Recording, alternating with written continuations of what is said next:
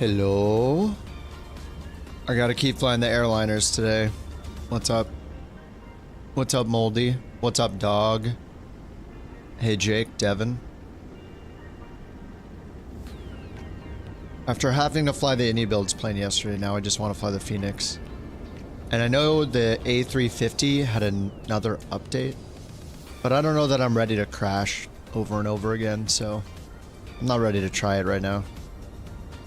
Maybe I'll switch to an airline that flies the 350, but that seems like a risky move.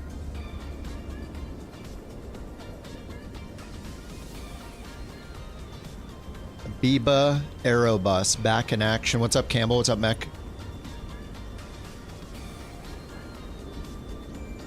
The Biba is happening again. No GSX. Oh yeah, I downloaded that weight and balance thing you guys linked. Legacy, weight, and balance. Does it always have to be this big?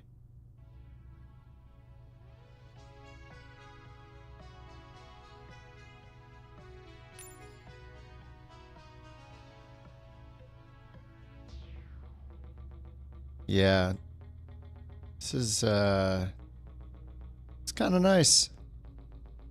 They even made the design nicer. It's like got rounded corners and stuff. Wow.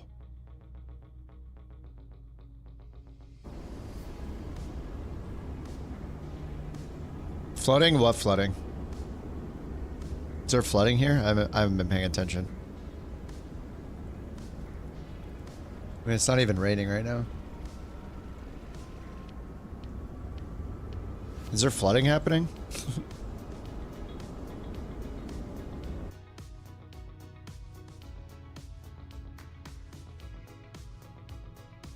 What's up, Kerbear?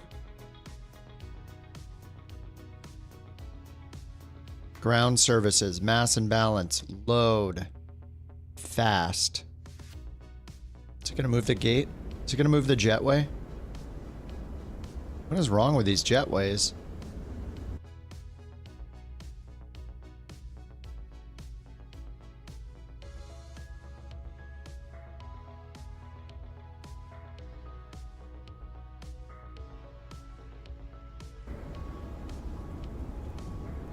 There's no way this jetway is gonna move.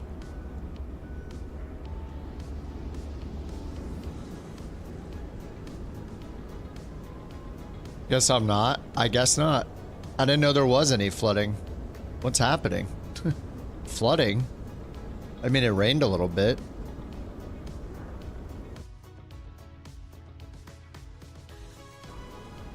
And we got no jetway. RIP. Mass and balance. 28 people loaded, only 118. All right. That one. That two. External power. Pumps. Nav, nav, nav. Crew supply oxygen. Nav and logo 1. Strobe auto. Emergency exits arm. Bam. Lights off. Lights off. These lights out of here. Lights off. Hide the tablet. There we go. We're reclaiming our frames.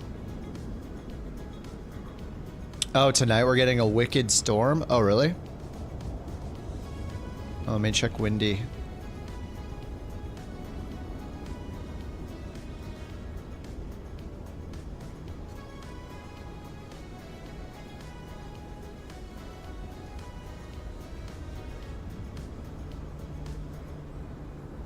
Are we?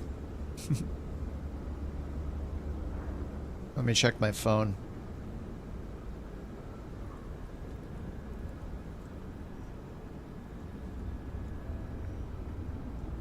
A leap at the end of the what, Kerr?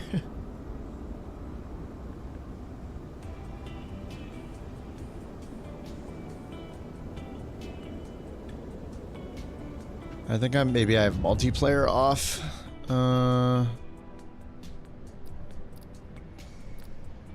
Yeah, I might have turned multiplayer off.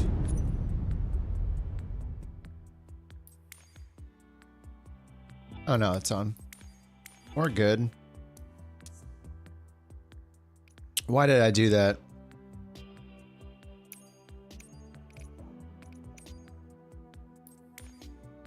Oh, it's more north. Okay. I mean, we got a little bit of rain here, but yeah, nothing crazy. I mean, I wouldn't put it past myself to not know. So it's possible that I just had no idea that we were gonna get a huge storm. What's up, Slevin? All right, let's get back in this thing. Let's try this again.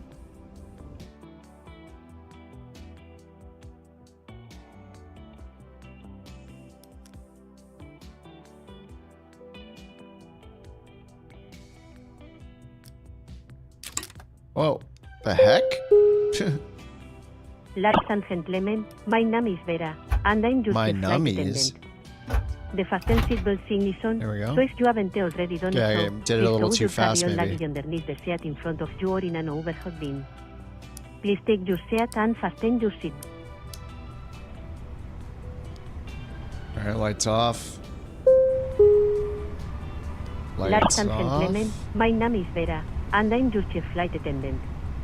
The fasten seatbelt sign is on, so if you haven't already done so, please throw your carry-on luggage underneath the seat in front of you or in an overhead bin. Please take your seat and fasten your seatbelt. Thought you just Also said make that. sure your seat back and folding trays are in their full upright position. If you are seated next to an emergency exit, please okay. carefully read the special instructions Interface. card located by your seat. Legacy. If you do not wish to perform the functions What's up, described Ed? in the What's up, event Flo? of an emergency, please ask a flight attendant to receive you. We remind you that this is a non-smoking flight. Why is there always a Smoking is discrepancy prohibited on the between interior aircraft, altimeter including setting the beyond lavatory. ATC and the INSIM Tampering METARs? with, disabling, They or use destroying different the lavatory METAR smoke sources, I detectors guess, is and prohibited by law. update them at different times. If you have any questions about our flight today, please don't hesitate to Stay ask in one touch of with the our world? flight attendants. Hell no. Thank you. Why? What benefit is there to me?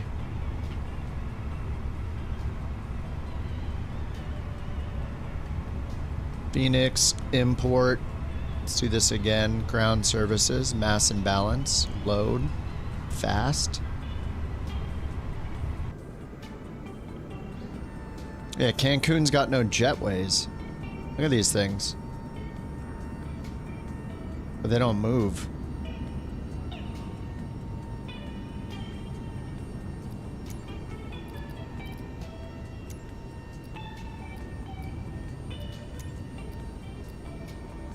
Request baggage service. American 881.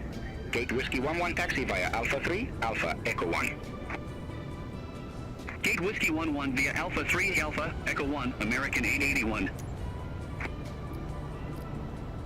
Get the passengers on board.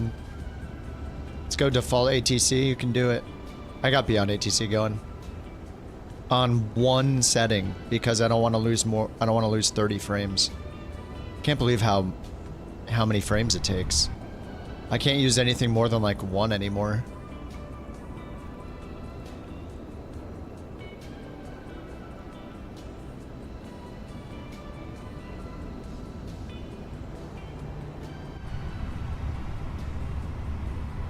All right, 36.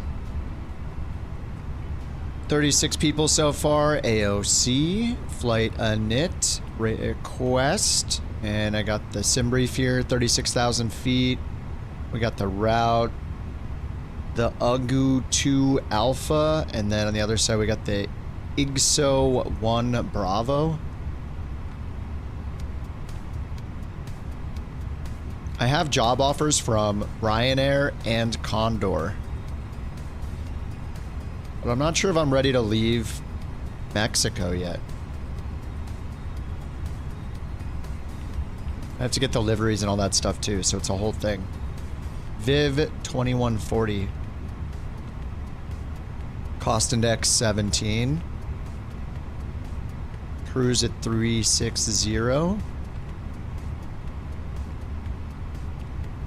Wind request. And I'll put 360 over here so they know our cruise altitude.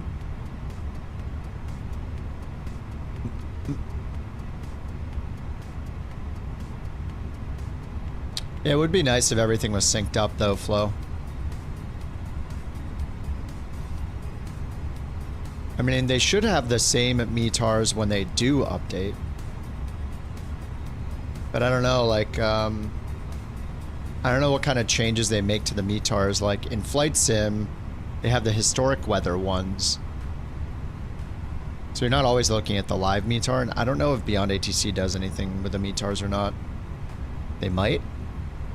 I think with the ATIS, they change the time so it's based on your sim time, which I think is weird, but I wish everything would just be based on live UTC. But right now, this is showing, you know, the local UTC. What's up, Jeremy? You know, let's go to flight plan. Actually, let's go to init page 2. ATC comms. AOC messages. Load sheet. Initial load seat, 0 fuel weight, 121.5. 0 fuel weight, CG, 30.1. Block fuel, 23,049. Is that our block fuel? Yep.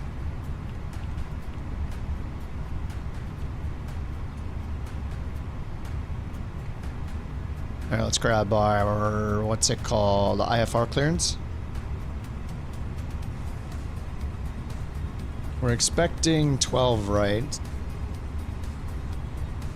Viva 2140, ready for airways to Don Miguel Hidalgo Airport. Viva 2140, Cancun ground. Expect runway 12 right. ADGAV 2 Alpha departure, ADGAV transition. Squawk 6151. All right, ADGAV 2 Alpha 6151. departure, ADGAV transition. Squawk 6151. Yeah, the transponder is, altitude reporting is on by default. That's why I was confused yesterday with the Neo. Feedback correct. Call me back when ready for pushback or engine start. All right, so runway Wilco, 12, Viva 2140. departure 12 right. Then we got the, we've got the 2 Alpha Request IFR clearance to Miami. right there. UDGU 2 Alpha. 2464, Cancun ground. Expect runway 12 right. MMGL, we're expecting 29er left. Squawk 4553. So we'll just grab the ILS 29er left. Noodle 1 Alpha The star departure, is the transition. IGSO 1 4553. Bravo. American 2464. American 2464. And we can hit Correct. import route Call here me back to when get all the ready for charts on pushback our or engine EFB start. fast. Wilco American 2464. What just happened? American 2464. 818 request pushback. What? American 2464. Oh Cancun my ground. god. The whole sim just crashed. What the heck is going on? Really?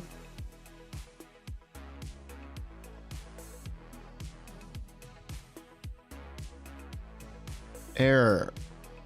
Flight Simulator 2024. Just with the EXE.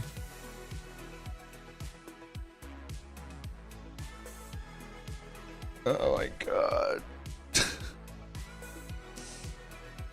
All I did was try to use the EFB app. Does that not work anymore? Yeah, just the EXE died. That's it. Okay. I got just the generic 00005 code. And good start to the night. Where I live? Los Angeles.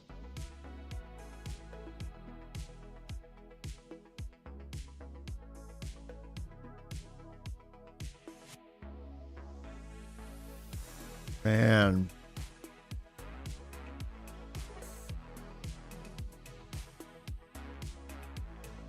What a bummer. Alright, let's try it again. I don't know, is it the EFB app? I mean, that app has crashed so many times. I wouldn't be surprised.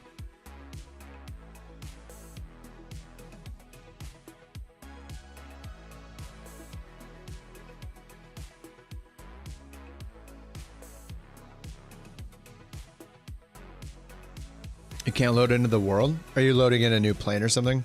Sometimes with if you're like flying a new plane, especially like an airliner, it could take like 10 minutes to load in the first time.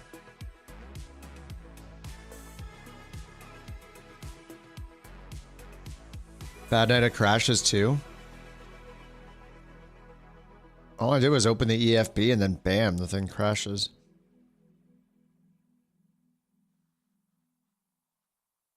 Yikes. Good start, good start.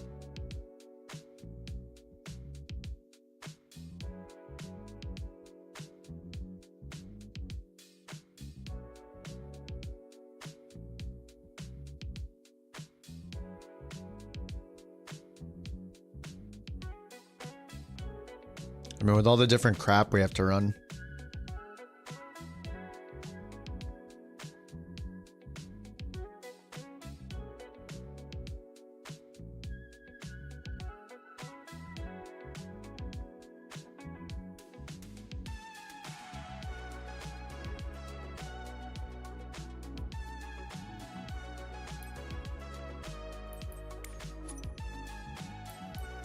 I'm not a new plane, but a new livery.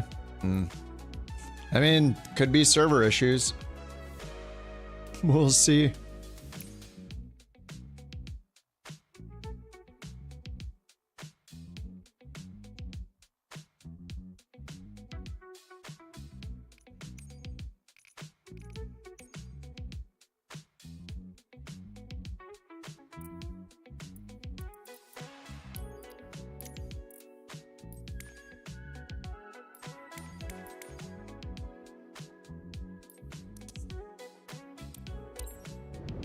I mean, usually if you're on the world map right here and it's loading, I usually just wait. Okay, Phoenix app is starting.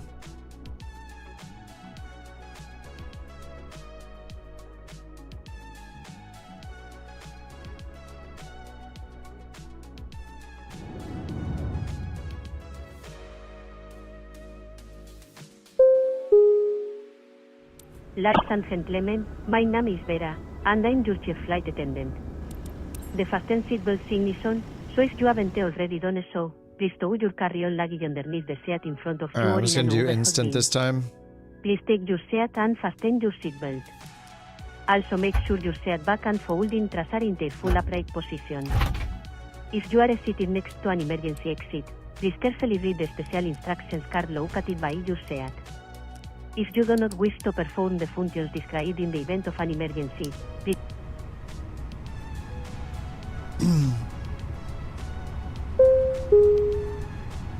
Ladies and gentlemen, my name is Vera, and I'm your chief flight attendant.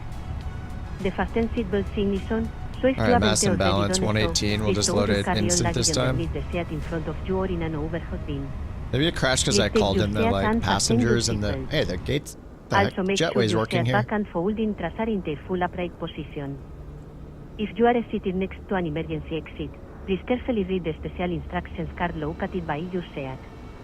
If you do not wish to perform the functions described in the event of an Excellent. emergency, please ask a flight attendant to receive you. We remind Alright, well, you we that loaded this is a instantly. non-smoking flight. Smoking is prohibited on the entire aircraft, including the lavatories. Tampering with, disabling, or destroying the lavatory smoke detectors is prohibited by Let's get our law. IFR clearance again. If you have any questions about our Viva flight today, please don't 2140, hesitate to ask ready one for of our IFR flight clearance attendants. to Don Miguel Hidalgo. Thank you. Viva 2140, Cancun ground. Expect runway 12 right. UDGov 2 Alpha departure with the UDGov transition. Squawk 1422. UDGov 2 Alpha departure with the UDGov transition. 12 Squawk right, 1422. Viva 2140. Viva 2140, read back correct. Call me back when ready for pushback or engine start. Roger that, Viva 2140. Alright, comma. Flight directors are on. Let's try this again. Init request. I guess we'll throw in the init from here.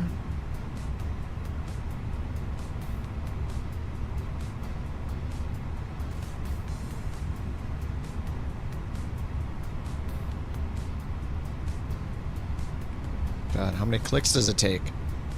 Holy crap, everything takes 2 clicks. Viva 2140. VIV 2140. Okay, cost index 17. 360.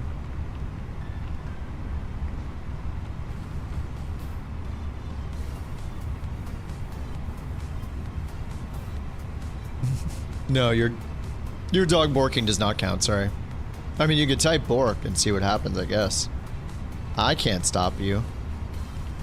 Well, kinda. 1, 2, right. Let's do this again.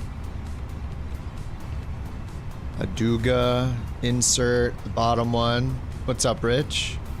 Arrival, 29 left. No star, IGSO, insert. Okay, and hit page 2, make sure it's in there. Oh. It didn't bring the block fuel in. That's weird. Why didn't it pull in the block fuel? Now it did. That's strange. Alright. Flight plan's done. Let's go performance in it. Let's actually get the APU on.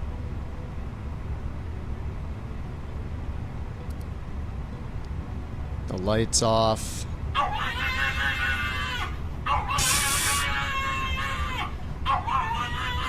Quiet, get out of the way. Curb Air, thanks for the Bork.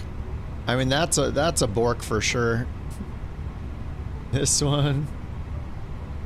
God, that dog. So angry.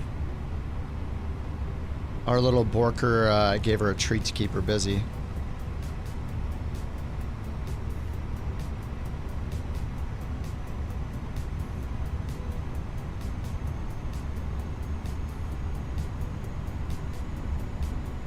All right, flaps one. The winner of Bork Raffle 201 is old_pirate.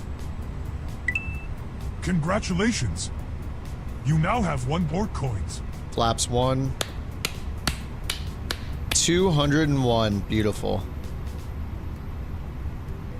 Alright, APU's available. What are we supposed to give it? 2 minutes or something? We can give it 2 or 3 minutes. The alignment's still happening anyway. Alright, let's get the jetway out of here.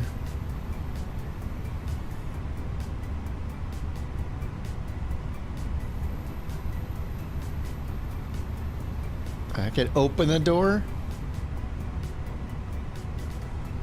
Jetway's leaving and it reopened the door. Okay. Sure, I'm not going to use Navigraph. I'm going to get it set in here. MMUN. MMGL. Yep, 29. Hey, what the heck? 1, 2 right. Departure. Arrival. Charts. Damn. Facility chart, ground chart.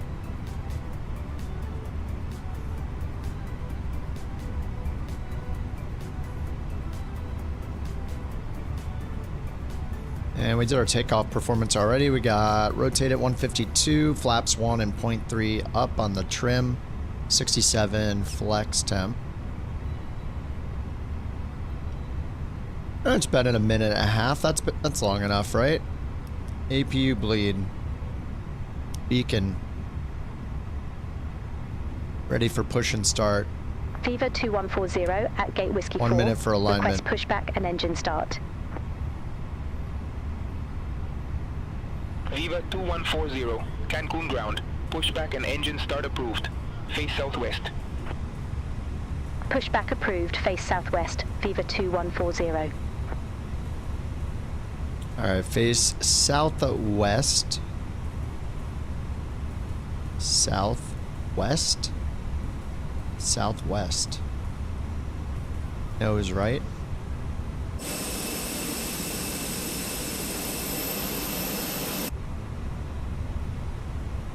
And we'll get the tug connected. We got the bleed on, so we'll get the GPU out of here. Chocks are already gone. We'll get our constraints on. And what's our altitude for our departure here? 19,000. Which one is us? The UGov 2 Alpha? UDGU 2 Alpha. Yep. So up to 20,000 max. At least 16, max of 20. So we'll just put in 20.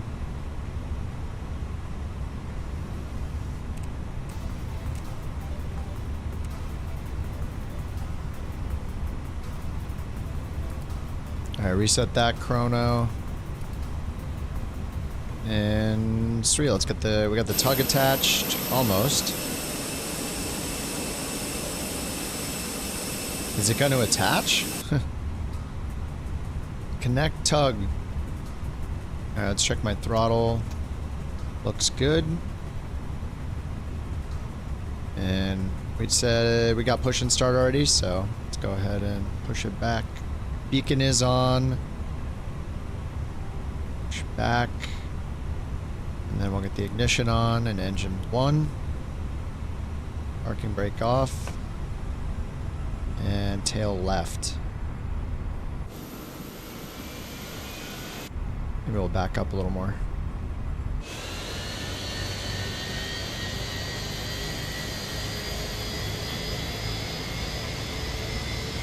These taxiway signs all in the way. Oh, hey, wrong way, wrong way. It's weird how just all the tugs take... Actually, the GSX tug works well. All the other ones just have a mind of their own.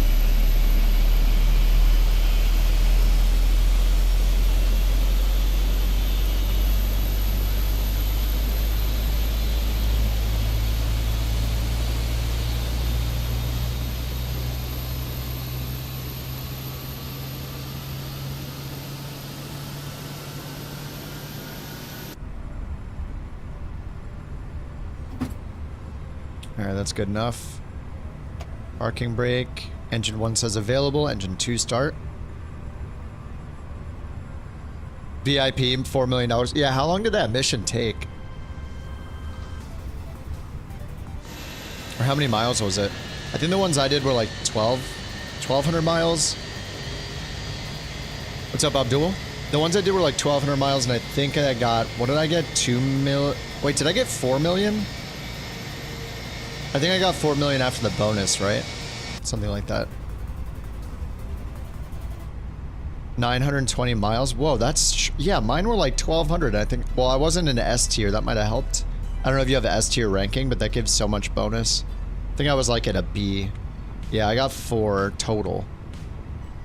What's up, Michael? The new GPU is amazing, man. I'm really happy with it. I wish there was a new gen AMD, but I mean, honestly, the GPU wasn't what's holding me back from frames, right? Because I'm CPU limited. But the GPU was giving me the VRAM bug. So the VRAM bug was the main problem. So yeah, the XTX is, Dev, what the heck? Yeah, the VRAM bug is the thing that was the pain. And the XTX doesn't have that problem, so. And the new AMD GPUs sound pretty good. Alright, we'll get the bleeds off. Seatbelt signs are on. Let's get max auto braking. Get predictive wind shear on. Auto. Turn the ignition off. TARA is off for now. Parking brakes on. And we need flaps 1. And under flight control, 0.3 up. There we go, 0.3 up. Cancun grounds, Viva.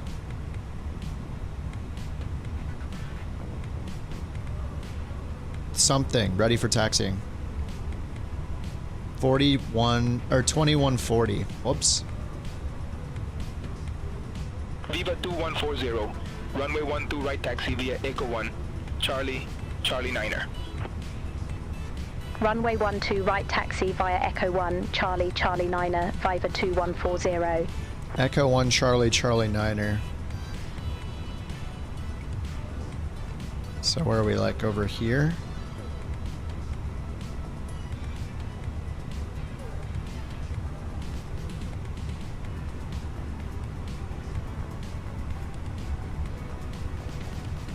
One, two, Echo 1, Charlie, Charlie Niner.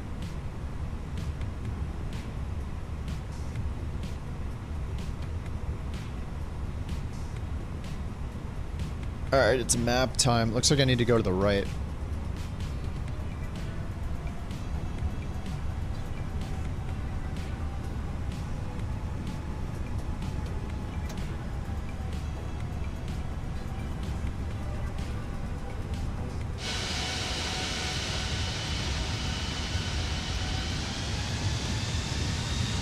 Did I just turn my brake back on? How does the shortcut not work? Alright.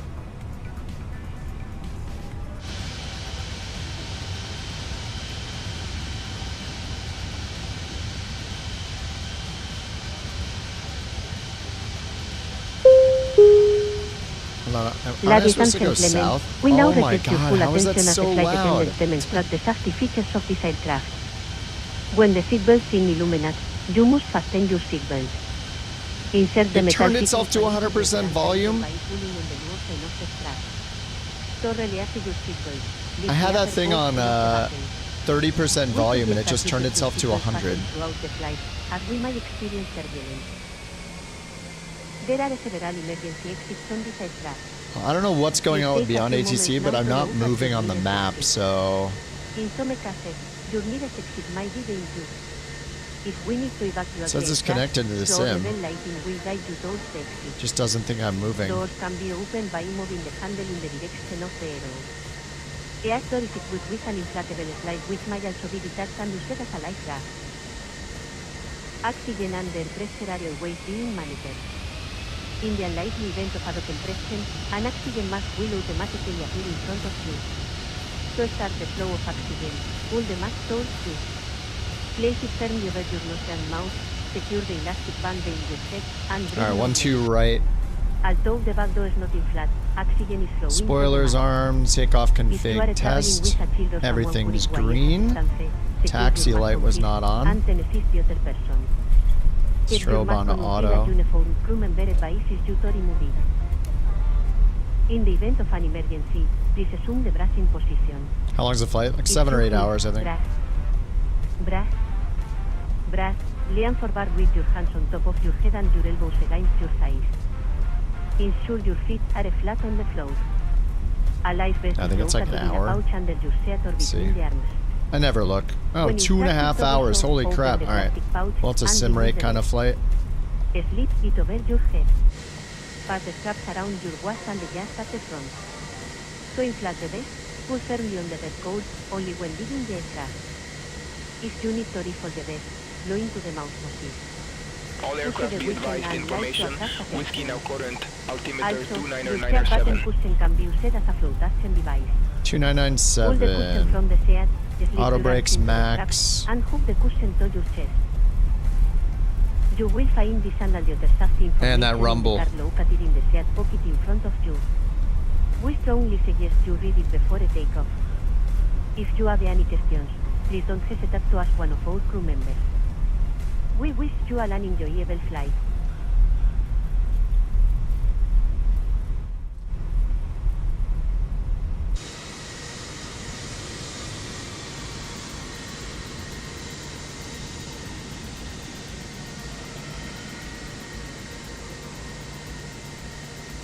Tunnels?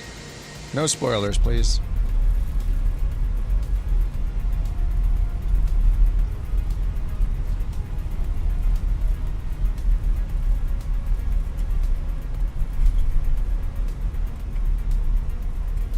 Alright, we're ready to go. Cancun Tower, Viva 2140, holding short runway 12 right. Ready to go.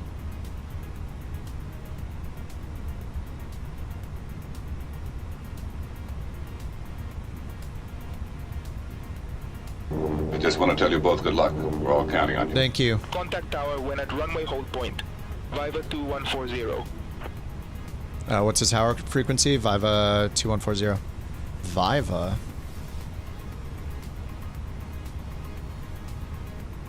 Viva 2140. Tower frequency is 118.6.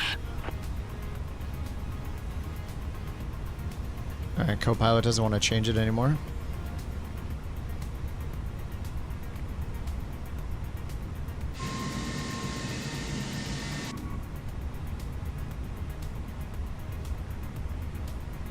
Cancun Tower Biba 2140, holding short runway 12 right, ready to go.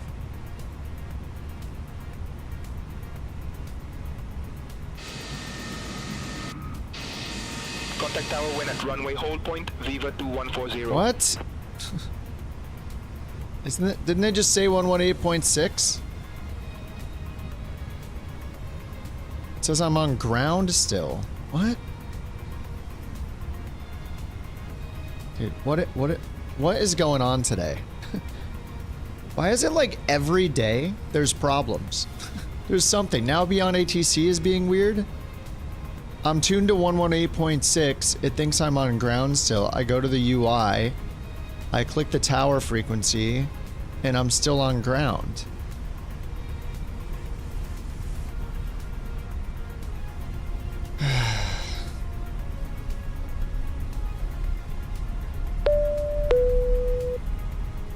Ay. Every day. Someone's software doesn't work every day.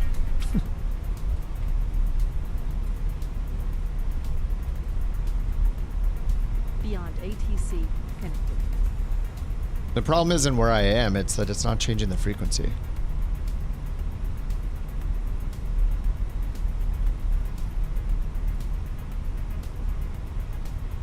Now I'm on tower, okay. I guess we'll do IFR Viva clearance. 2140, request IFR clearance to Don Miguel Hidalgo.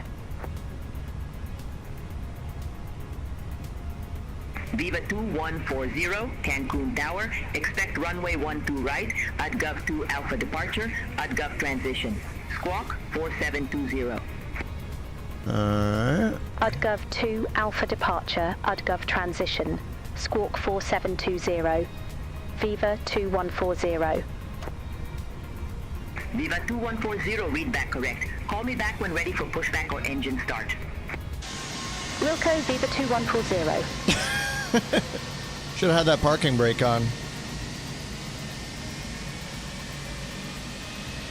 Viva 2140, ready for departure. Runway 12 right. I feel like we usually don't roll with that, with the parking brake off in this thing. Viva 2140, Cancun Tower, wind 130 at 6, runway 12 right, cleared for takeoff.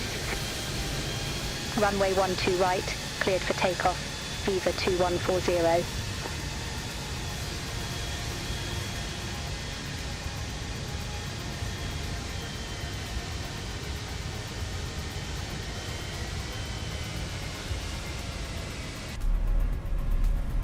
Alright, well they said clear to take off this time. We can just get back on the ground here. On the normal ground. Ding ding. Flight attendant, please prepare for takeoff. To demerit, I actually don't think a pilot's life is gonna notice.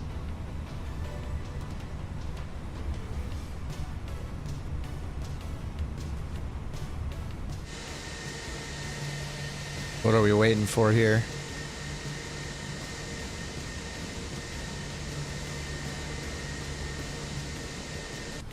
Alright, well I guess I'm just gonna go through you. Flex. Flex SRS runway. Flight director. Can't wait till they fix the don't see people close to you option. I don't know how they broke that. Alright, 80 knots. 100.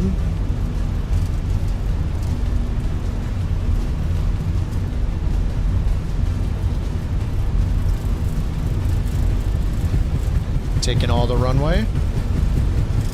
V1, rotate.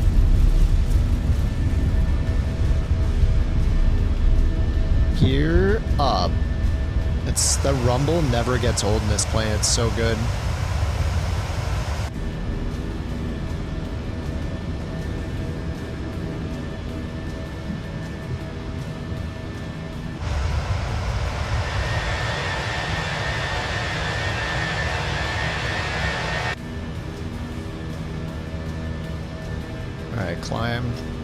Viva 2140, contact Cancun departure 123.5. Contact Lever Cancun ASIM. departure 123.5, Viva 2140. Alright, should be good now. Cancun departure, Viva 2140, Cancun. 1,800 feet. TCAS. Viva 2140, Cancun departure. Good morning, identified, climb to 18,000 feet. Alright, Climb to 18,000. 18,000 feet, Viva 2140. So we do open climb then.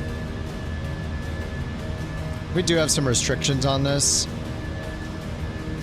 Yeah, like we have a restriction here below 3,000, but they said climb to 18,000, so we're just gonna climb. Because they're gonna let us. A320? Yes, the fly-by-wire does work in 2024. Some people were flying it yesterday. We did an A320 live tutorial attempt yesterday. How much is the Flex actually? I have no idea.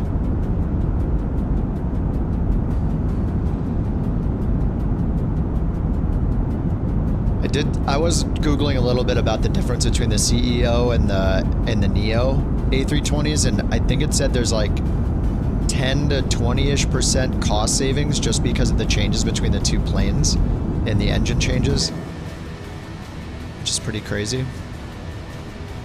But I don't know how much exactly Flex, like what the fuel burn difference would be. I guess you could just go into sim brief and like we could just go to performance here and maybe see how long it would take. So if I populate it and then, oh, this says Toga / Flex. Well, which one is it? How do I choose just Toga? So that's Flex setting.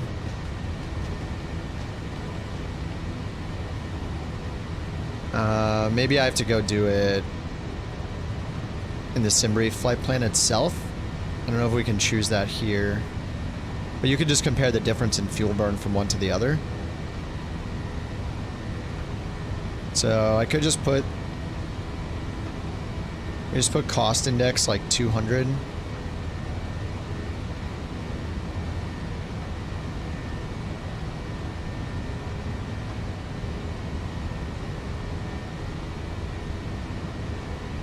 $23,600. Okay, so 100's the max. $23,600 for the block fuel.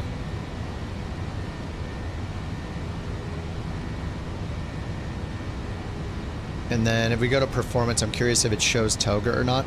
I think like Flex versus Toga is not so much about saving fuel, but more saving wear and tear on the engine. Same with the derated stuff. But the cost index, I'd have to look it up again. I think the cost index is going to be more about the cruise speed. Oh yeah, Wolf says, Google AI says, well, Flex takeoff might reduce peak fuel flow during initial. Flight spends a slightly longer time at lower altitudes. Wait, what does Flex have to do with your cruise altitude? Flex also affects the cruise altitude? So here it's showing, this says Flex thrust take.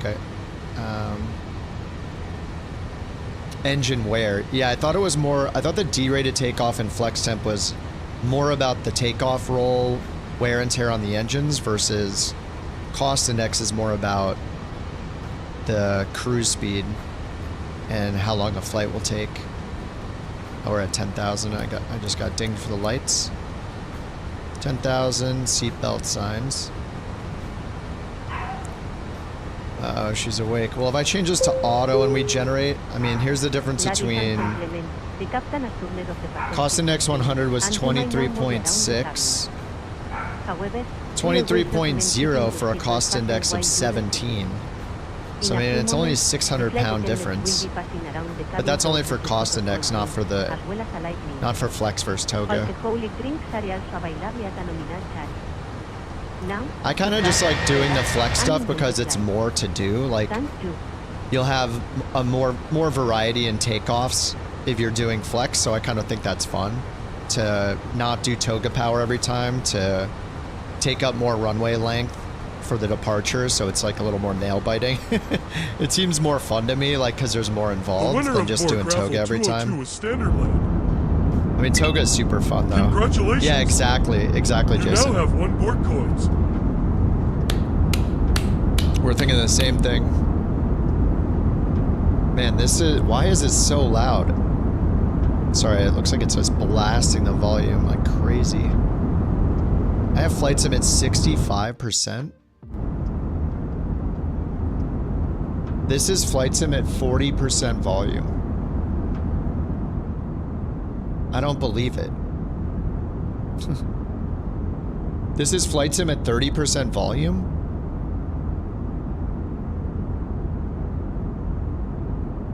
All right. Yeah, let me know if it's good now with the volume. That was I always keep my eye on my meters while I'm streaming. Volume meters. What's up, David?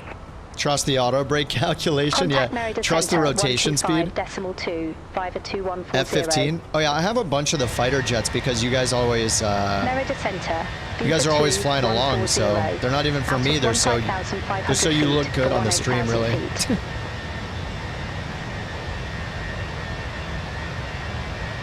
Viva 2140, Merida Center. Good day. Radar contact. Climb to flight level 360.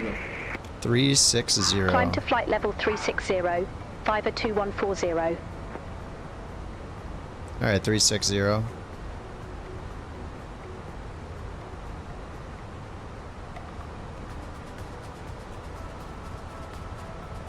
well, let's get standard. Standard altimeter, standard.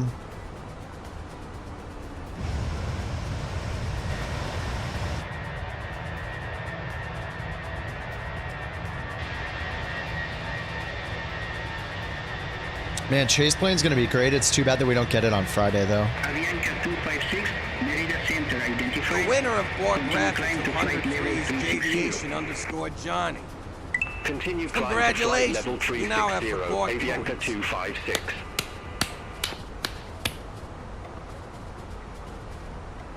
Two Bork coins. Merida Center, good day. Identified, continue climb to flight level 350. All right, flight level 350 for them. So I lowered my... See how we're getting right now with frames. Oh my god, I am maxed out. I'm maxed at 60 FPS, which is my frame rate limit. 60 FPS with 600 terrain level of detail, which is what my max is set at. We got the performance right now. I feel like the main thing has been beyond ATC, maybe? Because I did those tests. Sushi, what's going on?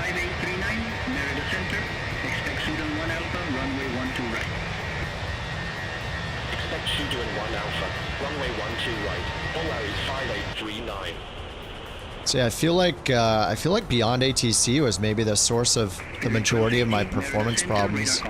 I mean, the Innie builds planes are still horrible compared to the Phoenix. The performance in this is so much better.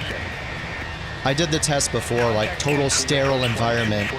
I had 77 or something FPS in the Phoenix with only 50 something in the Innie builds planes. Oh, just can't sleep? Oh, that sucks. Things are fine, just getting started with a few flights. The usual. Sushi replaced the flag with the California flag. There it is. Viva 1380, Merida Center, expect Sudan 1 Alpha, runway 1 to right. Expect Sudan 1 Alpha, runway 1 to right. Viva 1380. Simbery Frown didn't give you VNAV altitudes? Polaris 5839. Sudan 1 Alpha, runway 1 to right. Report ready for descent. Well, it matters what... I mean, the route doesn't have the altitudes. If you have a procedure, then like a departure or an arrival, sometimes you don't have those. Those will have altitudes. But you always have your cruise altitude, and you'll always have your altitude for your approach via through either the approach procedure or through ATC instructions. Flight in India. Yeah, it's been a bit since. I mean, we were in India when we did the around the world, but yeah, I don't think since then. No BATC made a difference. Yeah, well, I have it on. All I did was turn it down to minimum, so my settings now, like I can't play without Beyond ATC. Like no way. So what I have is I turn the FPS to 30, which is the lowest you can turn it to. The default is 60. And to me, I don't really care so much about seeing the planes. Like it's nice when you see them, but it's just a bonus for me. I like hearing them more than anything. And then over here on my traffic, I've put it at 111 and then 2. So I'll get some en route noise, but then the stuff on the ground, there's not as much of it. So I can make sure that my frames are good. It's still like I don't want no ATC, that's for sure. I want ATC. I could not it'd be just what the heck. If he's these level of detail things, are so ridiculous. What the heck was dude, what is this? Look at that thing.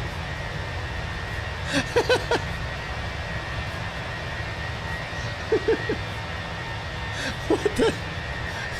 Oh, there it is. Look, it looks so much better. Dude. What? It looks so stupid. Oh my god. It's a weight saving feature. Wow. Amazing. Sudan 1 Alpha, runway 12 right. Report ready for descent. Sudan 1 Alpha, runway 12 right. Ready for descent. Viva 1380. Oh man. Yeah, we've been in Mexico for a bit, but I do have job offers already in a pilot's life. So if I go to job market, I could switch. So we got Air Sol, Condor, Iberia, Ryanair, S7, and Transavia. So I guess maybe Ryanair or Condor could be fun. I think Condor flies the max, or does Ryanair fly the max? I'm tempted to want to fly the default max, just to like prove to myself or whatever that it's a viable plane to fly like full time. Like, obviously, we all want the iFly Max, and we want our PMGG planes, but we don't have those right now. And it is like freezing just loading the details of Ryanair. Okay, so Ryanair, the most planes they have are the 737-800, and they have 172 Max 8s as well. Oh, Condor doesn't fly the Max. Oh yeah, is Condor? They just 320s and 321s maybe. So Ryanair has 172 Max 8s. Yeah, it says 400 737-800s and 172. I mean, that's pretty significant. 172 Max 8s. What's up, Joe? And yeah, obviously they fly all over Europe. So I would have a ton of flights flying in Ryanair. My landings will fit in. So that's doable. Condor, obviously the liveries are so awesome with Condor. A candy cane livery or whatever. But yeah, I got those job offers. There's 6 of them actually.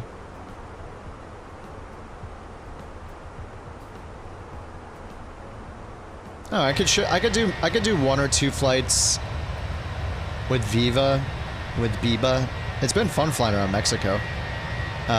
We just don't have a crap ton of flights. American 816 through 14,100 feet for 17,000 feet.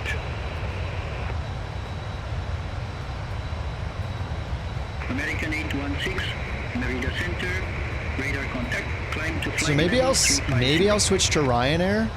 Yeah, maybe I'll do it after this flight. Switch to Ryanair and fly over Europe. Probably be more fun. I mean, I'm just flying between Mexico and sometimes the US. The problem is getting up to the US, those flights are, like 3 hours. Like we went to Denver that one time.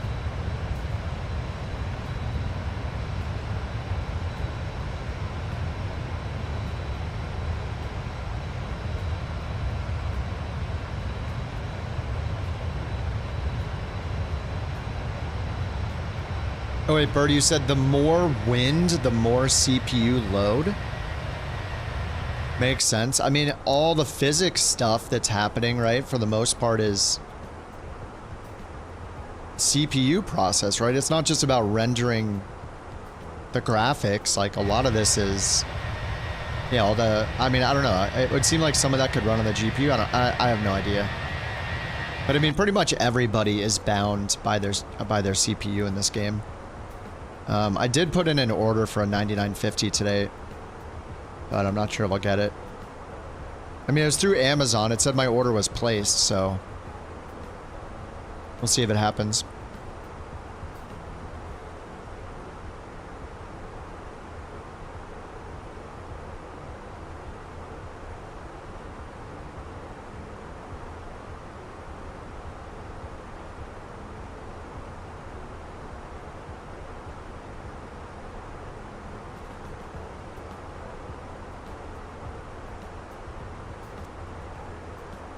Alright, let's get the range out. Once we get to cruise, we'll do some 2x action.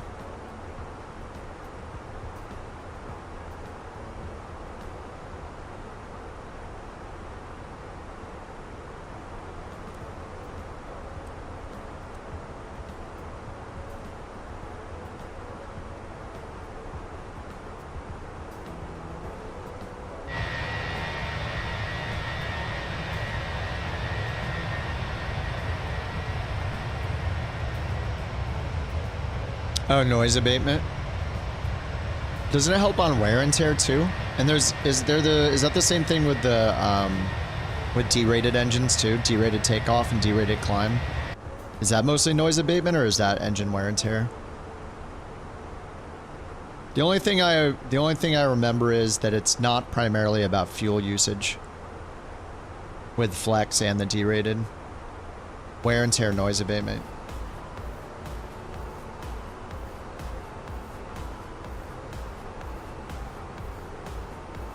Yeah, I like the flex takeoffs just for the fun of using up the whole runway.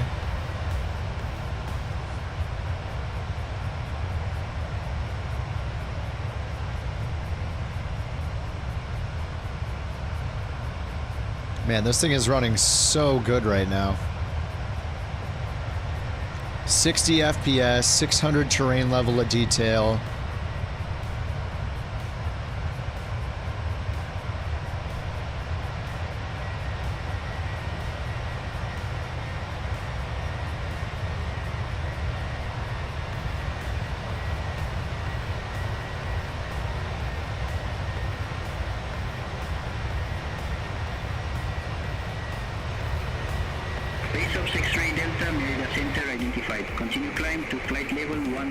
Toga party for me. I mean, Toga's fun every now and then.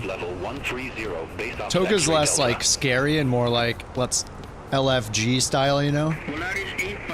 Flex is like, holy crap, are we gonna make it? Are we gonna get to our rotation speed before the end of the runway? Are we gonna clear the obstacle at the end of the runway? Feedback, relax, Center 10,000 feet, altimeter 2997, Polaris 5839. You're stuck at work, want to run some tests, flying the Bonanza. After several weeks, the 185, trying to figure out why your frame rate was so low. Turns out it wasn't the aircraft. Wind is the reason. Interesting. Oh yeah, the turbulence. I have mine on unrealistic turbulence. That would be so weird if turbulence and wind was a huge frame killer too. I don't know if anybody ever tests. Like, you never see posts about that, or at least I don't think I have. Like, usually when people say they have really bad performance, me and everyone else is like, check your terrain level of detail, what's your resolution, turn down these settings, you know, like trees and texture resolution.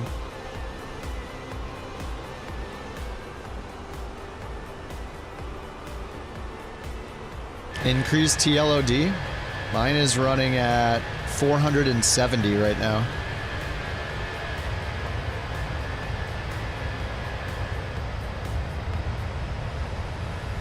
Just matters where you are in the world, how good it looks, and you know what data they have. So, and what time of day it is. This time of day looks kind of boring, right?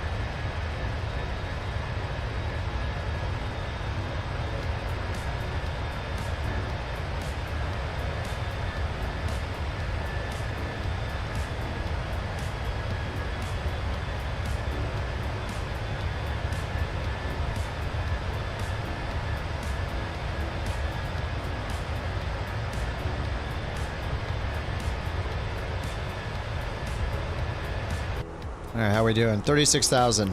Alright. Winds, 41 knot headwind. Alright, I'm gonna go to 2x. I guess I'll go download a Ryanair livery. I guess it'd be fun to switch scenery a bit, get out to Europe. I mean, Ryanair flies like everywhere in Europe, so that'll be cool. McDo menu, maintenance, double speed.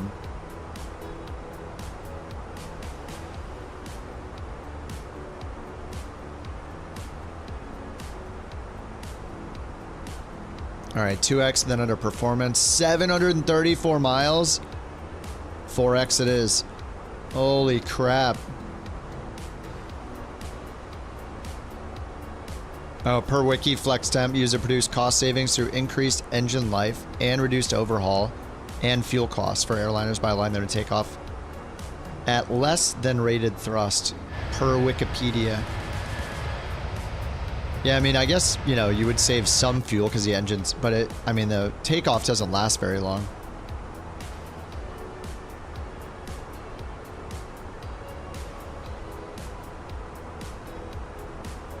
Ever since they mentioned persistent wake turbulence for all aircraft. Yeah, but when do we see that? I mean, it's not... Multiplayer doesn't give wake turbulence because that would be a disaster. Imagine not being able to turn that off. Yeah, fluid simulation, grass, waves, trees, yeah.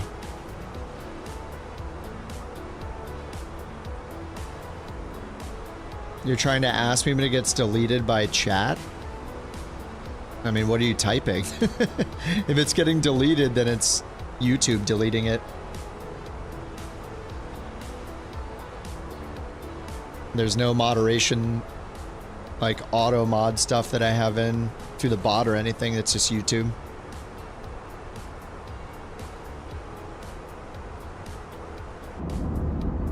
Alright, we're in 4x.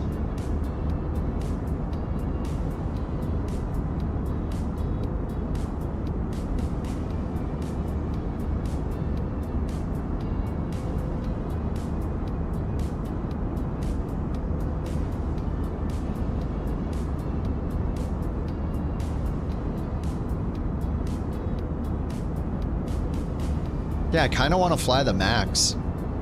Let me find a Ryanair livery or 5. Viva 1380, descend to 10,000 feet. Altimeter 29997. Descend to 10,000 feet. Altimeter 29997. Oh wait, are there even any liveries available? Like, can people even make them for the new planes?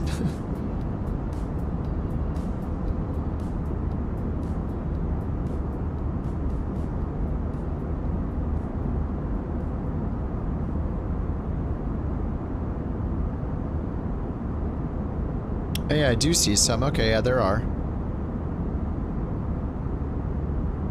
Singapore, KLM, US.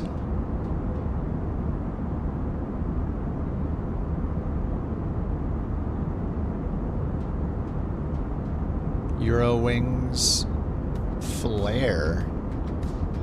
Base of 6-3 Delta, Merida Center. I have a traffic management reroute for you. Advice ready to copy. Affirm. Ready to copy. Base Ops X-Ray Delta. Base of 6-3 Delta, expect Merida with the derpy transition, runway 10. Cool, there's a Southwest. New Korean livery. I saw the picture, looks so boring. Base Ops X-Ray Delta. Sus Airlines. Radar contact. Polaris 5218, Merida Center, radar contact. Professional creator. Ooh, Sun Country, nice.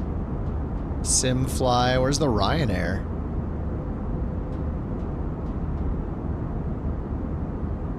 There it is.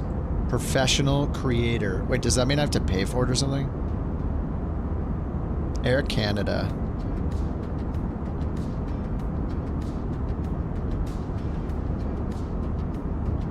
Alright, I'll get the Ryanair ready. Not a fan. No, I don't think Ryan's a built-in livery. I think the only built-in ones are like Spirit, United and Wizz, maybe? There's only a couple.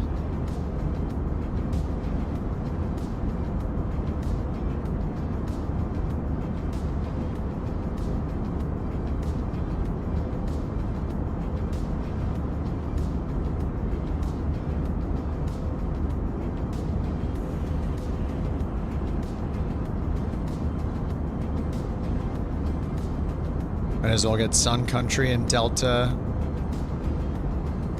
and Air Canada. Ladies and gentlemen, this is a brief announcement from the flight crew. We are pleased to inform you that all in-flight meal service will begin shortly.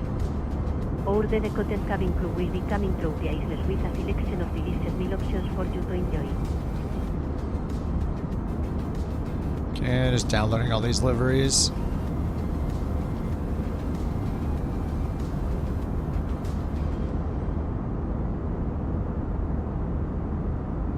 You purchased the upgrade for the A300, haven't tried to fly it yet. Oh, is it like a premium upgrade or whatever? I think I saw that on the that's on the AnyBuild site.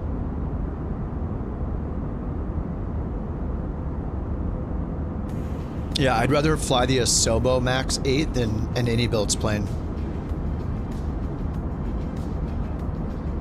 I can't believe that they've had the the A320 V2 out since before Flight Sim 2024 came out, and there's still WASM crashes. It's crazy. It's insane that still, and then they decide to make another plane that has WASM crashes, and now they have to patch it like every other day, saying they're fixing the WASM crashes. It's pretty nuts. Turbulence? No, mine's unrealistic. Most people use medium though, I think, in free flight, because all the feedback I've ever seen says the high turbulence is a bunch of BS and unrealistic. So I have no idea. I have mine on the realistic setting. But Stupid Bird's talking about testing to see if the turbulence and the wind kills frames or not.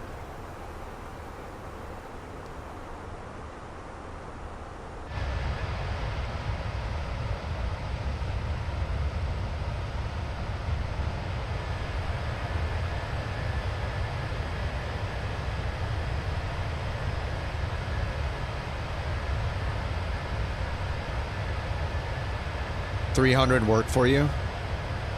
Nice.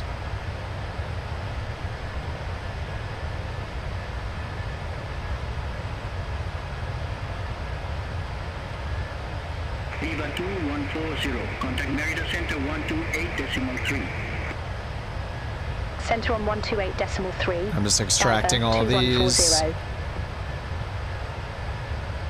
Merida Center, Viva 2140. Flight level 360.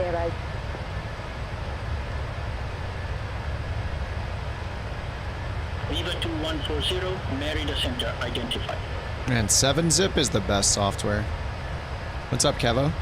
Pushback go okay with this plane? It always tries to push you a different direction. Like, it did halfway through the pushback, it like started pushing the opposite direction though, and I had to just correct it by hitting the button again. Which is fine, I mean, it's not a big deal. I don't really care so much about the pushback. If the plane's not crashing, then that makes me happy. Alright, I got those ready for the next flight then, so... I guess this is our last flight in Mexico. Cancun. Back to Don Miguel. And then it's over to Europe for Ryanair action. Gotta get paid, you know. We're moving up to a 3-star. You heard the WASM issues are tied to the TCAS? Don't touch the TCAS? Interesting. So just leave the TCAS off? What's up, Spider? I think the Asobo AnyBuild planes have WASM issues, but the first party AnyBuild planes are fine with the exception of the A350.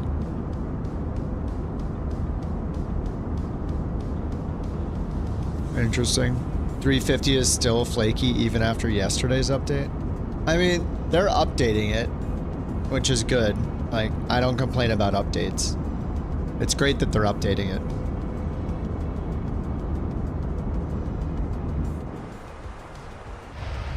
I still think the plane's overpriced and underperforming though, so I don't know that there's any disagreement there. I don't know how anybody defends that as a $77 plane or whatever it is. Whatever the current conversion rate is. It's insane.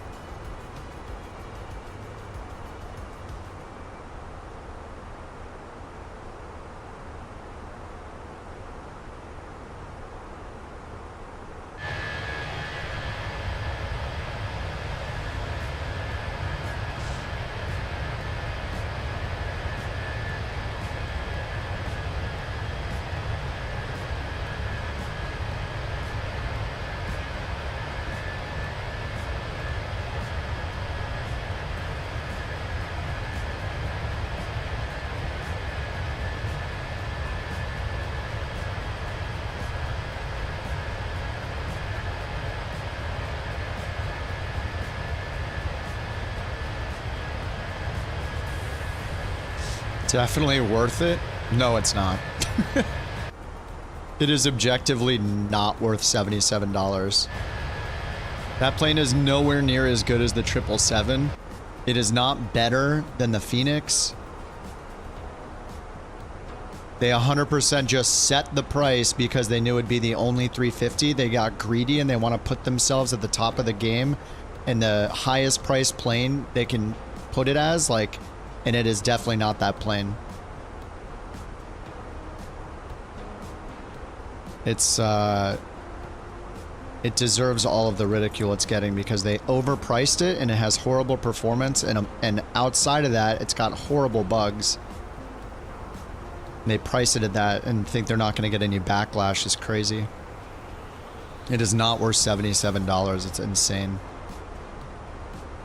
The Phoenix is $50. The fly-by-wire is free. The other AnyBuilds planes have WASM crashes, and none of them are ever worth $77. Suddenly, they have a $77 plane. It's just straight up greed, or they knew that Phoenix wasn't going to make one and they'd have no competition, and a bunch of people would buy it because there's no competition. Everybody wants a 350. That's all it is. It is not worth the price, and that's why everybody is really angry about the release.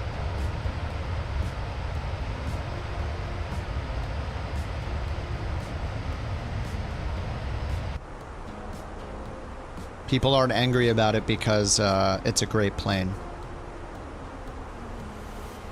Do you see people like complaining about the Phoenix? Complaining about the fly-by-wire? Nope. Wish the Phoenix was a Boeing dub? Oh yeah. Phoenix is working on a... Oh, you hope they're working on a Dash 8?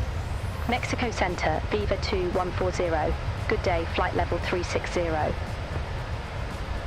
Yeah, AnyBuilds is just kind of embarrassing. Viva 2140 Mexico Center identified. They're trying to recover, but man. It doesn't matter if you have the money or not. I have the money to spend on it, and I bought it. It's still an embarrassing plane. Yeah, no one else is offering the A350. That's part of the problem. That's why it's so expensive. They make $40 planes, and suddenly their next plane is 80% more than that. Why? You know why? Because they knew people would buy it because it's the only one available. It's not 80% better quality than their other planes. If anything, it's worse. They did it because they knew they could get away with it. People defending it are the problem. It is not worth that much money.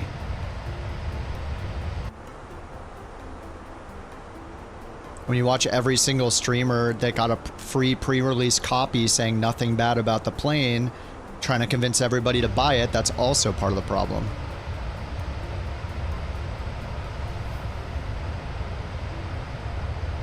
They have a ton of work to do, and the plane should not be $77.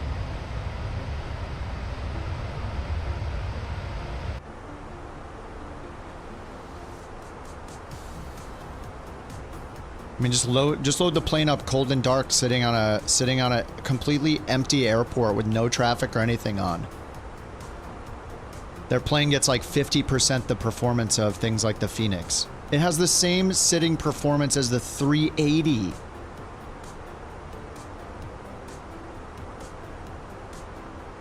The supercomputers, it's not even so much that they have like way better setups or anything. Like a lot of us have really good video cards. I mean, I only have a 7800 X3D. There's a lot of people with a 7900 or 9800 X3D.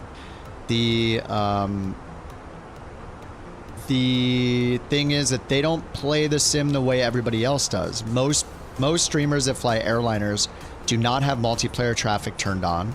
That cuts down a lot of the performance loss. A lot of them only have... A lot of them only are running VATSIM with traffic injection. Aeromexico 824. So just by turning off multiplayer and not having traffic injection and things like that, they really reduce the, you know, just like we were just talking about beyond ATC and how it takes so many frames. If you want to see more than 2 planes on your flight, like you do when you use VATSIM, then, you know, at most airports or 0, then, you know, you need something like beyond ATC. Otherwise, you're not going to see a realistic amount of traffic unless you're doing a VATSIM event.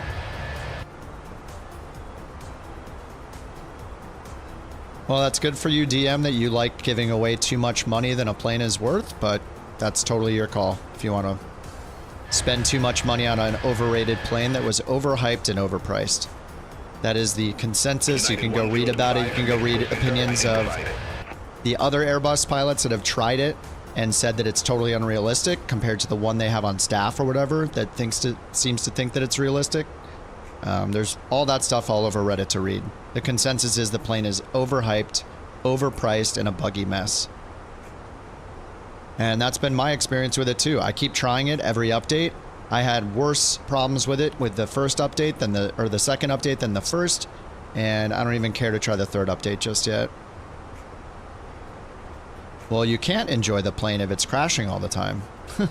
I mean, it's a pretty plane, but it's overpriced and overhyped. That's it. 918, Mexico Center, radar contact. Continue climb to flight level. I mean, by supporting them, you're making it okay for them to overcharge for future projects. Like, that is not okay. People need to know that it's overpriced. I mean, anybody reading Reddit knows it's overpriced and overhyped. The people that just watched pre-release day streams where streamers said nothing bad about it, those are the people that gave them all the money. I get it to show people what sucks about it because most of the time people don't. Expect radar vectors, ILS Victor runway 30. Expect radar vectors, ILS Victor runway 30. All right, 264 left.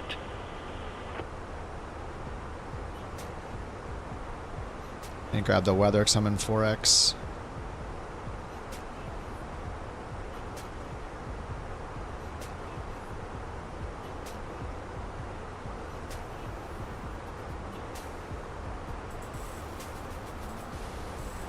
Let's go to 2X for now. 200 miles out, and we'll get over to Europe. Favorite airframe? Airframe? Like which plane do I like flying the best? Or do you mean like the variations? Do I like the 320 over the 321? Center on 125.1. I mean, Phoenix has the most solid plane. Fly-by-wire is great. Anything that works. I mean, I fly pretty much everything, but if it's a buggy mess, then I'll call it what it is, which is a buggy mess. And not fly it as much.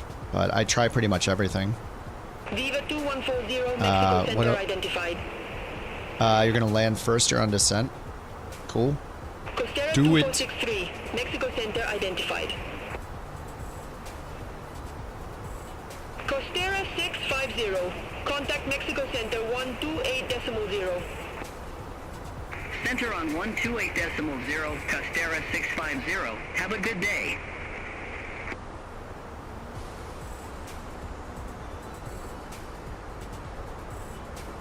Alright, let's look at the star. See if we're still landing on 29 left. As for 29 left, the IGSO 1 Bravo. IGSO.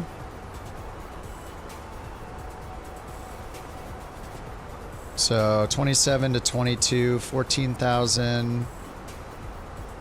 Where are we going here? What do I do with my YouTube money?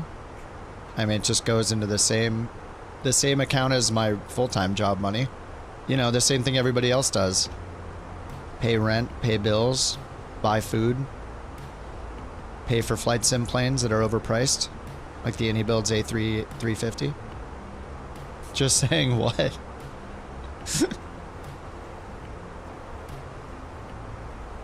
I don't like put it in a different pot or anything.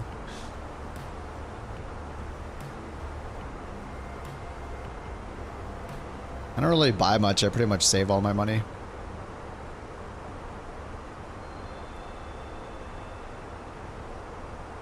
I don't really need anything. I got a computer, got food, got the internet. I got the essentials, you know? Have a good day. You're gonna need the Boeing planes to get fleshed out before deleting 2020. Yeah, yeah. Well, I flew the 737 Max. Oh, I didn't fly the MD-11. I flew the 737 Max on, what, last week, and I'm gonna fly it right after this again. It seems okay. I mean, they made some bug fixes recently, so. Yeah, the plane for the mountain. Yeah, I just need about 2.99 million more. Let's see which waypoint we're going here after this. G3, 530, 802, which is to the south. Oh no, 803, which is to the north. 14,000 down to 9,000 at Plaid, or Plaid. Plaid 9,000, then a discontinuity for the approach. Plaid is an initial approach fix, so we just need to find the approach that uses Plaid. Alright, so MMUN approaches 29 left. I guess it's 3. Wait, this is Cancun.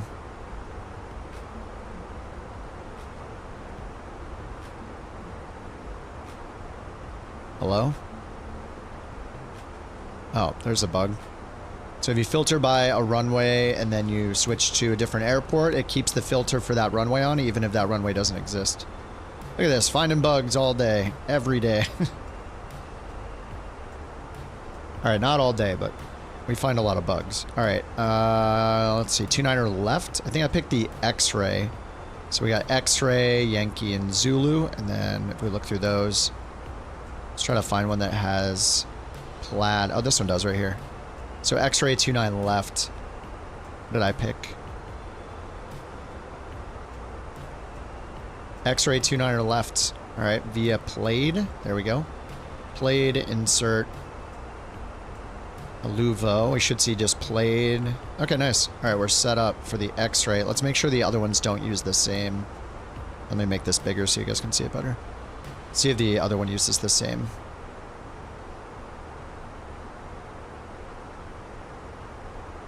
Yeah, exactly, Pete. That's exactly it.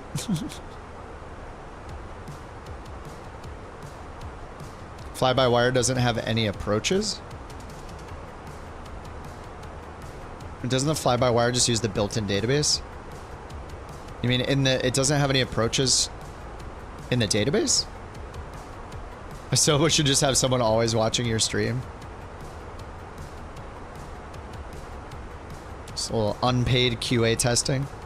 I mean, if you work at a place where this game is streamed all the time, you should be watching live streams all the time. I mean, it's just free, it's free research, essentially. Like, you have to pay for that kind of stuff normally, but if you work for a video game company whose game is popular enough to be streamed constantly, they could, I mean, they literally can just watch anybody play at any time. It's kind of awesome. They don't even have to hit people up and be like, hey, can you... We need to see you playing this game. Can you come in for an hour or whatever? Can we pay you X dollars to, you know, screen share with us? It's like they just go on YouTube and Twitch. Yeah, I think Asobo's in France. I don't know if where they're spread out outside of that, but okay. So this is the Yankee. We're not going to do the Yankee. Just want to see if Zulu also has the same waypoint. It does not. This flies over the field first. So we're going to get the X-ray probably. So we'll just leave the X-ray pinned, and then that's not us. We're supposed to land on 29er left. So here's 29er left right here. 4,000 meters. That's like 12,000 feet. Exit to the right. Super long runways, so I'm sure we'll use low braking, low auto brake. Good day, radar contact. Climb to flight level 380. All right, performance 162 miles out still and in 2x.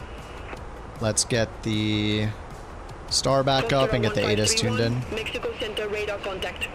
ATIS 127.9. Costera 1531. Contact Mexico approach 126.875. Contact Mexico approach 126.875. Costera 1531. All right, that's tuned in. But for now, if we want, we can just grab the METAR, so let's just put that in. Perf, approach, route, MMGL, weather. Let's get the magnetic variation. It's -5. So 295 at 10. Temp is 27. Altimeter 3016. And we're doing the ILS approach to Cat 1, 300 AGL, 5310 Barrow. 5310 Barrow. 10 knot winds. Alright, we're all set over there. We'll have flight plan here, perf over here. 144 miles till TOD. To be a YouTuber, you have to have a good internet house computer. I don't know. I'm guessing there's a bunch of YouTubers that literally just use their phone. I mean, it matters what kind of what kind of, God, I hate the word content. Anyway, it matters what you're posting, you know? If you're posting flight sim or video game stuff, then yeah. I mean, but YouTube has everything. Like, you can go watch somebody build a hut in the woods. They probably just use their phone or some webcam and a laptop, maybe, who knows, some mobile rig that I have no idea exists. There's this guy I've watched on Twitch that walks around New York City with like a full rig of music stuff. This Ari guy playing music and making beats, and people come up and freestyle and rap over his music. It's crazy what people put together. It's awesome. Yeah, but if you're playing a game like Flight Sim, then yeah, I mean, you got to be able to run the game and then not only have the internet requirements for Flight Sim 24, but also to be able to upload at the same time to YouTube. But yeah, just matters what you're doing. You know they're watching? Who, Asobo? I mean, they have so many streams to pick from. I mean, they've dropped in before. CDL was here hanging out with us when we had the launch, when the 2024 launch day happened. He was in here giving us info.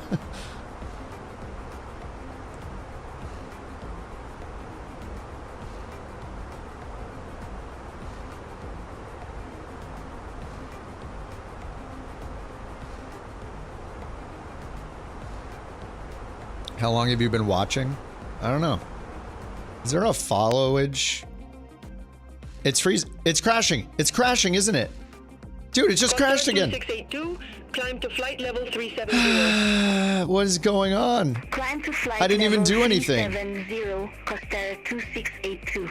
Is this a server side thing? What is happening? Not ideal. Holy crap, what is going on tonight? I don't understand. 2 times in a row?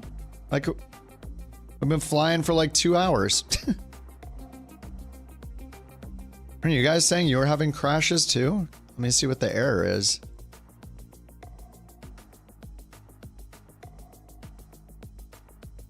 I don't even have a fatal error this time. Oh wait, there it is. 7 o'clock. Yeah, 7 o'clock. It's just Flight Sim 2024.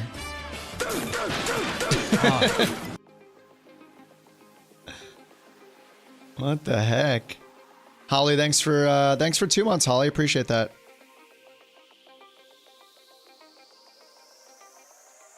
Users crashed a bit today. Crashed twice just trying to open the marketplace. Yeah, it just says Flight Sim 2024.exe. With the exception code for 0005. I mean, I played all day yesterday. Nothing has changed with my setup at all. Like, I haven't changed anything, so. Weird. All right, well, I guess I'm just going to switch over to Ryanair. I had to restart my sim for that anyway. So we'll see what happens. All right, so let's go over to job market. Goodbye, Viva Aerobus. It's been fun in Mexico, but Ryanair is calling my name. Please close your current flight. Okay. I don't think there's any resume anyway.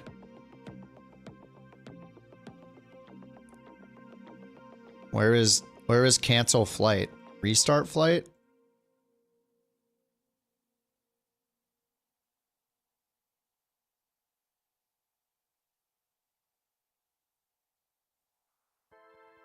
Skip flight? I don't think I need to do that. I think it'll just replace the schedule.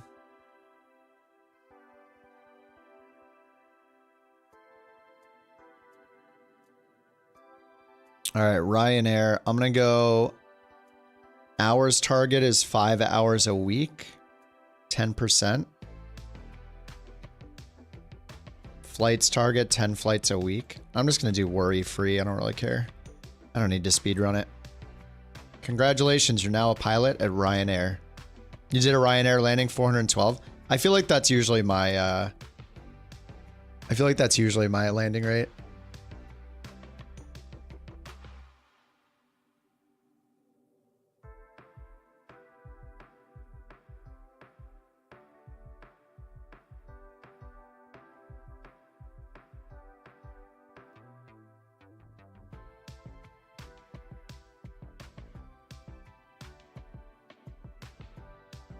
Well, we're gonna try. Costera 2413, flight level 201. We're gonna try out the Asobo 8 Max 8 and see how it goes. I mean, I've been flying that a little bit anyway. Doing your first solo A320 right now? Nice. Let's see if I can land it. It'll be fine. Just make sure you get your performance information in, and if it's an ILS and you got it programmed in, just keep pointing to the flight director when you disconnect the auto pilot. Activate the approach early if you want to slow down sooner than the decel point, like we saw yesterday. And if it's got a Cat 2 or Cat 3, do the auto land. Why not? All right, max time. The worst plane in the sim? No, it's not. All right, let's see if the livery's pulled over. Passengers.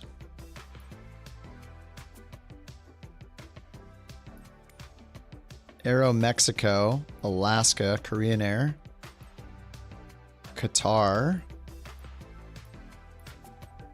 US Airways. Hey, where's the Ryanair one I downloaded and installed? Where are all the ones I installed? This one works, the US Airways one. This one is one that I just downloaded. Why didn't any of the other ones work?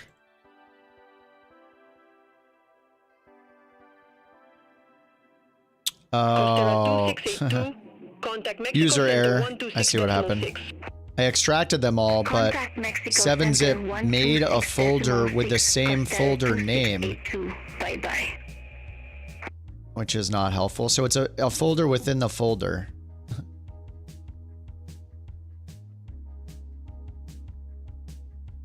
All right, let me fix that. Costera 2413, Mexico Center. Expect Enaga 3 Bravo, runway 23 left. Expect Enaga 3 Bravo, runway 23 left, Costera 2413.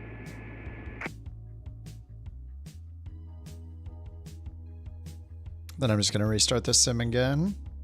Thankfully, the sim nowadays is launching pretty fast.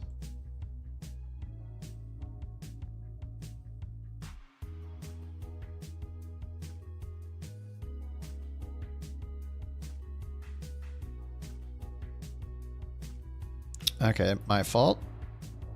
Yeah, I used 7-Zip to extract all the zips at once, but it made one folder per zip and then unzipped it into each folder. So it just, it duplicated the folders basically. Yeah, I saw the new Korean Air livery. It looks so boring. It just like blue on top of the top half of the plane, and then their new logo, which looks like it's all just one color, like kind of thin and boring looking. I don't know. I don't like it at all.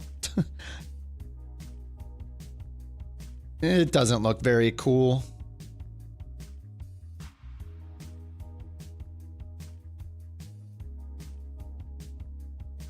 I don't know what other airlines in Korea use for their designs. Like, yeah, it sucks. Cal Pepsi, oh, the Pepsi livery, yeah.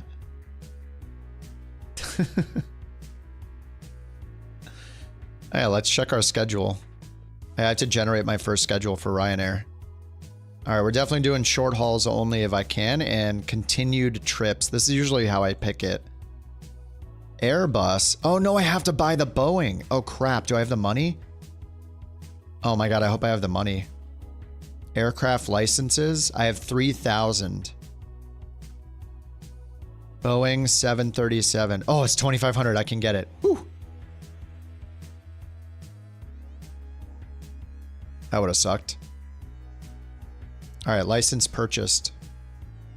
All right, now I can go schedule. All right, so we're going to do 737. We're just only going to pick the... You know, it probably doesn't matter which one I pick, right? Like, I could pick the 8, the max 8, and the 800, 700, 600. Because I can fly... well, I'll just pick the max. We'll just start with the max only. Okay, we'll see what we get. Short hauls, random continued trips, because then they'll all connect from one to the next, so we can just go from one to the next. And round trips are boring, so... Krakow to Milan to Alghero? Wait, where's that? Oh, Italy? Alghero? I don't know how to pronounce that. I'm gonna regenerate. Italy, Italy, Italy, Italy, Italy, Italy, Italy. They're literally all in Italy. One in Belgium at the end. Belgium, Italy. Italy, Belgium, Poland. Italy, Albania. Boring. What the? I only generate 3. Poland, Belgium, Italy. Italy, Belgium, UK, Germany, UK. Okay, this one's cool. Start at Krakow. Accept schedule. Yes. As a Korean, you really hate the new design? It just seems really boring, right? All right, 737 MAX. Yes, the Asobo one. I did see a Reddit post talking about how you can get the iFly working, but I don't want to deal with it. Seems like a lot of work. All right, Ryanair, here we go.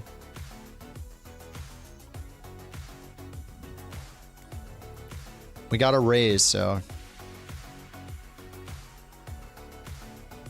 All right, schedule's been created. EPKK.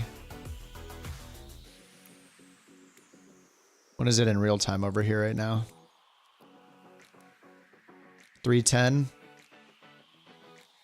All right, we're gonna pull it up till 6. Only a couple gates. All right, I guess I'll take gate 1.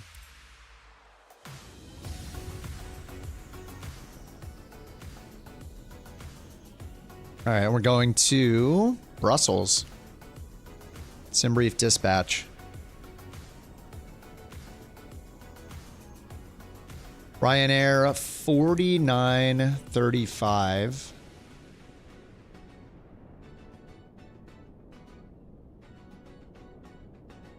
And we got the max 8, not the iFly.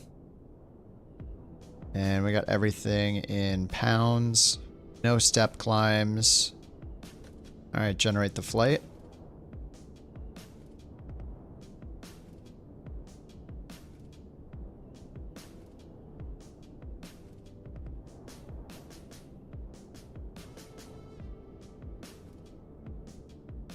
Sorry to abandon you guys on that flight, but rip. Good luck with your landings.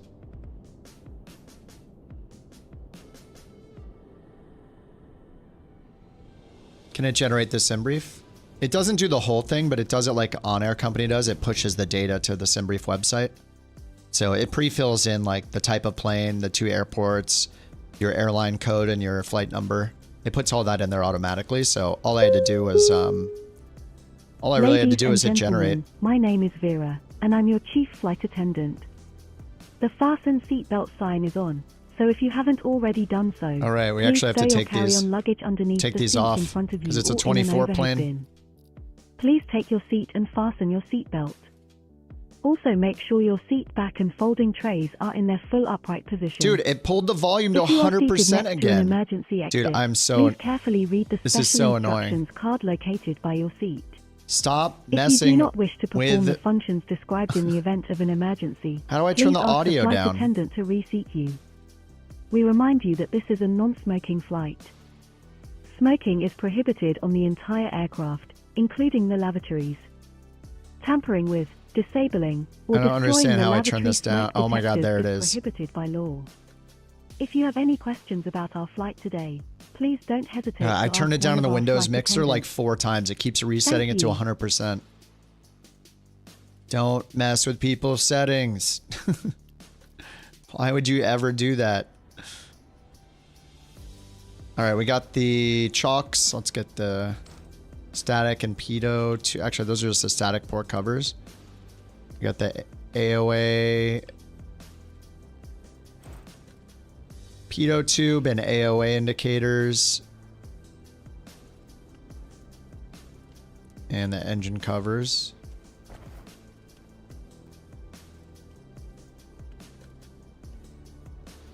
I think we got everything. All right, and we just got this. We just got the regular tablet. All right, shifts 7 for the overhead. All right, let's get the standby power guarded, emergency exit lights on, ground power on. Window heat, hydraulic pumps, and the steady light on. Fuel pumps off for now, yaw damper off for now. Let's go up here, nav.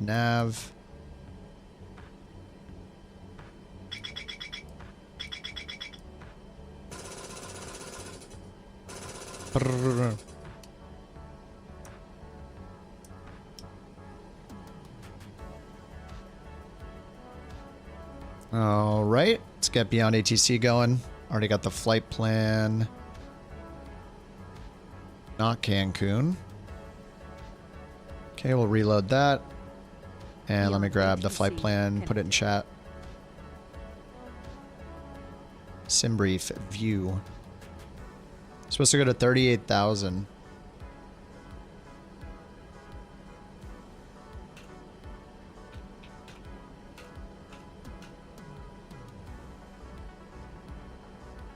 How do you get the 320 to show the VNAV profile? It just happens automatically. I don't know if there's a way to show it by default. If you look on the McDo, you should be able to click on the perf button to see when your top of descent is. You should see a top of descent marker. Once you've started the descent, you should see the green dot showing if you're on profile or not. It'll be like to the left of the, attached to the airspeed indicator, or to the altimeter right here. Now I have to abide by the Ryanair 25-minute turnaround time. That's never happening. Dude, the Max is such a pretty plane. I love the look of the Max, man. And the 787. Okay, so I should probably do the mass and balance here.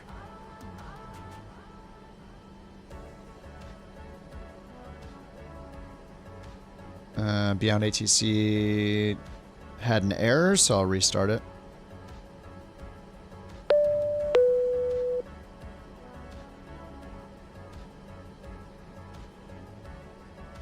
All right, it's got us at 107 packs, but let's just check the 0 fuel weight. Beyond ATC. CFW is 125. And over on the website, it says my estimated 0 fuel weight is 137. Block fuel is 14.8. 176 passengers.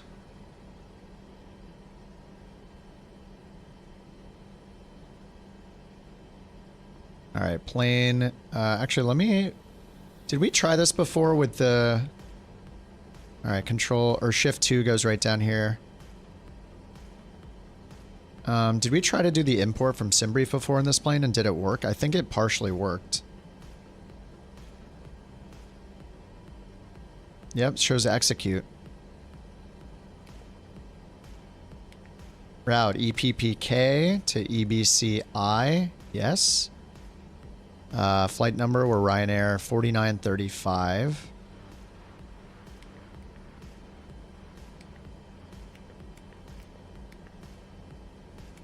$4935. Performance init. So 0 fuel weight we can detect, but let's fill it up first. So aircraft, flight performance, mass and balance. It said we have 176 passengers, but the plane only takes 168. So interesting.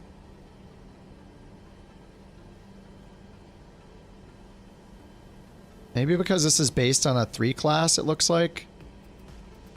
I don't think we have a single class. That's probably why. So 168 instead of 176. But as long as we just add enough cargo to make our 0 fuel weight correct. Wait, why does it say 125 again? Didn't I just add a crap ton? All right, I guess we'll go based off takeoff weight then. Because this didn't even change.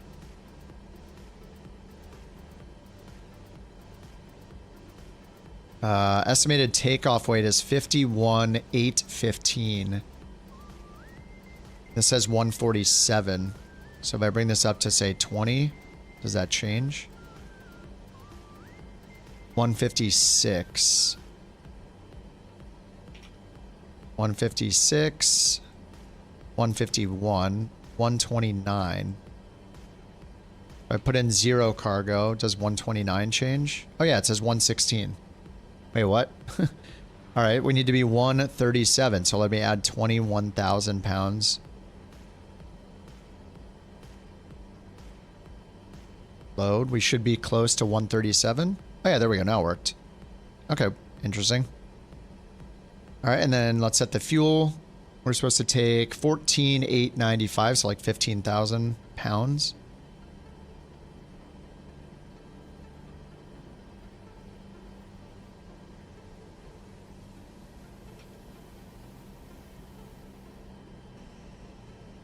All right, there we go. 14,895. 14,8. 14,6. I'll just go 33 there. That's fine. 15. Okay. 0 fuel weight now. 137. Close enough.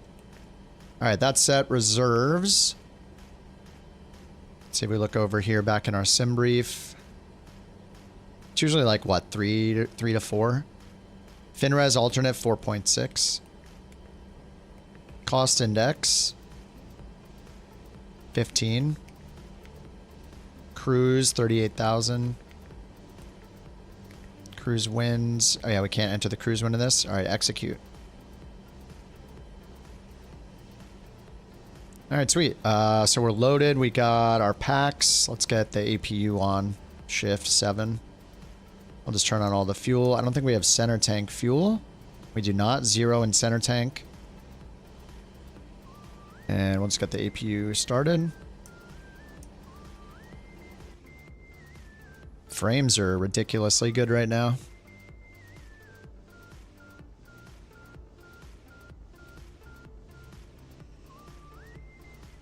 Oh, I don't even have pilot's life. Or sorry, auto FPS running. Okay, now auto FPS starting.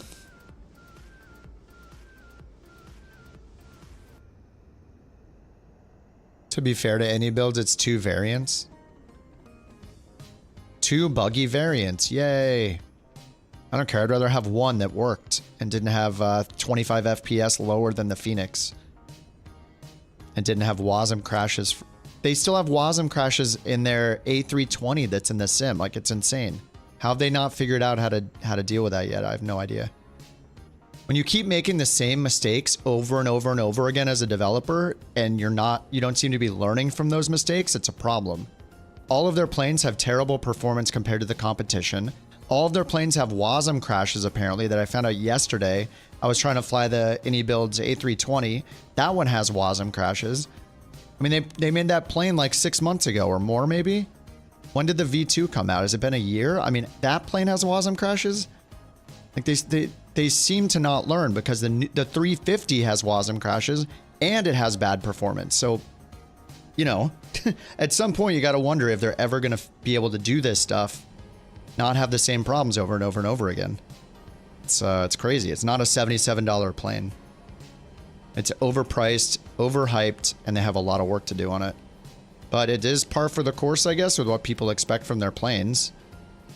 Bad performance and WASM crashes apparently is the name of the... That's what their planes are known for, so... Consistency, I guess. Like, I hope there's a redemption arc, but it doesn't look good.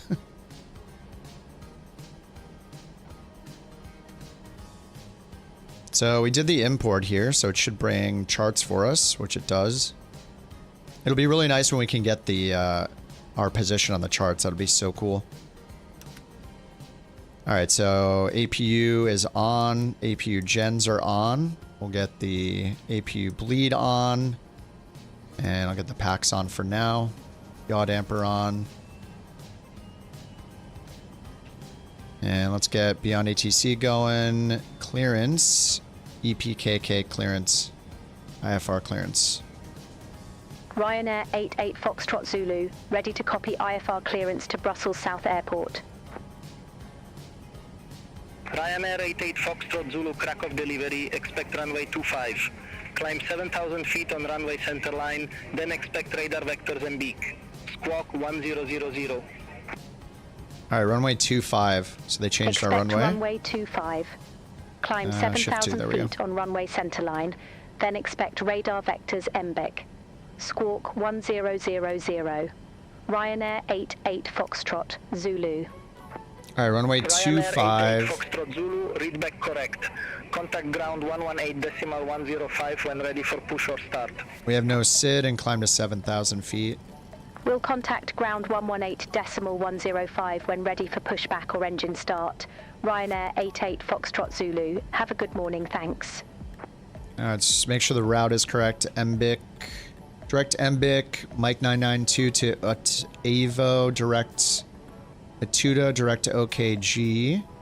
L984 exiting at Lonely, then direct Marza, Isama, correct. The 880 exiting at Batty. Okay, T880 at Gebso, then direct... The heck? T880...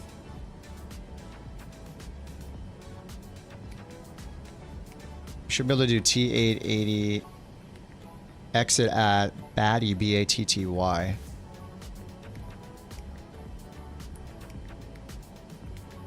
Okay. And then we'll get rid of these two directs here.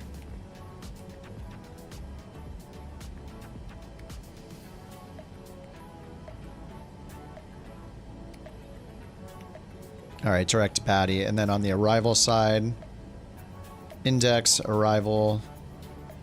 Batty 6 Bravo via Batty. We'll just make sure there's no disco or duplicate after this. SID. I don't have a SID. Mine says direct MBIC. We just take off and go direct to MBIC. And then runway 6. So I'll just put in the RNAV runway 6 for now. No transition until we know. Now let's double check the legs.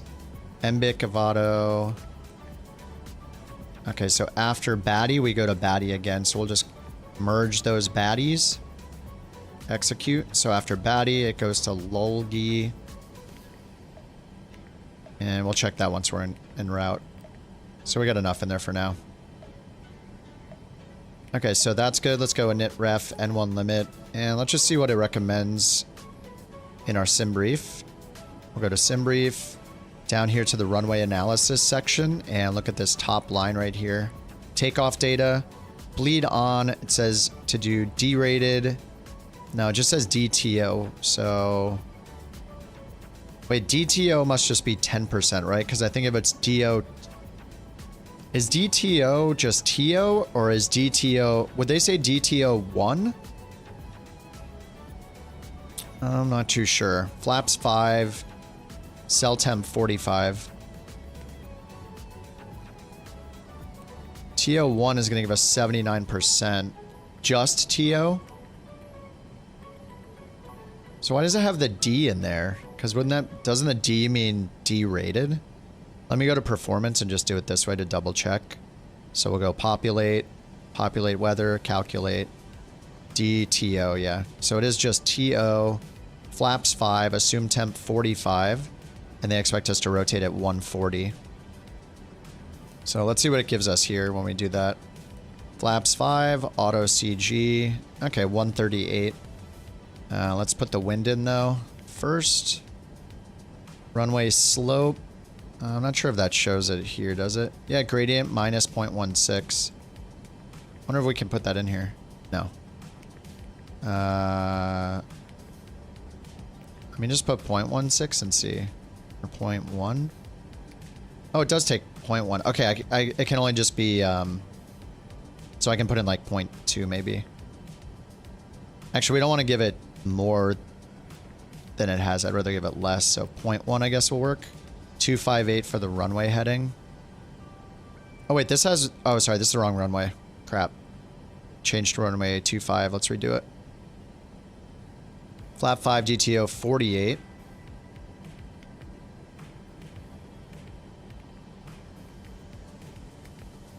.48 instead of 45. GTO 48. Okay, and now flaps 5. CG 5.5 on the trim, and the next page wins 033 at 5. So yep, and then heading is 258 now. Close enough. Okay, now let's go back page 1 and then we'll just accept these. All right, 142 for the VR, or for the V2 speed. 149 I mean. 149. Okay, TO1's assumed tempo D. Yeah, it's weird how it just says DTO. Like D-rated. Oh, DTO is assumed temp. Oh, there we go. TO1 is D-rated. Okay, that makes sense. Because we're doing the flex. We're doing the D-rated. Assumed temp. Fun. Okay, so we got the... we need to get the panel on. We got 7,000 in our selected altitude. Switch to runway 25. We're going to get vectored to Mbeek. And they gave us a squawk of 1000. Which is broken, so I set up keys. There are keys to change each digit manually, which doesn't change here, but it does change it right here. Nice of them to make it so easy. 1000. Alright, let's go ahead and request push and start. And we're going from Krakow to Brussels. Ryanair 88 Foxtrot Zulu, Gate 1. Request pushback and engine start. Dude, these buttery frames with these Asobo planes. Ooh, this is the default max. Yep. Ryanair 88 Foxtrot Zulu, Krakow ground, pushback and engine start approved. Face I don't think the default max is too bad. Pushback I mean, I've flown it a few times. Face northwest. They did make some Ryanair bug fixes. I didn't even Foxtrot look at the Zulu. list of bug fixes. All right, so let's get the packs off for engine start. We'll need to set our cruise altitude, which is it 39? 38.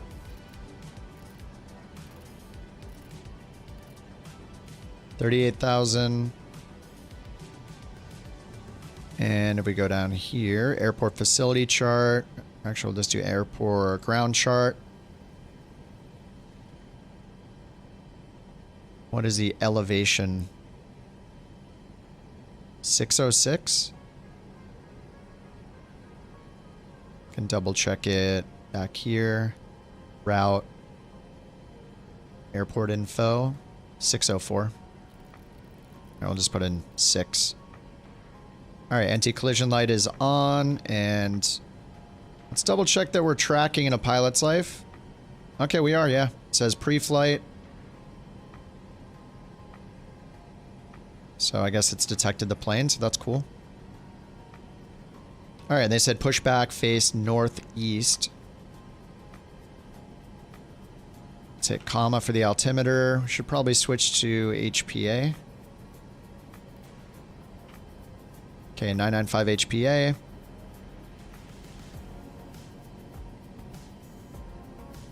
And the trim was 5.5. I didn't set that yet.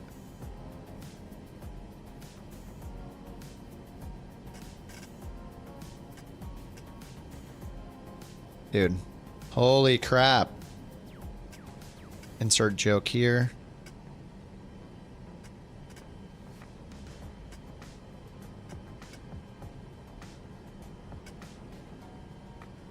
All right, a little bit more, I guess. I wonder if they fixed the auto trimming in this on takeoff, because in the iFly Max 8, I'm pretty sure when you take off, the trim is going nuts on its own.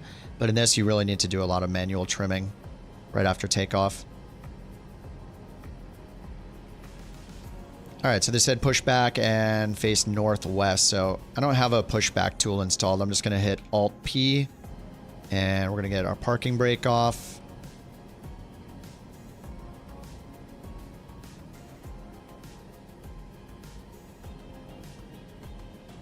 Where am I looking? It's not an Airbus.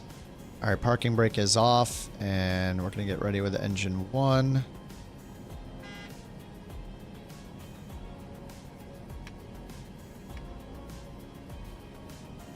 All right, engine 1 to ground. Just hope it puts us the right direction. What's up, Agile? How's it going? A330? No, it's an any builds plane. I don't really want to. What do I want to do? Try the third any builds plane, and for the third plane get WASM crashes? I don't know about that. I'd rather use the default Asobo at this point, which is what I'm doing.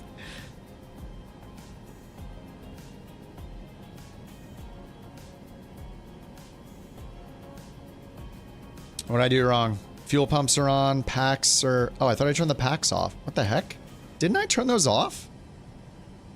Wait. They are off. APU bleed.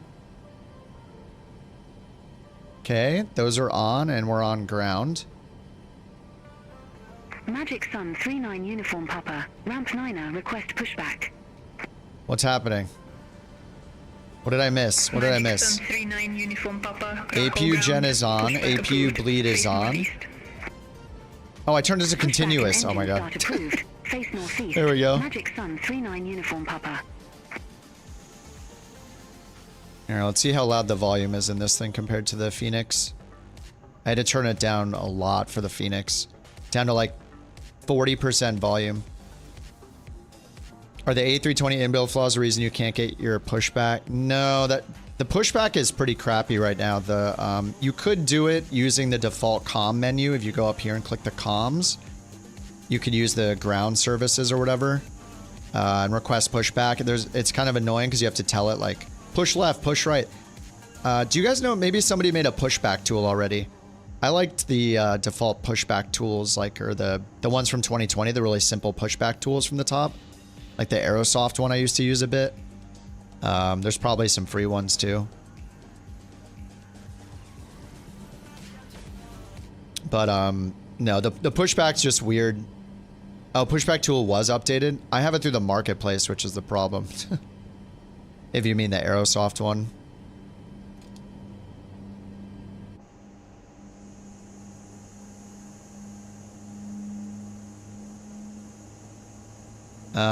But yeah, you can use the comm menu. This is the default way to do it.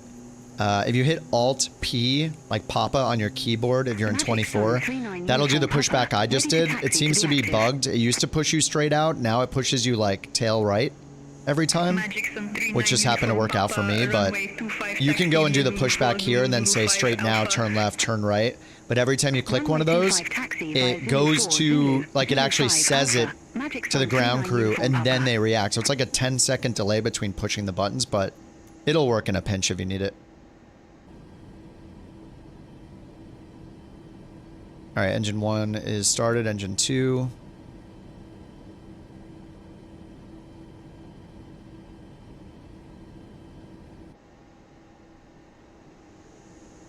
Flying for Ryanair, yep. Oh yeah, I'll fit in.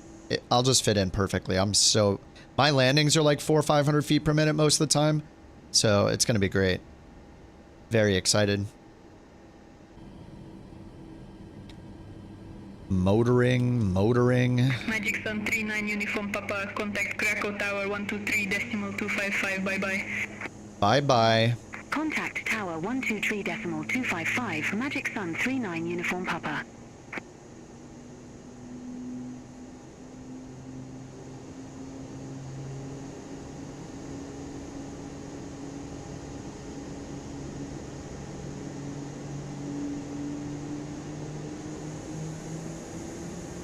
What's up, Deso? How you doing? Yeah, GSX pushback is good. Yep.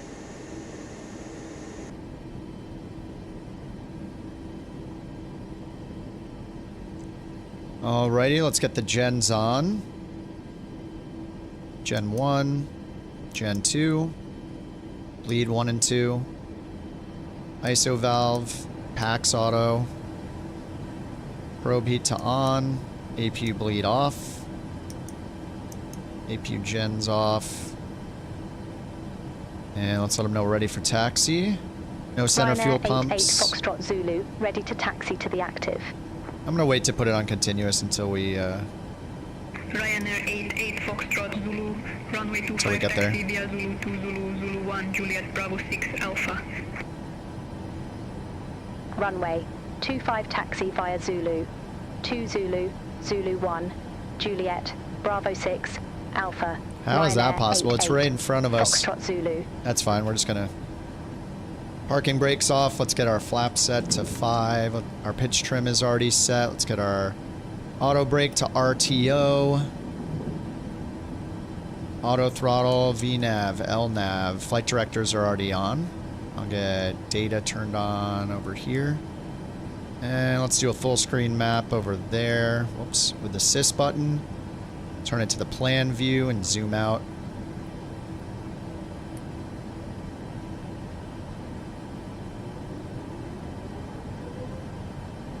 Alright, no takeoff config warning. I don't know that I've done a flex in this thing.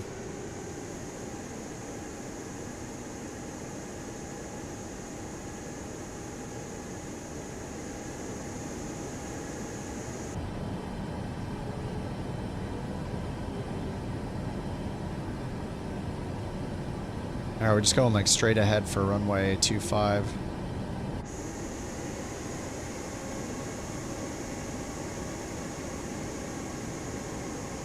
What's up, Kat?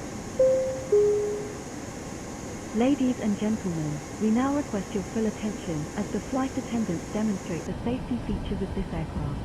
Is it weird that I'm excited to fly this plane? I think I must just miss Boeing. I think that's the problem. I think that's what's happening here. And tighten by pulling on the loose end of the strap.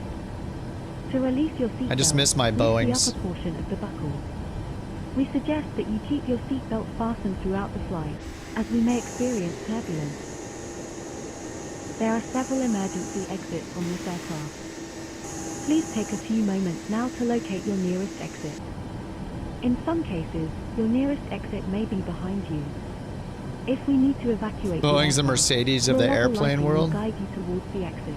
I don't know what that The doors means. can be opened by moving the handle in the direction of the arrow. Oh, thank you for the crab. Each door is What's up, equipped Cracker with Jack? an inflatable slide which may also be detached and used as a life raft. Oxygen and the air pressure are always being monitored. In the unlikely event of a decompression, an oxygen mask will automatically appear in front of you. To start the flow of oxygen, pull the mask towards you. Place it firmly over your nose. Oh. Secure the elastic bag behind your head and breathe in. Although the bag does not inflate, Contact Tower 123.255, if you are Ryanair traveling with a 88 child or Foxtrot someone who Zulu. requires assistance, secure your mask Takeoff on Tower, first, and then Ryanair assist the other 4935, holding short runway Keep your 25, ready mask for on departure. Until a uniformed crew member advises you to remove it. Ryanair 88 In the Foxtrot Zulu event of an Krakow Tower, emergency, wind please variable proceed fly with heading bracing 250, runway 25 cleared for takeoff. 88 Zulu? Brace. Fly heading 250. What did he call us? Runway Lean forward with your 25 cleared hands for on top of takeoff. your head and your Ryanair elbows against 88 your Foxtrot Zulu. Oh, we're Ensure your 88 seat Fox are flat on the Zulu. What the floor. heck? A life vest is located in a pouch under your seat or between the armrests. How did that happen? 88 Fox Zulu. So, open the plastic pouch. Alrighty. And remove the vest. He said heading 250, runway 25, clear for takeoff. Just at the front. To inflate the vest. Alright, 250, landing lights, runway turn off lights, continuous, and strobe. Blow into the mouthpieces. APU gen is still showing. Maybe APU still shutting down? Oh, I didn't turn the APU off, did I? There we go. Pull the cushion from the seat, slip your arms into the strap, and hug the cushion to your chest. Yeah, we got a new Pilot's Life cabin crew because we're in a different part of the world. We strongly suggest you read it before takeoff. If you have any questions, please don't hesitate to ask one of our crew members. We wish you all an enjoyable flight.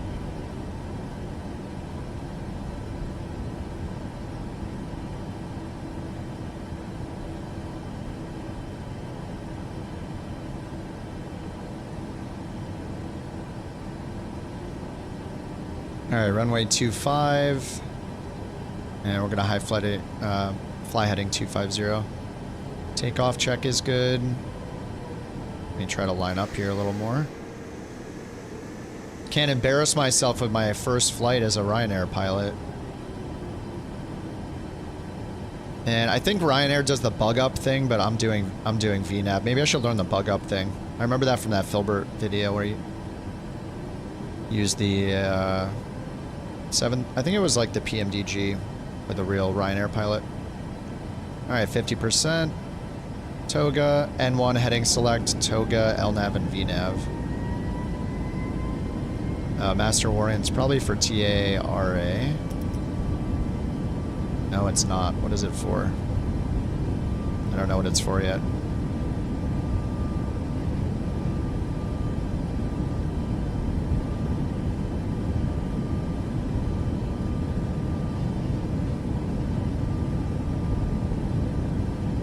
P1 Rotot.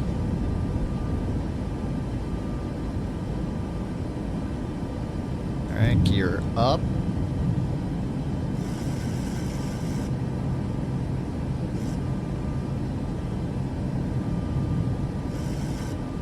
And we're supposed to fly heading, so. Ryanair 88 Foxtrot Zulu, contact Krakow departure 126.9er75. Alright, 1000 AGL. She'll take care of the departure. Contact Krakow departure 126.9er75. Ryanair 88 Foxtrot Zulu. We're still at flaps 5. Krakow departure, Ryanair 88 Foxtrot Zulu. Good morning, 2,600 feet. Why is the flight director going crazy? Ryanair 88 Foxtrot Zulu, Krakow departure. Good morning, identified. Climb to flight level 190. Climb to flight level 190, Ryanair 88 Foxtrot Zulu. Alright, flaps 2, flaps Ryanair 1. 88 Foxtrot Zulu, turn right, heading 270. Expect further clearance in about 18 miles. Turn oh god, right, what did I hit? 270, Ryanair 88 Foxtrot Zulu. Oh my god. Ah, how do I get it back? What is happening? What did I click by accident? MCP speed? No, what? Oh my god, I've never done this before. What happened? 2500. Alright, let's just get this speed set ourselves. We'll just bug it up to 230 for now. They said turn right 270. What did I just click? 270, 19,000. Let's get LNAV back on. VNAV, or sorry, get VNAV back on, LNAV off. Oh, I must have hit one of these buttons by accident. 18,000, or 19,000.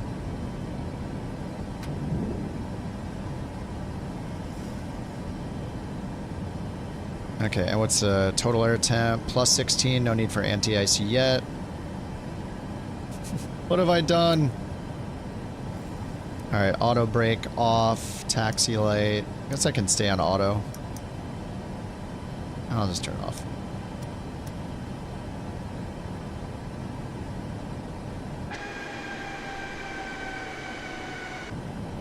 It's almost too quiet. We need some more volume on this thing. For the Phoenix, I had to bring the volume down to 30%. This plane, I'm at 70%. Be advised, information Tango now current QNH 09904. We are not climbing anymore.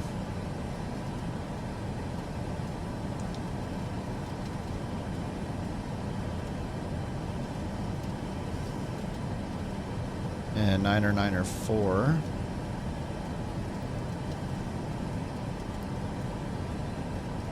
Okay, now we're climbing again. 2500.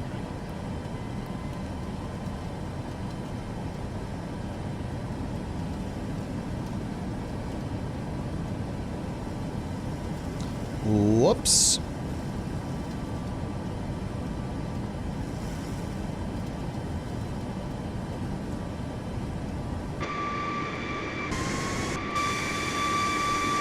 Yes, just what we want to stare at.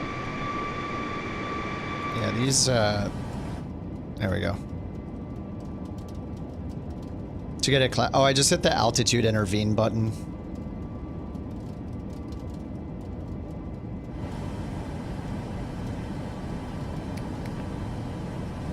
So we're not on a SID or a star, but if you hit altitude intervene, it's gonna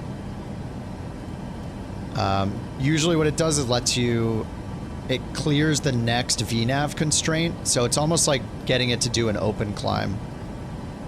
So you can just clear all the altitude restrictions, but we don't have any, so when I hit it, it just starts a climb up to 19,000.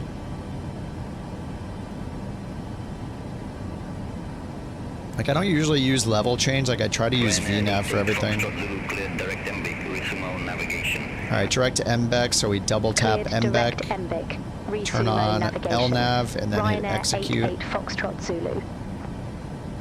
Alright, direct to MBEC. MBIC. 9,000 feet. Landing lights off. I didn't even turn the seatbelt signs on.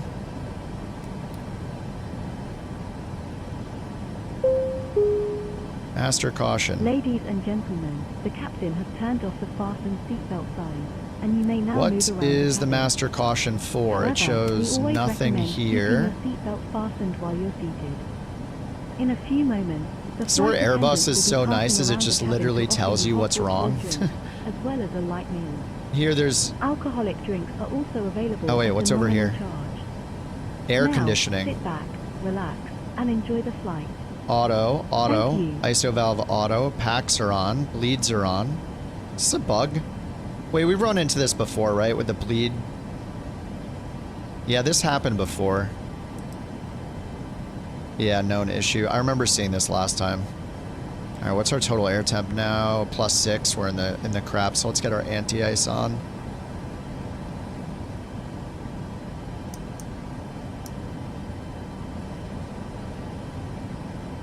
Yeah, it'll disappear, yeah. What's up, Jason? Loudest sound you've experienced in real life was almost certainly the hovering Harrier. Oh, man.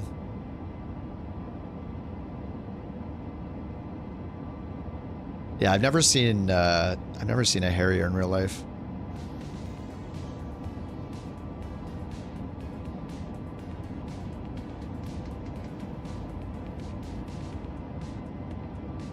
This is basically where the fixed camera position should be. I don't know why the fixed camera positions look like this. Like, we get it, there's wing flex, but we don't need like a full screen close-up of it. Same with this, like, we get it, there's an engine. Or just make more of them. These are like weird, like, GoPro on a selfie stick angles. Like, I don't know what we're looking at here. This one's always fine. It's kind of weird. Kind of weird. Weird. Weird. Oops, too far zoomed in.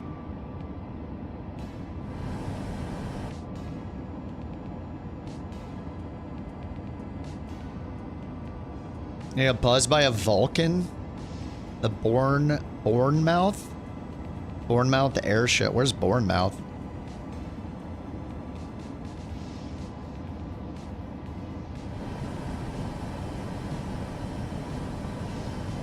Yeah, the windows are like forever. We'll turn on the windshield air, but I don't think it does anything. Windshield air. Yeah, I forgot we got a nice checklist on here. After takeoff. Contact Warsaw leads on, gear up, flaps. Ryanair 88 Foxtrot Zulu. Alright, 16,000. Warsaw Control. What's our transition altitude? Ryanair 88 Foxtrot Zulu. Good morning. Passing flight level 166 for flight level 190, direct MBake. 6,500. Ryanair 88 Foxtrot Zulu, Warsaw Control. Good morning, radar contact. Climb to flight level 380. Climb to flight level 380, Ryanair 88 Foxtrot Zulu. Alright, 380.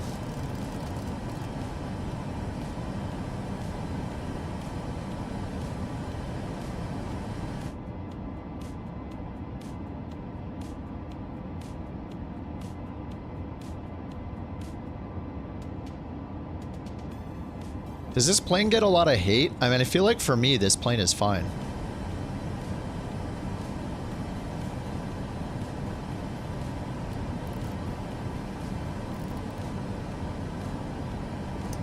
Lufthansa 8 Romeo Papa, contact Prague Center 118.375. Contact Prague Center 118.375. Lufthansa 8 Romeo Papa.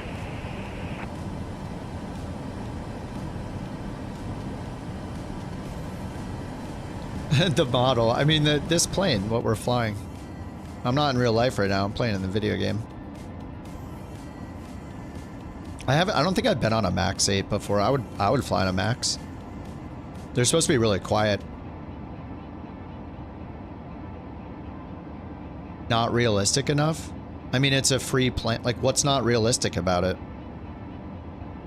I always wonder, like, if the navigation systems work, if you can shoot your approaches, if you can use the pressurization system, the APU and the whole startup sequence is fine. It doesn't auto rotate like the 350 does. Like, I don't know what the huge problem is. I mean, everybody always says every plane is too unrealistic, but I'm sure there are people that think that Phoenix isn't realistic enough. 350 auto rotate. When I first flew it, it like just flew off the ground on its own without me, with almost like no pressure at all. I don't know if that changed. The engine's motor at the wrong end too. Oh my god, unplayable. It says 24. It says 24.3 instead of 26.1. Game breaking. I'm gonna rage about it on Reddit. Ah, it's unplayable. That one time I start up the engines, that 3.5 second period where it's at the wrong number, it just totally wrecks my immersion, man. Like, really? Who cares? It's ridiculous. Yeah, all the non-pilots, yeah, giving it, yeah, as if everybody's a 737, a real 737 pilot. Like, I can't comment on realism because I don't fly the airplane. I won't comment on the realism. Usually when I ask something about realism, I'll do something, and if it doesn't do what I expect it to do, and most of the time it's out of ignorance, I'll say, is that realistic? Like, just wondering if that's the real behavior. But I'm not gonna say what's realistic or not if I can't fly the plane. Like, where do you get... I don't know where those people get their information from. If they themselves aren't flying the plane, how do they know? Because someone else said it, who also doesn't fly the plane? 99% of complaining about realism certainly have never flown the real... Yeah, for sure. I mean, it's impressive when you watch the real-world pilots fly. You watch people like V1 fly, and they're super impressed with things like the Phoenix. That's awesome. Like, if you're just a video game player like I am, that stuff's super impressive. You're like, damn, this is awesome. Like, it's cool that, you know, this is realistic.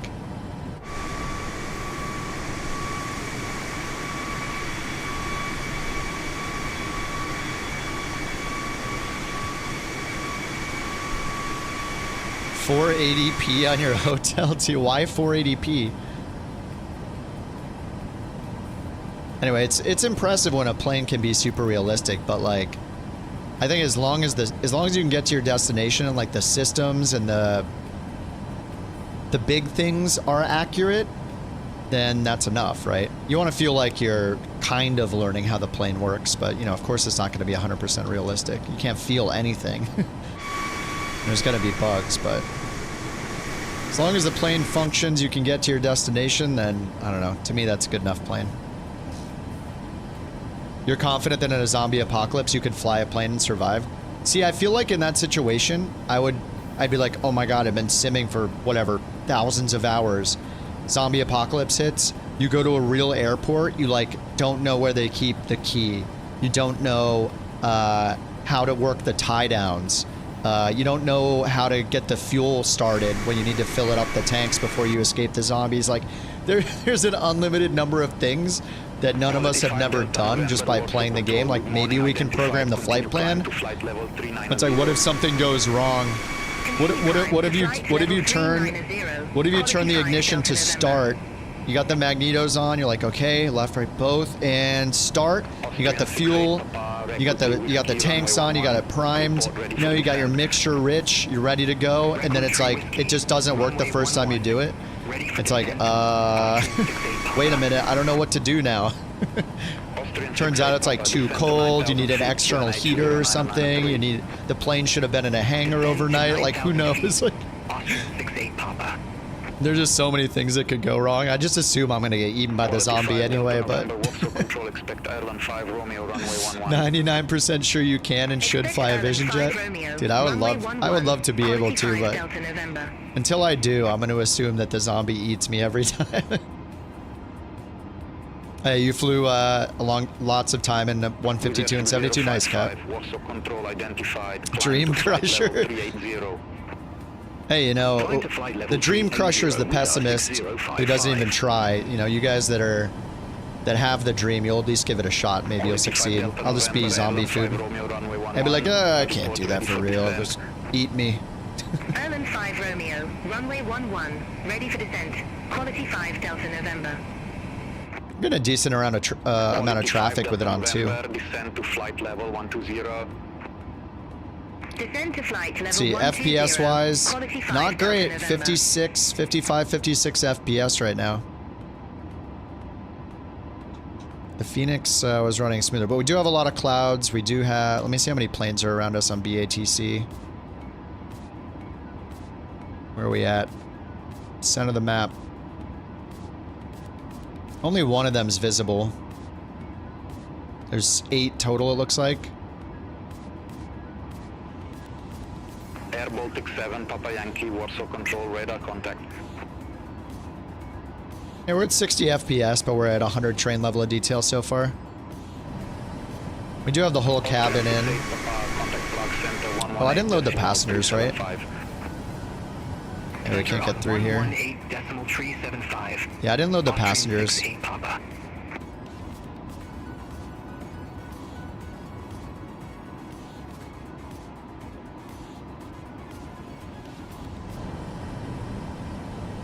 Alright, 30,000 feet. Turn left, direct Etuda. Ryanair 88 Foxtrot Zulu, contact Prague Center 118.375. Have a good morning. Center on 118.375. Ryanair 88 Foxtrot Zulu. We didn't even have a SID, but Prague Center, Ryanair 88 Foxtrot Zulu, passing flight level 308. Uh-oh, is it the time of the night where the charts stop working? Oh, they're working. All right. Ryanair 88 Foxtrot Zulu, Prague Center identified. Identified.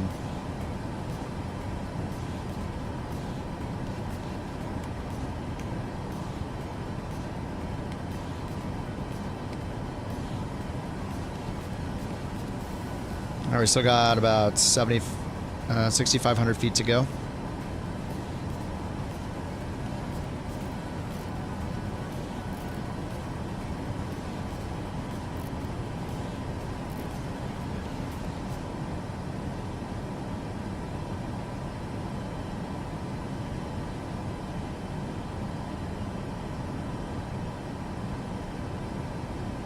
Fuel's all balanced. We're gonna get above these clouds.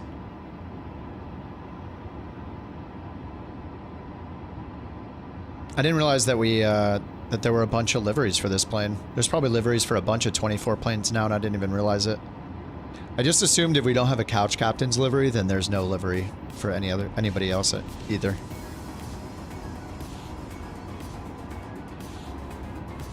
Alright, let's skip this video game sound and song.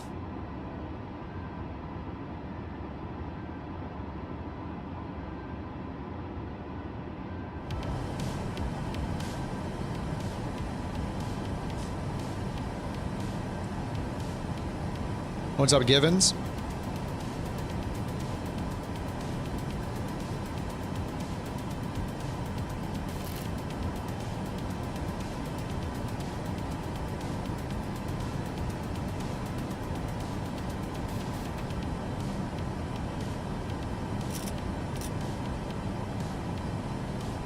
I wish I could fix it so you don't need this light on to see the... Like, I don't need all the backlighting, I just need the LCDs.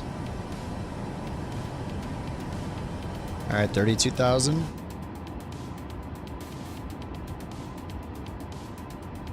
Can't wait for SimFX as well, just to get rid of these crappy looking default effects.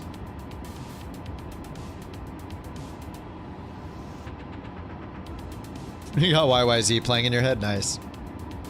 Is that YYZ?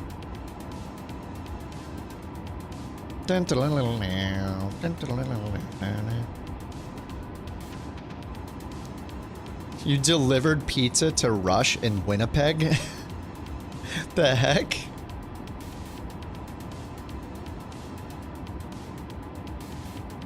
Can Volanta not detect plane types anymore? It doesn't seem to. Oh yeah, I think I'm flying a PC-12. Thanks for reminding me. I'll edit mine.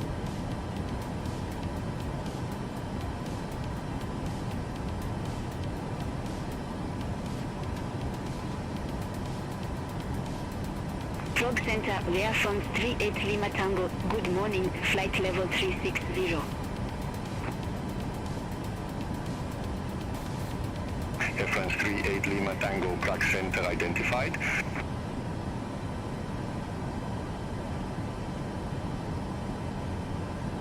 Oh, are we gonna get out of this? I managed to teach you how to fly the 320. Oh, yesterday? That actually worked? Holy crap.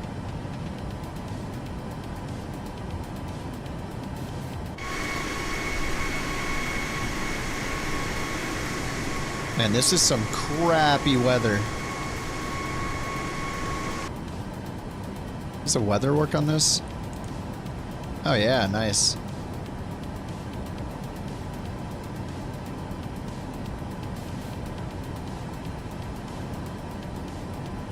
Looks like we're about to get above it. We're gonna get above it. We're at 34,000.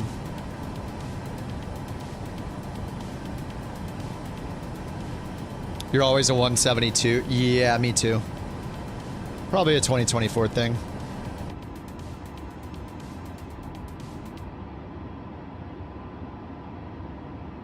You just paused where you needed to and got it all figured out. Oh, sweet. Yeah,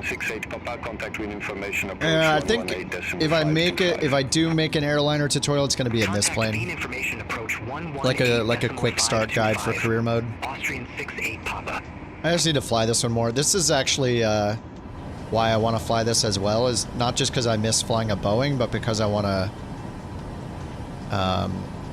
just learn the ins and outs of this, like learn if there's bugs I need to worry about, things like that.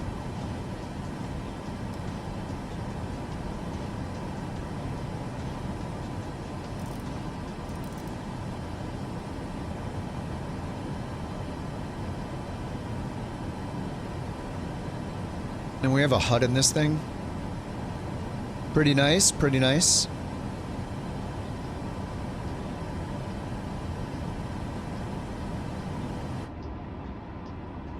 What, the Dream Crusher was the original name for the Dream Lifter? Do I prefer the Boeing? I think I do. Airbus is cool, but I feel more... I don't know. There's things that don't make sense to me on both of them, so... yeah, I don't know. I think in general I prefer the Boeing just because I feel like it's more difficult, so I feel happier with myself when I fly it. that I actually somehow got there, you know?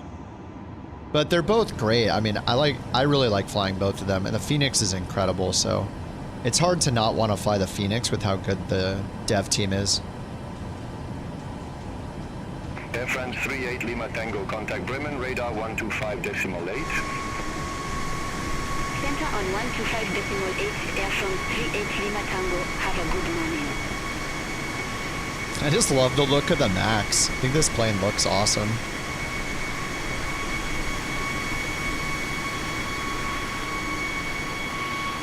The most difficult differences? I would say with the Airbus, the reason why for me it's so much easier to fly is just the auto throttle is so good on final. Like you can just land with auto throttle. So all you have to do is pull the levers to idle when you're about to touch down at like under 20 feet when it tells you to. In the Boeing, it seems like you don't trust the auto throttle. You turn it off on final and fly manually. The times I've tried to use the auto throttle with a Boeing and had to make a lot of corrections, you know, which is my fault, with where I'm aiming, I feel like the auto throttle, or whatever you call it, auto thrust, I don't know which terminology they use, it feels like it's like less responsive, and I just feel like I can trust it less than I can trust it in the Airbus. But I mean, the Max is especially nice. Like, I love the size of the screens in this thing. Like, turning on this full screen plan map over here is really nice.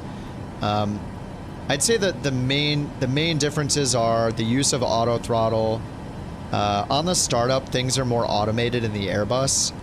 Like in the Boeing, you have to do each step. There's a lot more steps to getting it started. With the Airbus, it's just like, you do like 90% of it up front. Then it's just like, all right, turn on the APU, and then the APU bleed, start the engines, turn off the APU, and you're like good to go. Like, and then lights, you know, it's like, it's really easy. There's just a lot more steps with the Boeing, at least at a really basic level, because that's how I fly these, is just a very basic level. I don't have like a crazy understanding of them.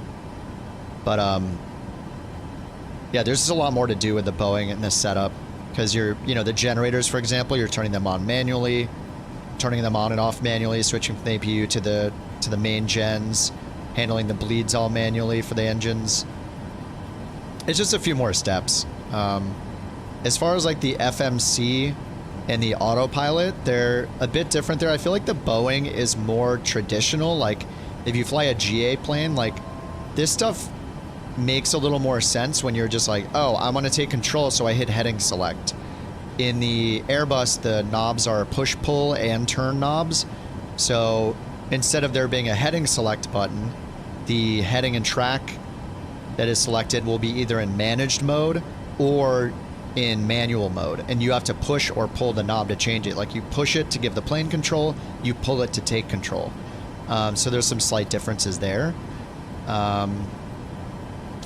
Like there's like little things too, like when you want to descend with VNAV in the Boeing, all you do is turn the altitude down, selected altitude down. It'll auto descend as soon as you hit your top of descent. In the Airbus, you have to explicitly tell it to start the descent.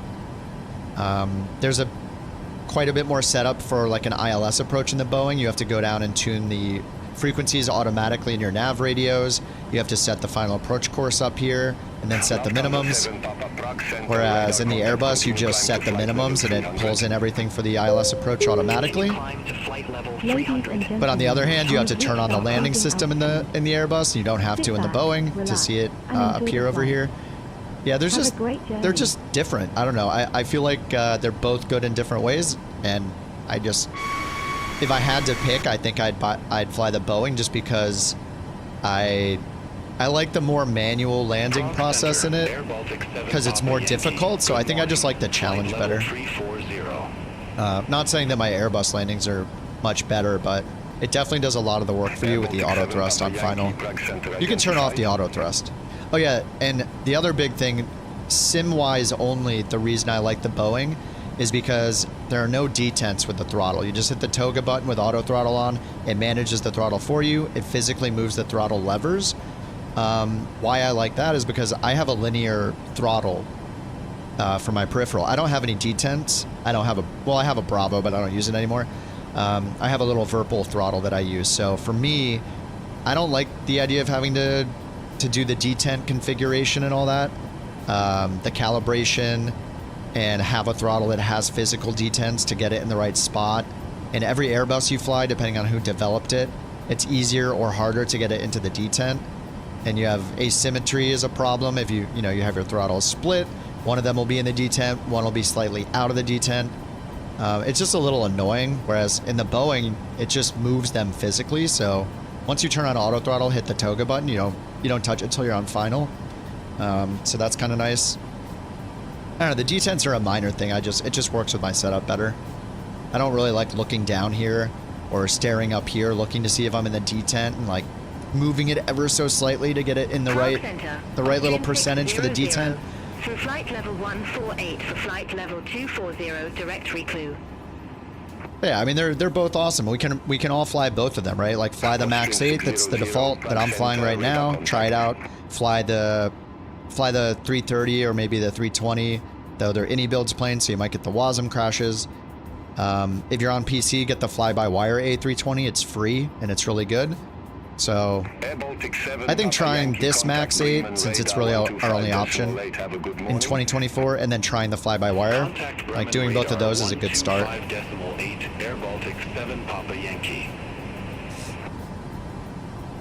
Alright, when's our top of descent? I'm just sitting here yapping as usual. TOD, oh man, 296 miles. Alright, we got some time. And I assume I can just use the normal 2x speed in this.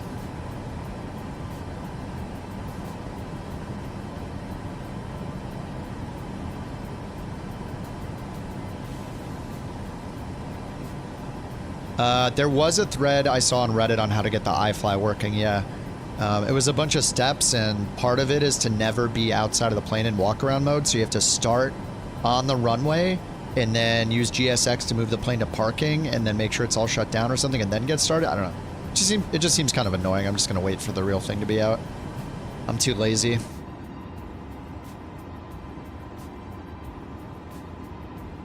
I don't remember if the 320 has the hydraulic noises.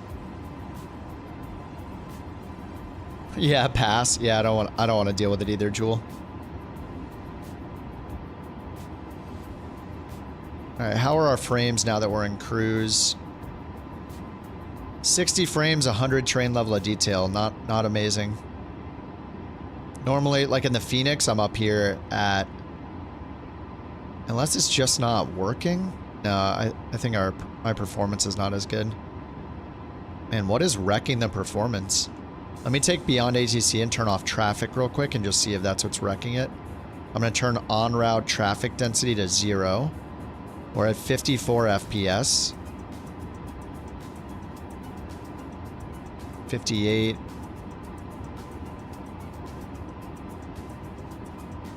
Beyond ATC, if you have the traffic on anything more than like a 1 or a 2, it really wrecks your frames. Yeah, it's at 56 still, so I don't think that was it.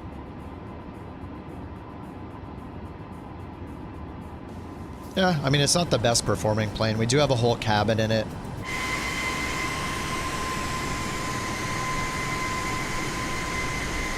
It's still better than flying the 350. I think the 350, I'm normally like 50-something frames in cruise with 100 train level of detail. In this plane, I'm more at like 60. I have it capped at 60. But the train level of detail is still at 100. And then on the last flight in the Phoenix, I was at 60 frames with 600 train level of detail because it had the overhead with the frame. So the performance in the Phoenix is incredible. I have the cabin turned off in the Phoenix too. But even the 350, when I've been flying it, I do the no cabin version. I turn all the displays off that I can and the lights off. I turn off, I have the low texture res pack installed, and I still get like 50 something in cruise with 100. Yeah, it could be the clouds. I do have the clouds on Ultra, of course.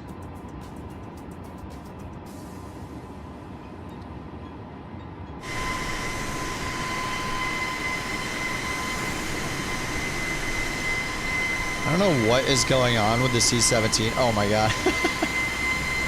Look how far I have to zoom in for it to look okay.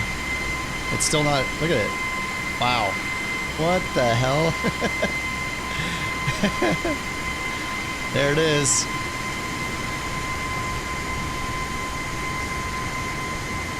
Yeah, the LOD is like the worst thing ever in this game. It's so dumb.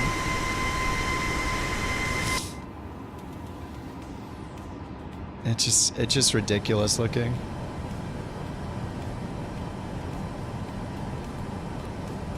Latest 350 patch improves WASM crashes, not performance. I mean, yeah, I tried the last update that said improved WASM crashes and I crashed like 3 times and then I gave up.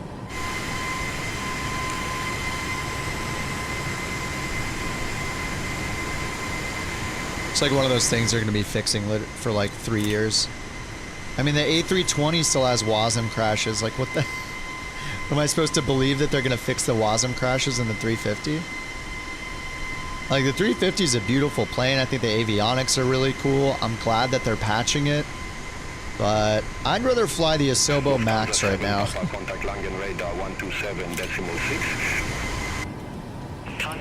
Yeah, it's a Minecraft plane. Did you not? You didn't get the you didn't go to the marketplace?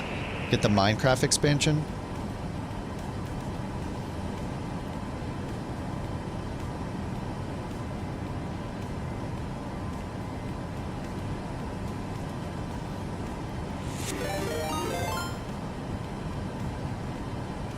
I forgot what, I was like, what is that sound?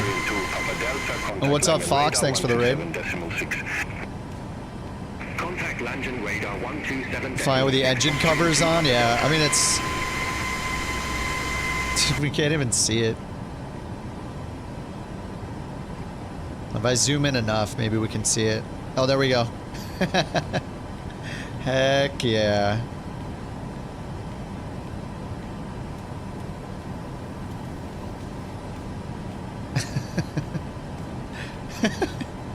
God, are they ever gonna fix this?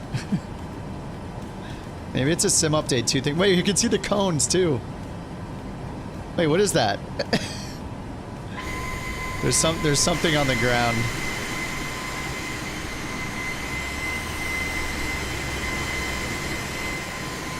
Why doesn't it raise the LOD when I'm here right next to it? Oh, there it is. There was something floating around it that I can't see now. Anyway, yeah, it needs some help. It needs a little bit of help.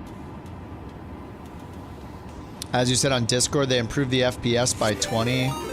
I'll stop feeling bad after. Yeah, I agree. I agree. The same thing. Oh, Cross, thanks for the raid, dude. Holy crap, double raid. Thanks, Fox. Thanks, Cross.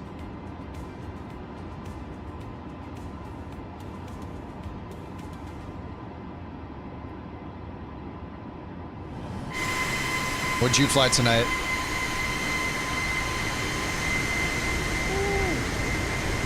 We just switched to Ryanair. I was flying the A320 for Viva Mexico, Viva Aerobus in Mexico, and I decided to switch over and fly for a different airline and try the Max again, the Max 8.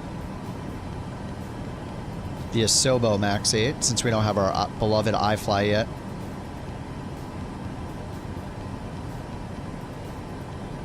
But yeah, I think the day the 350 came out, my takeaway was it needs to be plus 20 FPS and be minus $20, and then it'd be okay. But yeah. Speedbird 853 Sierra Prague Center identified. Climb to flight level 360. Climb to flight level 360. Now we're set 380. What's our top of descent again? 242. All right, I'm gonna go double speed for a bit. We'll see how it does with double speed. As far as I know, there's no special button to hit for double speed. You just, just do it with the normal sim rate.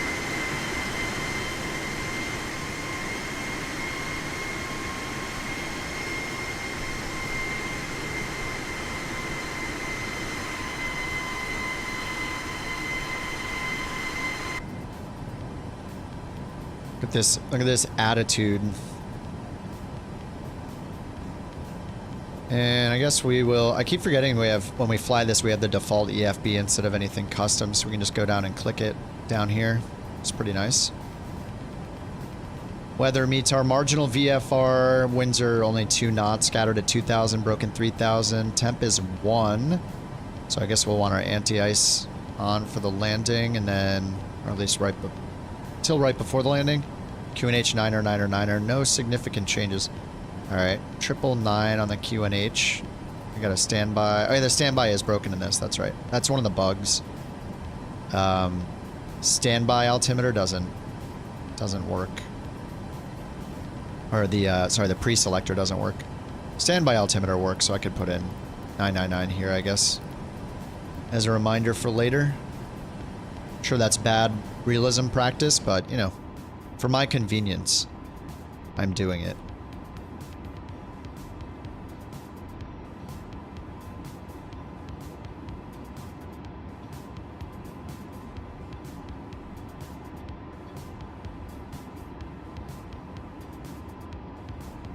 Your PFD has an attitude problem? Yeah. We're so pitched up.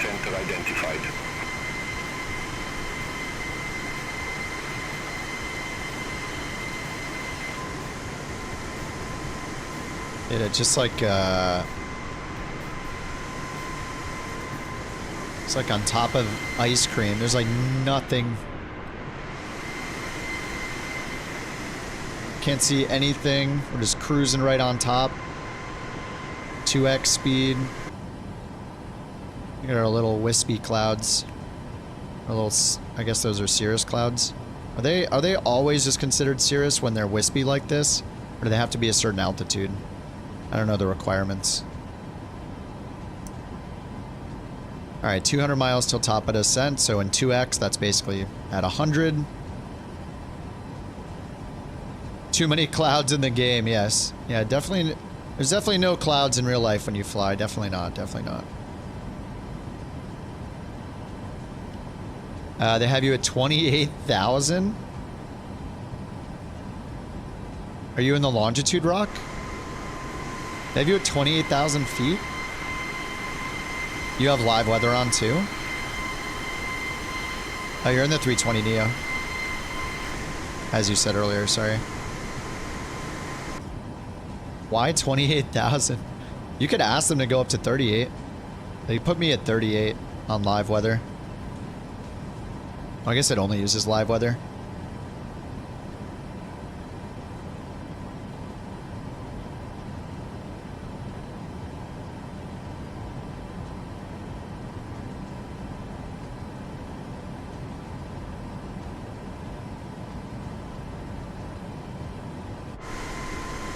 That's what Simbrief came back with? It's so weird. You got the same route as me? Fuel burn? He's in the A320, so it's not really apples to apples. What are we doing?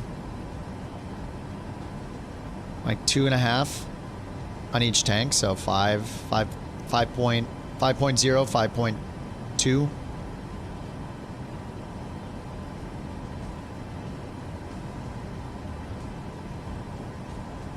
Wait a minute. Oh no, am I on unlimited fuel? Oh no, I think I'm on unlimited fuel from the other day. I am. Oh my god, this I don't care about this stress or crash damage. I don't want to be thrown back to the air. That's why my fuel isn't going down. Have a good morning. I should check my fuel. On 127.6. Well, because did I do it in Foxtrot Zulu. Bye bye. I mean, I did it when we flew over the weekend when we were doing the bush trips. Langan just to not deal with Ryanair 88 Foxtrot it. About unlimited fuel on. Good morning. We're going to be overweight. 380. Can we dump fuel in this thing? That would be awesome if we could dump fuel. Delta, descend to flight level 080. How do we dump fuel? I've never tried to dump fuel before. You got 28,000 as well? Huh. Radar contact. Malta 4119, Langen radar contact. No fuel dump in the 737? Oh yeah. Oh, okay, only in heavies. 09, Langen radar identified. With Malta 6009, Langen radar, expect BAT 5A with the Betty transition, runway 24. Expect bat 5A with the Batty transition, runway 24 with Malta 6009. Alright, TOD 161 miles. Just grab the frequency for the ATIS 3463. Contact Langen approach 123.525, Lufthansa 6 Romeo Lima. Just listen for the static to make sure we're on the valid frequency. Alright, we're good.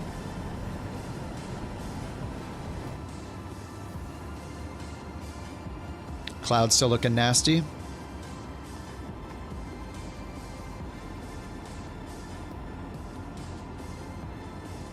What do you mean, Kerr? What do you mean EFB load less? Oh, go to the EFB and pull the fuel out. I don't know. I'm guessing a pilot's life won't care about that. With Malta 6009. It's fine, I'll just land heavy, it's my fault. I'm gonna live with the consequences. Climb to flight level 360. Roger, climb to flight level 360. Maybe they think you're conducting NATO ops with a Couch 420 call sign.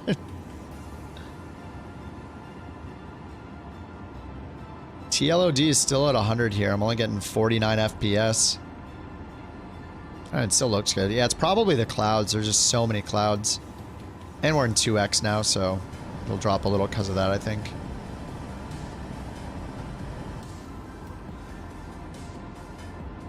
Lantern radar KLM28 Quebec, flight level 360. Wow. Very fancy on the radios. Quebec, Langen radar, radar contact. Langen radar.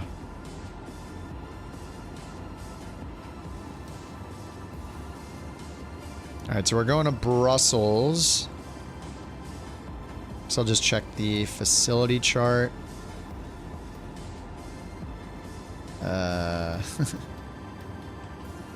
There we go.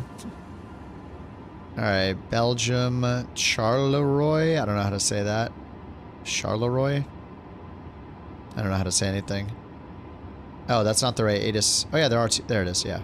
134.63. We're originally expecting runway 6.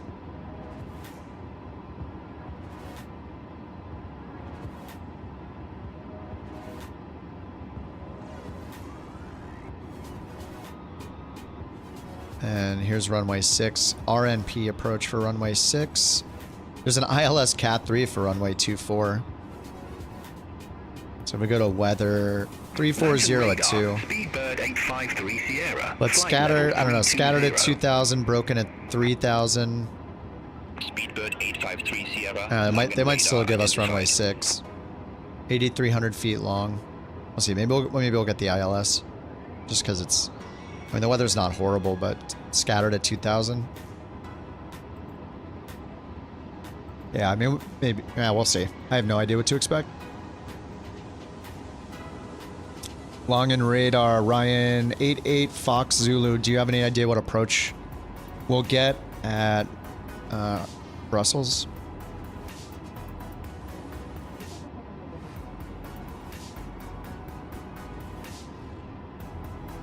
Langen radar, Ryanair 88 Foxtrot Zulu. The approach at Brussels South is ILS 24. Okay, ILS 24. Sweet. Sweet. Thanks a lot for your help, dude. You're a real one, as they say.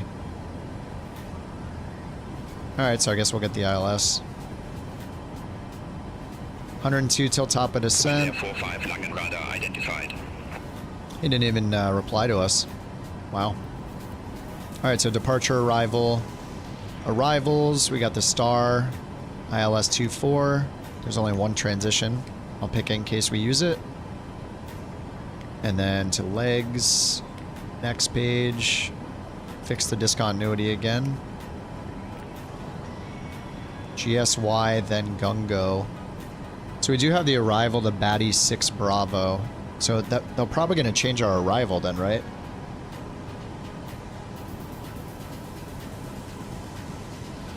So if I go here and I choose runway 24. Yeah, Batty 5 Alpha. So after Isama, we start the Batty. Isama, this airway will lead to Batty.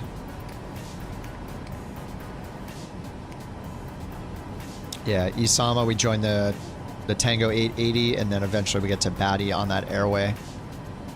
So I'll just go in and pick the other one. The other star. 5 Alpha. And Gugno. And I bet if we look up the 5 Alpha, it's going to end at Gugno. So we'll go here. Arrivals, stars. Batty was down here.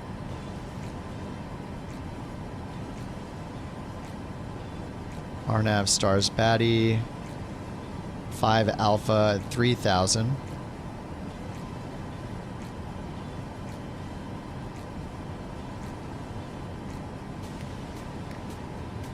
So Batty, Flow, Nivor.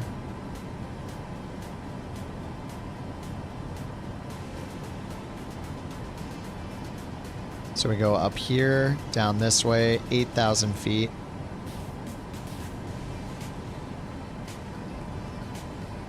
And then looks like we just stay on that 216 heading, right? Yeah, so I think we'll just leave the disco in there. Nivor, GSY. Oh, Nivor, GSY. Sorry, then we just... Sorry, we turn straight towards the field then.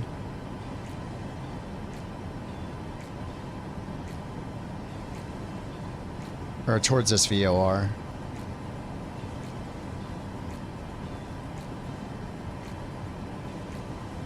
I mean, is this the airport right here? I mean, I assume it is.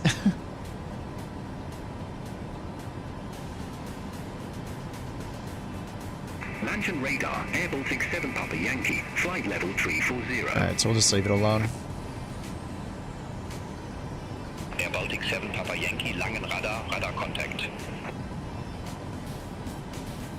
Oh, we do have one here between a disco here, so we'll get rid of that one. Move Batty back up. Alright, that's connected again.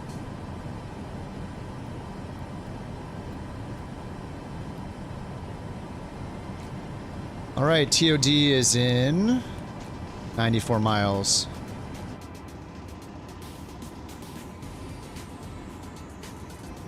What's up, Chi? 2-4 is recommended. Simbrief gave you 6. Yeah, Simbrief gave me 6 as well. It gave me 7 on the departure. That got changed to 2-5. It gave me 6, and it looks like that'll get changed to 2-4.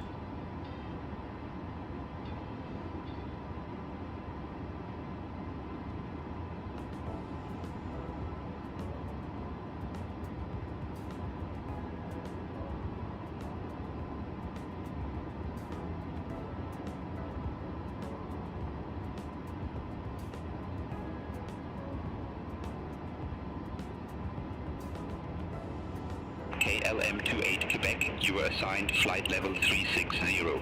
I show you at flight level 349er. Climb to flight level 360.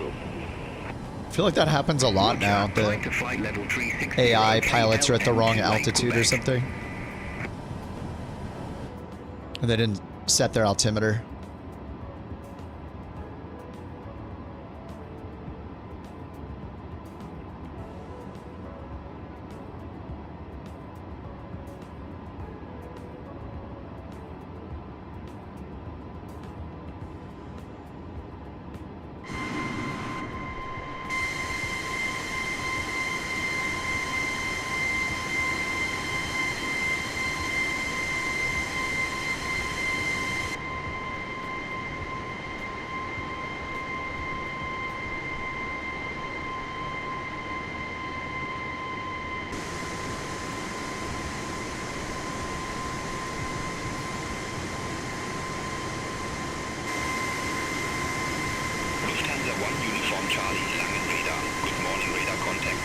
Good looking plane. Climb to flight level 370. We're burning some fuel now. A little bit. We've only used like 1,000 pounds.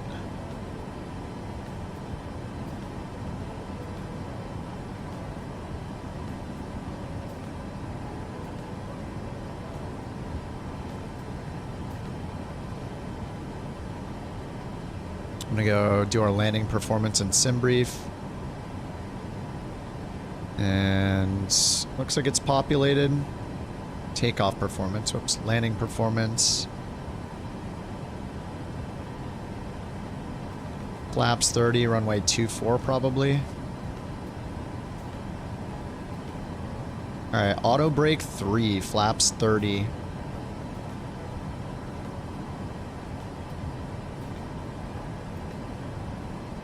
$243-foot margin. We're expected to stop. Oh yeah, oh nice little, oh it's a 2-knot crosswind.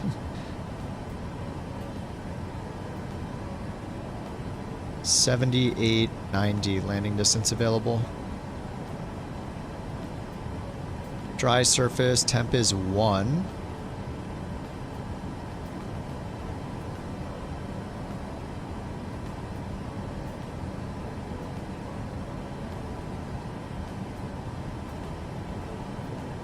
True winds.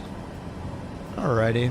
Doesn't, no, it's, I guess we'll see what we're flying through. We might need anti-ice. We will need it in the descent. Zulu, Langenradar, expect bet 5A with the Betty transition, runway 24. Yep, that was it. Expect Betty 5A with the Betty transition, runway 24, Ryanair 88 Foxtrot Zulu. Alrighty, we're still in 2x speed, top of descent's in 25 miles. Alright, let's go back to 1x.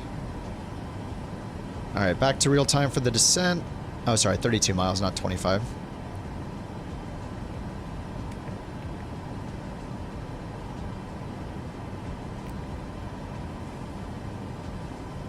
Just realized I've had the anti-ice on the entire time.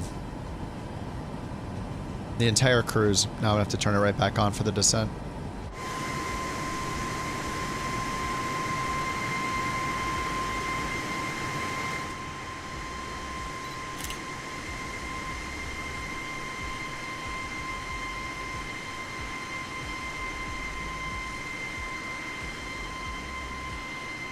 I need to set the squawk.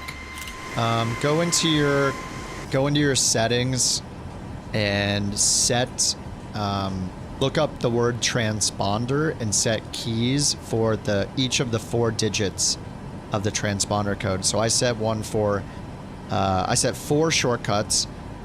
One of them is for the 1000 digit, the 100, the 10, and the 1s. So to change it, I set mine to Control Shift 1, 2, 3, and 4. So if I hit Control Shift 1, it does this. 2, 3, 4, and you just do that and dial in the right code. It does not change on the transponder down here.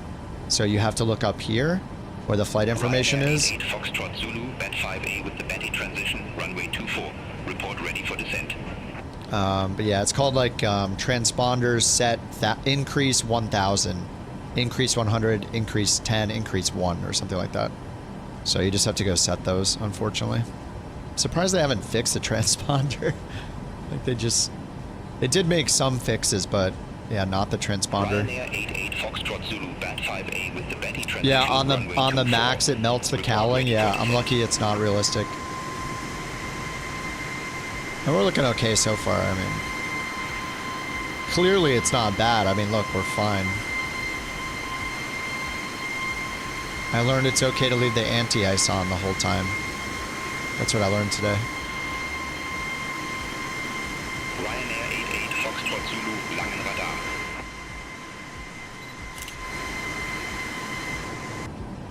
Bat 5A with the Batty transition. You flick the knob left of the transponder to 2 and then back to 1. It updates the display. Zulu. Oh, to show what you have it on? Oh, nice, it does. Okay, these still don't do anything though. Expect bat 5A with the Batty transition, runway 24 with Malta 419. Oh, it's on standby. Wait, what? Eurowings 5, Charlie Lima, Langenradar, good morning. Oh, I had this on standby. Whoops. Level 370. Continue climb to flight level 370, Eurowings 5, Charlie Lima. That's interesting. That's interesting, man. Ryanair 88 Foxtrot Zulu, contact Langenradar 118.75. The button pad still doesn't work though. Yeah. Contact I don't really Langen mind radar, setting it this way, looking up here and hitting the shortcut. It's kind of 118.75. fast. Ryanair But yeah, 88 Foxtrot it'll be Zulu. nice when they fix it. MCP altitude. Oh, we hit our Langen top of radar, descent, didn't we? Ryanair Oh, 7 88 miles. Foxtrot. Zulu, flight level 380. Alright, we're ready to descend. Ryanair 88 Foxtrot Zulu, Langen radar, radar contact. Ryanair 88. Oh. Ryanair 88 Foxtrot Zulu, descend to flight level 080. Nice. Descend to flight level Whoa. 080. Ryanair 88 Thought we were Foxtrot crashing. Zulu. Alright, 080. So yeah, in the Boeing, you just, assuming you're using VNAV. Our top of descent is in 1 mile, so I'm just gonna let VNAV do it. And they have us going down to 8,000, which is on the star anyway, so as long as we can meet the descent required. Yeah, 8,000 or above at Nivor, and then 6,000 or above at Gosley. Alright, so here comes the top of descent. There's the thrust reduction. Drag required, alright. We'll just watch our vertical profile here. So we watch this little magenta line. It tells us that drag is required, but so far we're on the profile. If this gets below us, we'll want to pull the speed brake again to the flight detent. So it will stop at each of the detents in this plane, which is nice. So you can grab it and pull it all you want, and it's going to stop in that first detent. And then if you grab it again and pull it, it'll stop in the flight detent. And the same way, oh no, on the backup it looks like it skips it. But yeah, you pull it here to arm it, and then pull it once more for flight detent. Looks like we're okay on the profile, so we'll just keep an eye on that. And once we get into the clouds, if total air temp's under positive 10, we'll turn on the anti-ice.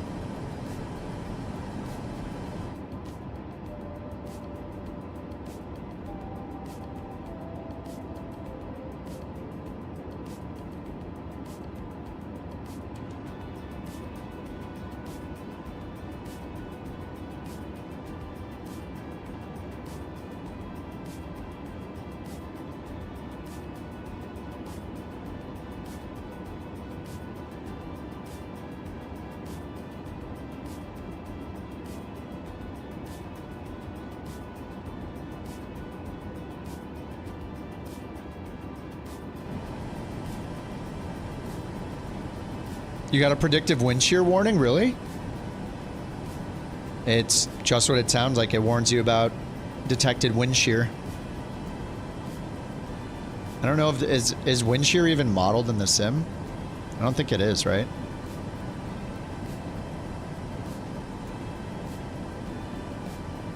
Oh, you didn't get the actual warning. Oh, you just need to turn on the predictive wind shear system. If you on the Airbus down here, have a good morning.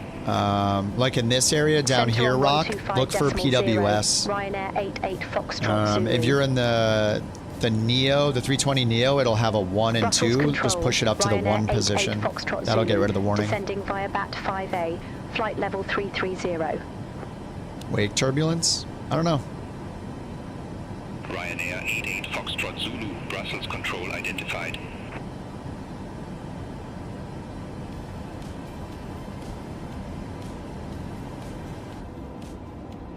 Did they show off wake turbulence or something? I don't even remember. Wake turbulence in multiplayer sounds... I feel like if we had it, we would need the option to turn it off, of course.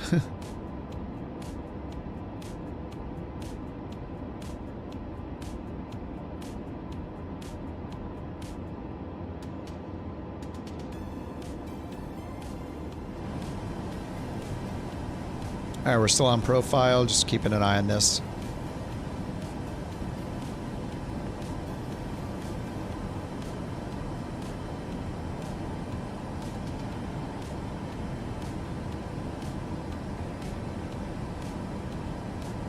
And it said we want to use auto brakes 3. I'll just set that now before I forget. 1, 2, 3. And then spoilers are already armed. And then we'll just want to set our VREF speed. Init ref, flaps 30, 143. And wind correction. What do we put in 2 here? Basically no winds. Turn left, heading 205 vectors for the approach. Left 205. Turn left, heading 205. Ryanair 88 Foxtrot Zulu. Alright, left turn 205.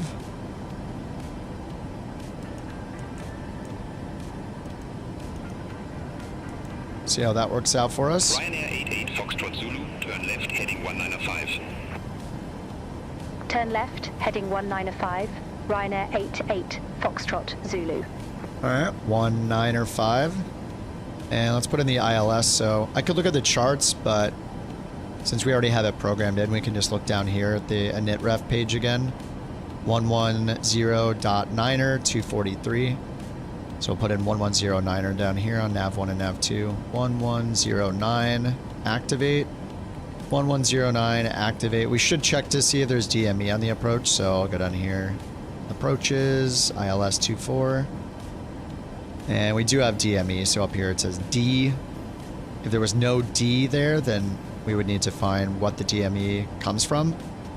So in this case, we have a backup if we want. We could use GSY, which refers to the Gosley VOR. So we could do 1157 for a VOR.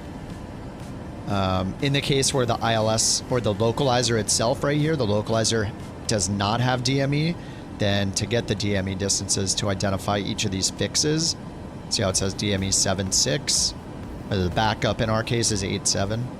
So it's showing you what distance DME you'll be at when to identify these waypoints. Looks like our final altitude's 3,000.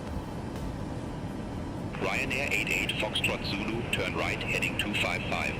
255. Turn right, heading 255, Ryanair 88 Foxtrot Zulu. And then since we have the VOR there, this is already on VOR 1. Okay, cool. So we'll get VOR DME info down here.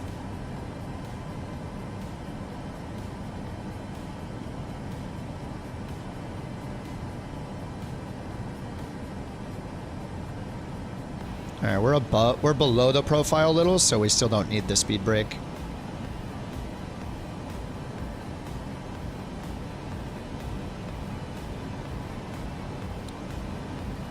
And then last we'll put in the, or I didn't put in the final approach course yet. So it says 244 here on the chart, but the problem is the charts can differ based on when the chart was last updated, and then the problem is when the sim is also last updated to reflect the correct heading. So like, for example, if we tell the plane to fly a heading of 244, if the sim doesn't, like the runway may be different than that in the sim. Turn right, heading 310. Because of how the poles change. Turn right, heading 310. So anyway, see here it says the course as far as the sim is concerned, the course for this approach is 243. Not 244. So I'm going to use 243. And another way to look is by going into the runway info and just looking for the runway heading. So now since sim update 1 came out, we have the true and the magnetic heading for the runway. Before we just had the true heading. So if you ever tried to use the true heading before, it didn't tell us it was true, but we like figured it out one day. Anyway, it's only 2 degrees off, but anyway, the heading here shown for runway 24 is 243, so that matches this. So as far as the sim is concerned, with the magnetic variation and how the poles are in the sim, it's 243, not 244. So we're going to do 243. Ryanair 88 Foxtrot Zulu, descend to flight level 070. Descend to flight level 070, Ryanair 88 Foxtrot Zulu. All right, 243 and 243 in both the course, both our selected courses up here. And then we need to put in the minimums, so let's go back to the charts. Ryanair 88 Foxtrot Zulu, turn right, heading 320. Turn right, heading 320, Ryanair 88 Foxtrot Zulu. 320. All right.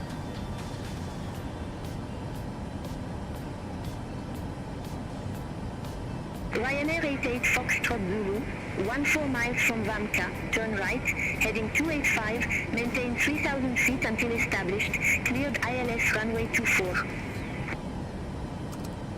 Turn right, heading 285, 3,000 feet until established, cleared ILS Turn runway right? 24, Ryanair 88 Foxtrot Zulu. Wait, did they say right?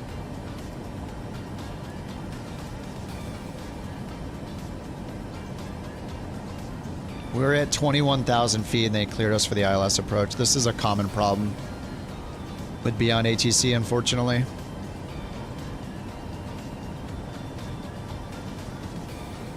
What's up, Rich?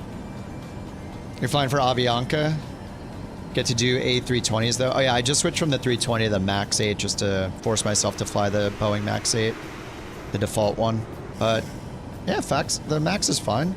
You still can't set the transponder, but so far it's okay. And, you know, don't trust the auto throttle on final. Just hand fly it. My landings are still going to suck, but it's okay. I want to fly this plane right now. I got to put in the minimums, and we're just too high. Like, I mean, we have the DME right here, 18.6.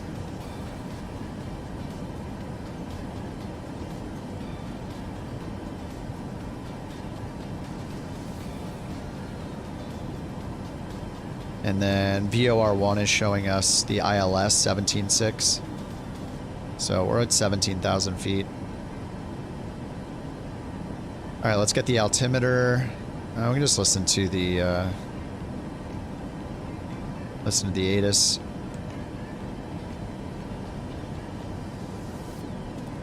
And we're a little. You have information Delta. Whoa. That's a voice. Brussels South Airport information Delta. 0652 Zulu. Wind variable. Visibility 10 miles or more. Few clouds at 2000. Temperature 01. Dew point -01. QNH 0998. VFR conditions. Landing and departing runway 24. Transition. Level 050. Advise on initial contact. All right, 9 or 9 or 8. Information Delta. Information Delta, 9 or 9 or 8. Let's get the standby set. 998, and we're slowing down. I put the speed brake on just to slow us down. We were going like 300 and something knots, and we're getting close-ish to 10,000 feet, so I just want to make sure we're slow enough.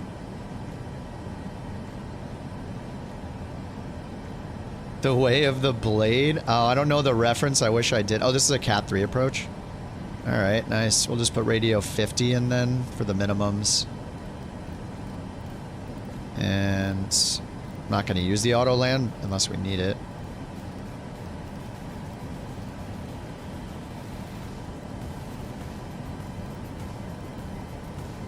Oh my god, this thing is so annoying to use with the minimums, how fast it accelerates. Once it starts accelerating, it's insanely fast. Alright, 50 on the minimums.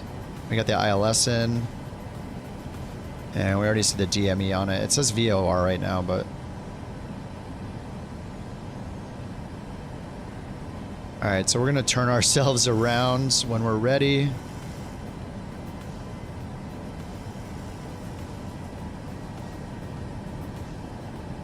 Just going to keep the descent going down to 3,000.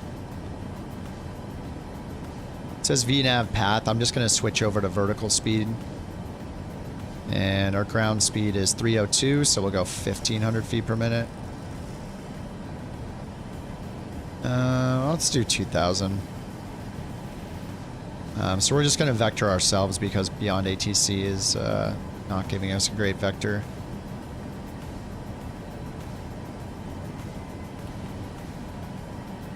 Alright, so I'm going to turn us outbound a bit. Final approach course is 243, so the reciprocal is 063.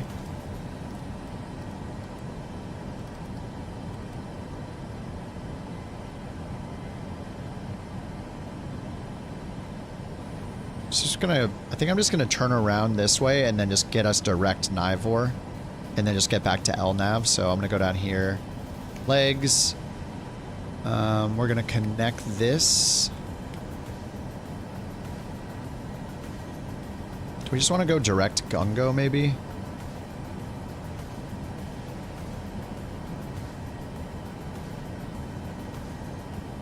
I should just continue it. I'm gonna go Nivor. So double tap Nivor, VNav, execute, LNav. Alright, LNav, VNav speed. So profile's above us, so we can slow down a bit. And we're turning around. And then GSY, I think we can get rid of GSY, right? GSY. Are we doing a reversal? Is that what's happening? Yeah, GSY overflies the field. So we're going GSY outbound and then inbound. I could just... Maybe I'll just turn us all the way around. Yeah, let's just do it ourselves. So we'll go back to heading select and just turn around.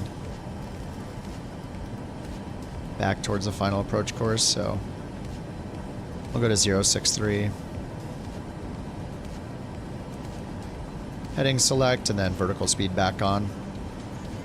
And we'll just bring ourselves out here to like this, down to 3,000. At CI24F, so I'm just going to go set that up with the direct CI24F, just to clean up the map. If you do something like a direct 2 in the Airbus, it'll automatically switch you to LNAV when you do that, but it doesn't do that in the Boeing. We're still on heading select.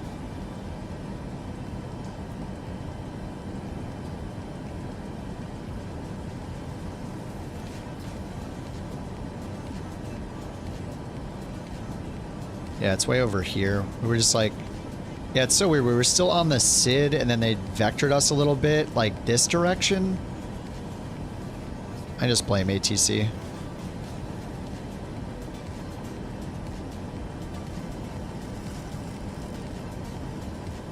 Oh, it gave us speed control, but it can't get down to 240, can it? Oh, there we go.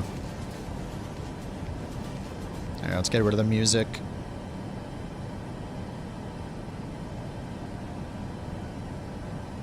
Oh, Dorian, sorry, just catching up. You thought you remember seeing in a video unless it's some sort of add-on. Yeah, we would have noticed it in the group flights for sure. Yeah. Haven't been able to make the VNav work and... Oh, you're in the 350? Alright, total air temp is +1. We should get a little anti-ice going. Get the seatbelt signs on. Landing lights on. Say intentions? Nope, I don't use it anymore. Not since like the summer. When I called them out for not enforcing any readbacks at all, and they were like gaslighting me, thinking it was normal that it didn't do readback enforcement. They've only gotten more weird since then, so glad I don't use it anymore.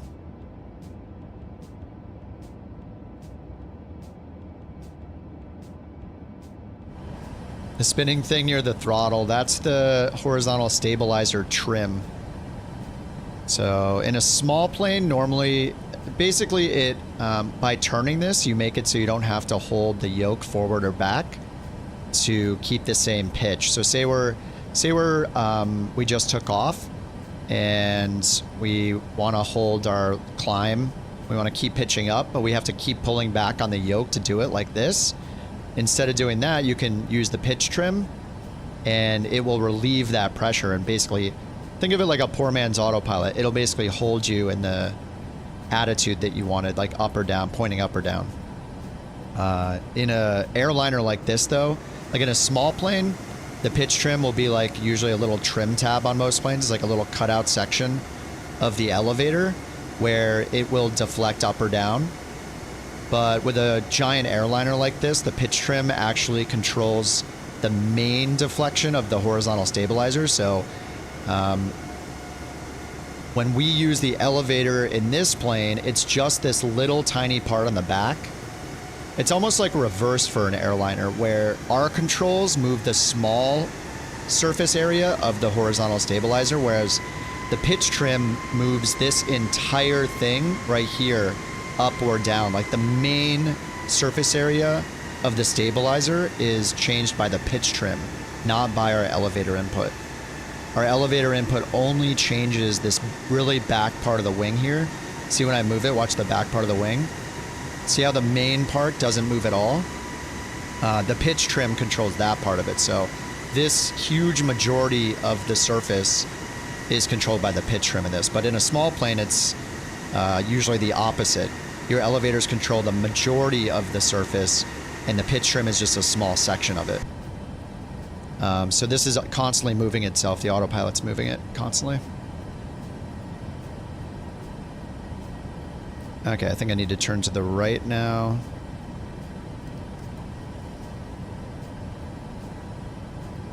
All aircraft be advised information echo now current, QNH 09908.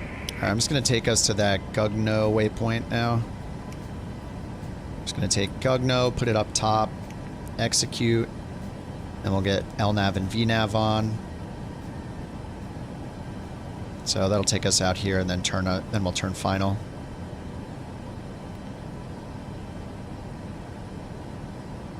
Alright, and we gave speed back to the plane, so it's controlling our speed. Let's get the brakes out again. Spoilers are out. Earlier you haven't been able to make VNAV work in the 320. It never catches any profile. Forced to vertical speed or open descent. If I was flying the 320, I could go through it again, but we did that yesterday, so probably missed a step setting up the flight plan or the SID or the star. Or the approach. You have to have, just like with the Garmin, it has to have some altitude constraint to be able to use VNAV. I mean, in the climb, it'll do like a climb up, managed climb all the way up. I mean, you'll just do open climb in the Airbus.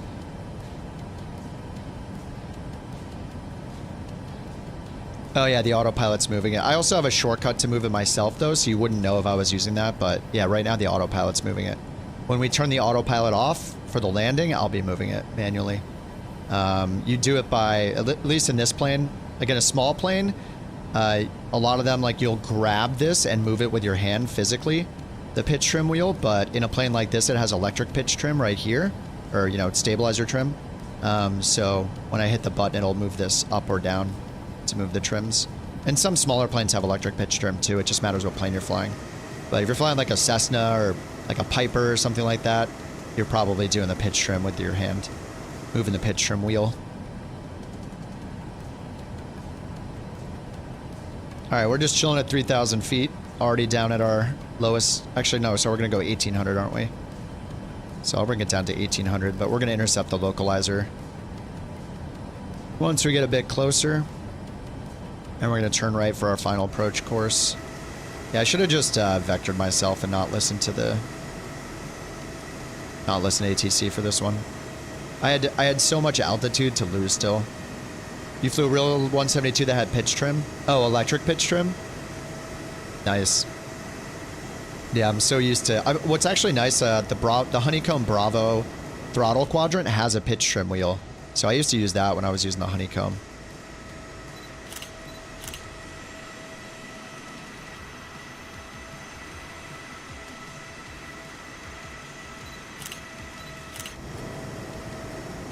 Yeah, that sounds super nice. That's luxury right there. Wheel on your throttle. Oh, the Turtle Beach, yeah. The Turtle Beach Velocity 1 has it. The Bravo, Honeycomb Bravo throttle has it. There are probably some other ones that have mini pitch trim wheels or something too.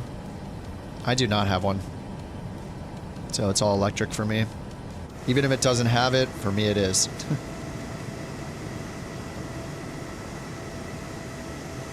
They need admissions for... Oh, for what? The F-22?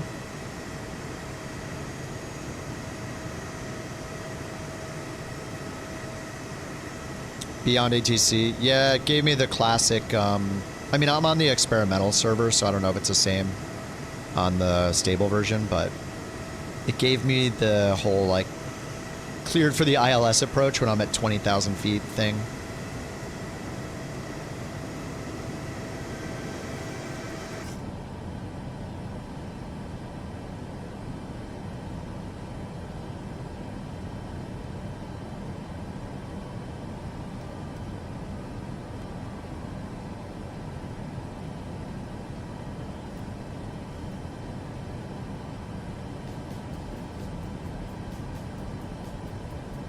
Alright, we're getting closer to the localizer.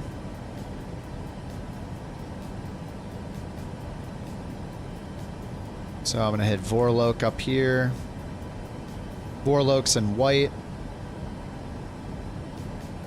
And we had our VREF speed from before, 143, so 153, just VREF plus 10 for our approach speed. The winds were like 2 knots, so not a big deal.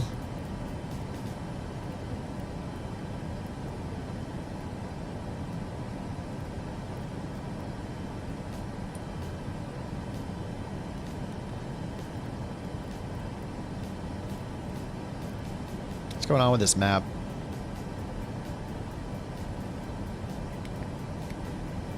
There we go.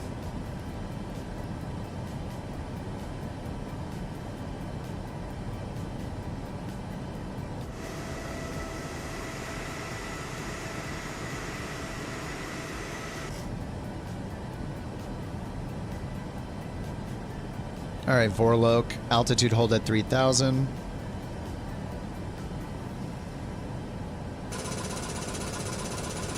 That's got to be a bug. We're at 210 knots. 212 knots. Dude. What? We're fine, guys. Anyway, let's get flaps 1.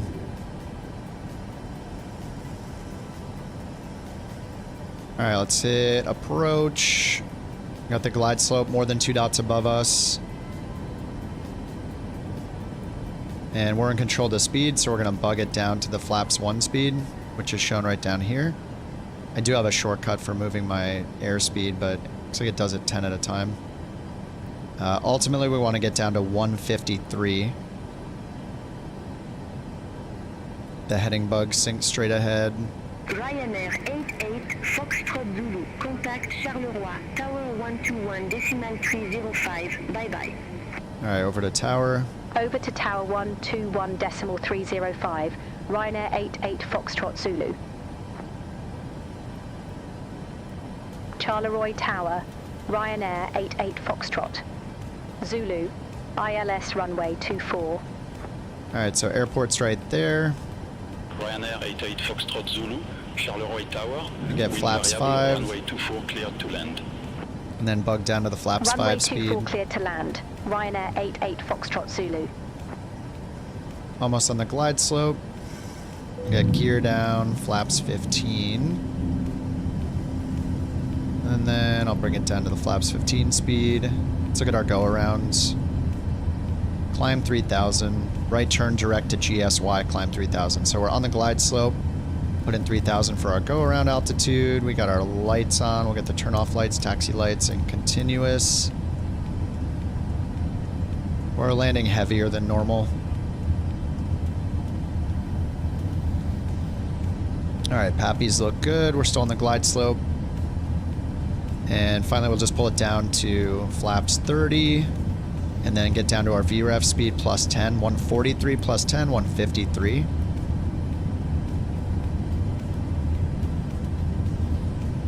We're at 1,600 feet above the ground. And we can take it down for an auto land if we want.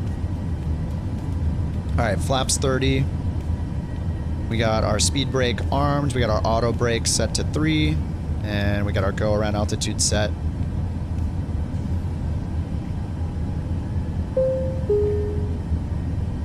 Crew, please take your seats for landing. Alright, so I just pulled the throttle. I'm gonna get the auto throttle off.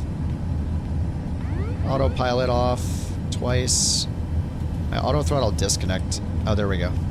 Now that worked.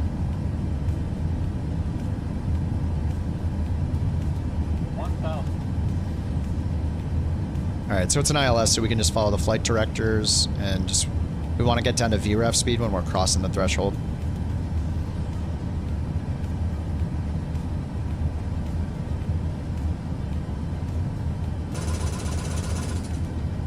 Chill, it's fine.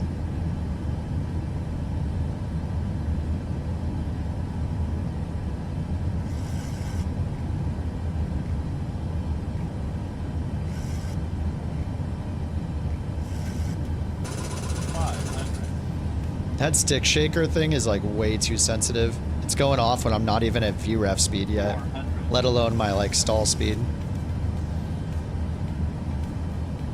300. Oh, this thing is bumpy. We're getting sucked down to the ground. Holy crap. Flight slow. Flight slow. Could just be the flight sim tornado fun. My god, now I'm so high. 100. 50. Minimums. 30. 20. 10.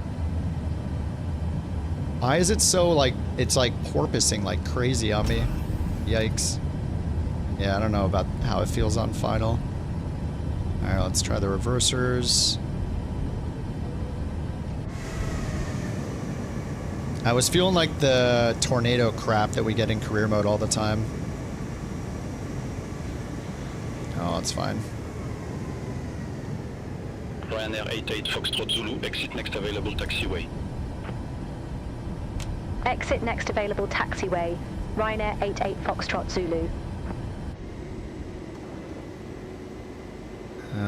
Exit left or right? Ladies and gentlemen, for your safety and comfort, Looks like please left. remain seated with your seatbelt fastened until the captain turns off the fasten seatbelt. It's gonna turn it around. This will indicate that we have parked. Dude, what is going on? Is my parking brake on? To move about. Or something? At this time, you may use your cellular phones. What the heck? Please check around your seats for any personal. Well, I didn't hit my parking brake shortcut. And please use caution when opening Just your happened. overhead bin, as Why is the heavy parking brake articles on? May have shifted around during the flight. If you require deplaning assistance, please remain in your seat until all other passengers have deplaned. Does the livery turn on the One of tornado our on crew final, or is it members just will flight then be sim? pleased to assist you. On behalf of myself, Vera, and the entire crew, I'd like to thank you for joining us on this trip, and we are looking forward to seeing you on board again soon. It's the Ryanair Have livery? a nice day. They know my piloting skills, that's why I got the job offer. Or lack of piloting skills.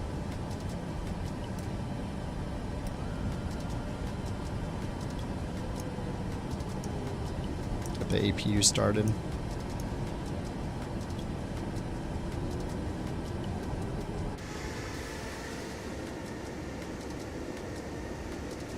What is this red right here? Malta 6009, ILS runway 24. Ryanair 88 Foxtrot Zulu, wind check. Wind check? Ryanair 88 Foxtrot Zulu, contact ground 121.805. Ground 121.805. Ryanair 88 Foxtrot Zulu. Yeah, that didn't feel too good on final. That stick shaker scares the crap out of me, and it's going off when I'm above VREF speed.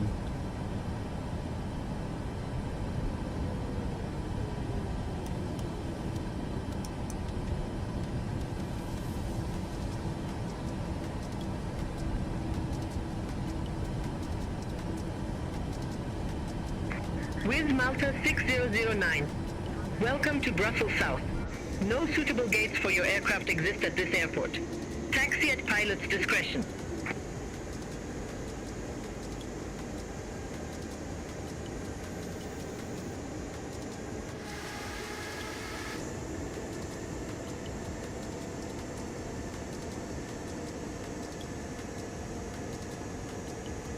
So the Phoenix crashed me twice today, right?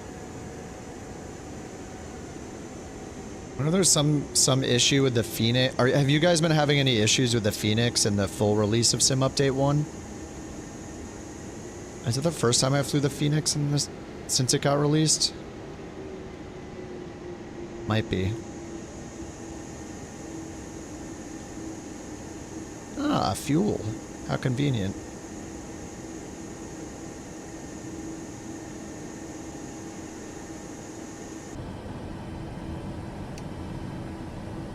Alrighty. APU's ready to go. We'll get the APU gens on.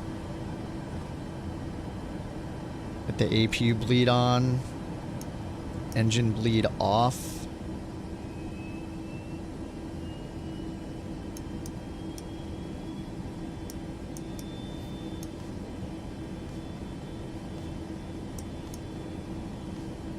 Okay, let's get the engines shut down.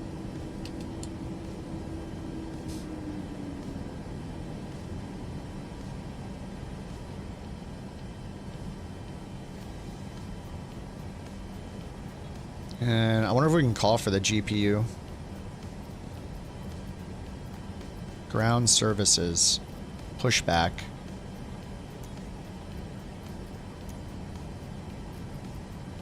Nope, I don't think we got GPU available.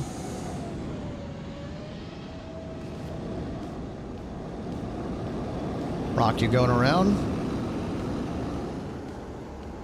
Alright, let me see what my rating was. Oh, there's a few guys coming into land still. All aircraft be advised information, whiskey now current, QNH 09993. Grinding streaming stuff? And I've been streaming for a while. It's fun. I mean, I'd just be playing anyway.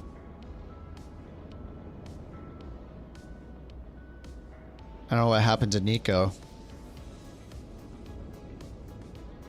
Looks like he's in the Phoenix. What's Rex in? F-22? What's it showing? Airliner. He's in the F-22, but it's showing the Airliner. Phoenix has some weird stutter issues. Yeah, it's been fine for me through the whole Sim Update 1 beta, but tonight I started with the Phoenix, and I got 2 crashes. 2 crashes to desktop with just a generic flight sim error, like in the logs. It was like the 00005 error or whatever.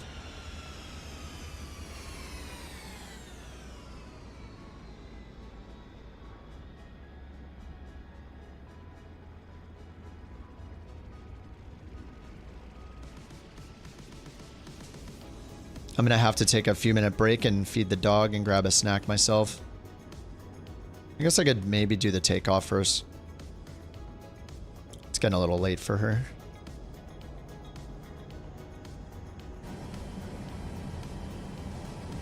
Alright, and those screens are so bright, aren't they?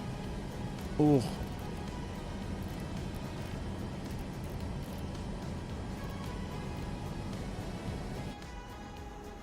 Alright, let me check a pilot's life. Flight has been submitted for rating.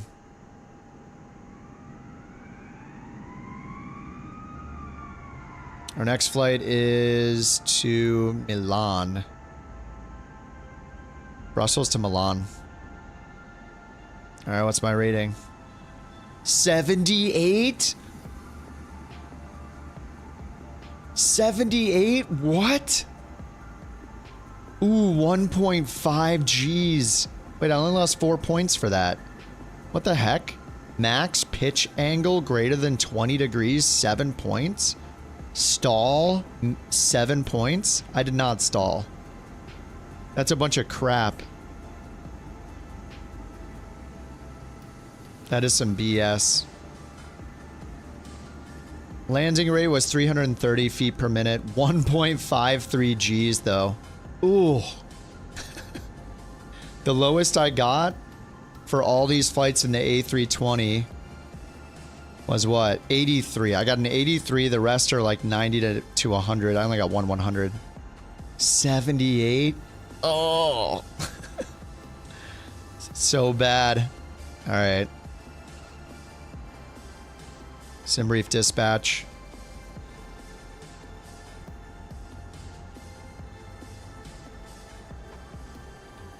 Ryanair 3660.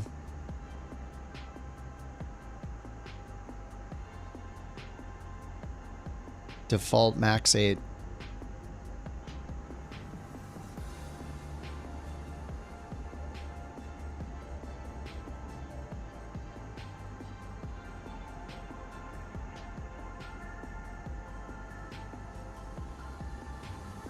All right, going to 37,000. The flight is only an hour and 17 minutes.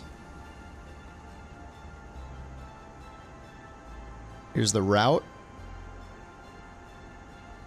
For now, until Beyond ATC potentially changes it. I'm gonna get Beyond ATC going. Beyond ATC connected. Get the route, or get the sim brief loaded in here. Alright, so estimated zero fuel weight, 126.9, so 127 basically. So let's go do that.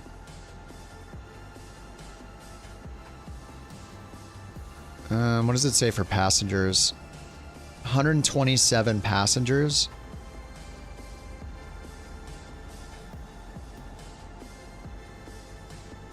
Alright, load 127 passengers.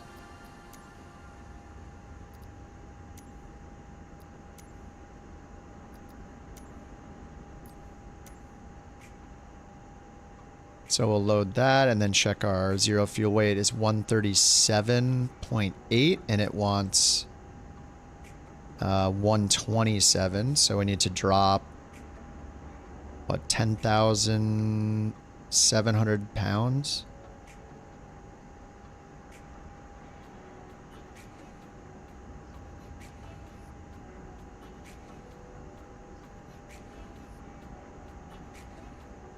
Now we're at 124, so we need 126.9. So we've seen 2,100 pounds more.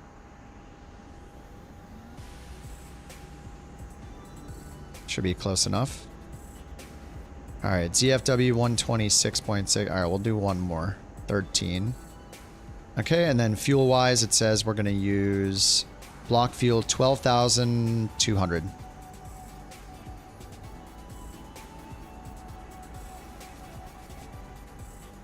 It's 12,300. 11,000. Alright, we'll go up 12,300. Alright, that's all set.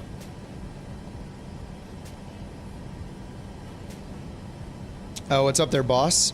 Enjoyed the stream. Use a pilot's life 2 flying under... Oh, fly Dubai. Nice, dude. 45 an hour for a junior first officer.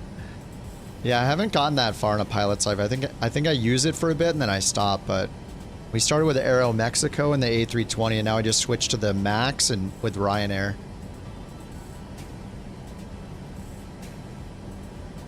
Whatever makes me fly, I'm good. Why the Asobo Max? Because it's the only 737 we can fly in 2024 right now. It's not too bad.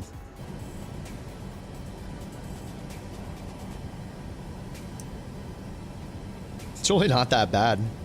People always like crap all over the Asobo planes, but this isn't bad. I mean, I went from point A to point B. We used VNAV, LNAV, auto throttle.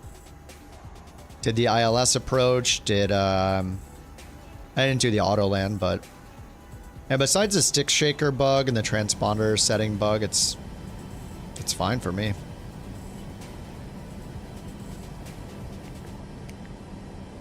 Alright, so I'm gonna go here and do the sim brief import.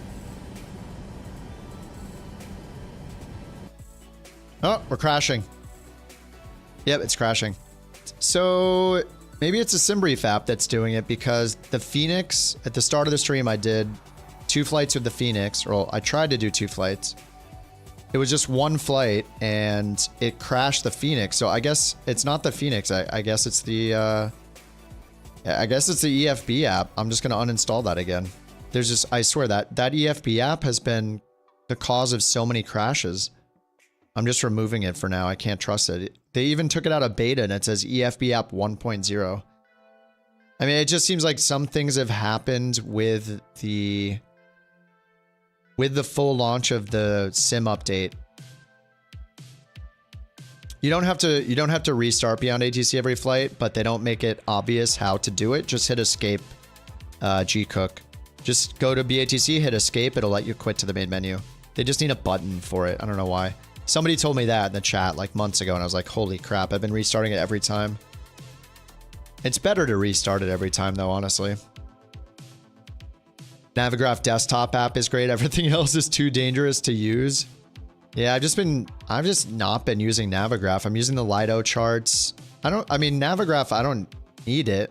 We have the regular EFB. I think the problem is the EFB SimBrief app, not the EFB itself. Yeah, it's not the Phoenix. Yeah, I mean, I didn't have a problem with the Phoenix until today. But I don't think I've flown it since Sim Update 1 came out. So I've been trying to narrow down the causes. I don't really have much installed. So yeah, it seems like it's just the SimBrief EFB app might be the problem again. But yeah, at the beginning of the stream today, the Phoenix crashed twice. Or the Sim crashed twice. So I thought maybe it's the Phoenix, and now I tried the Max, and it just crashed again. So luckily I wasn't in the middle of a flight, so that's nice. FSU IPC starting.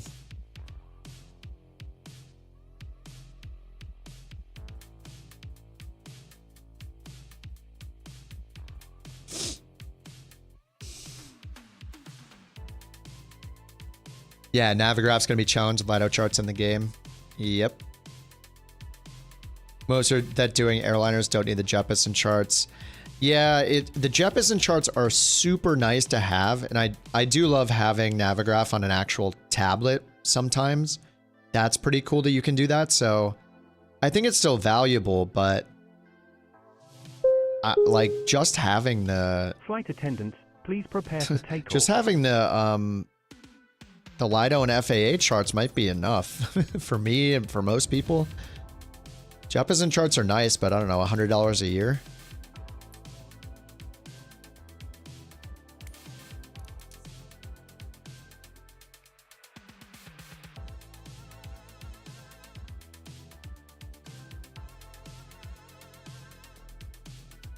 EBCI in Brussels to Lime. We're going to Lime?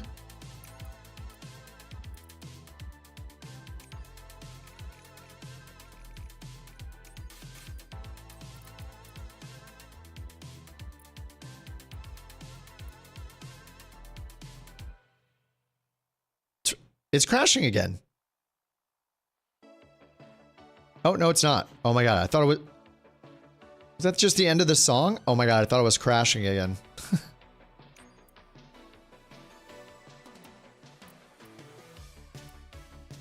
Just froze like crazy.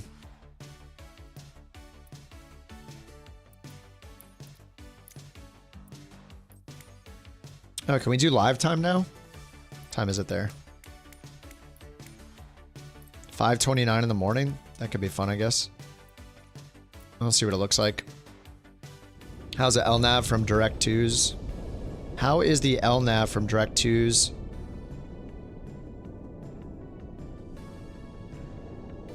Or after vectors? I don't understand the question, sorry.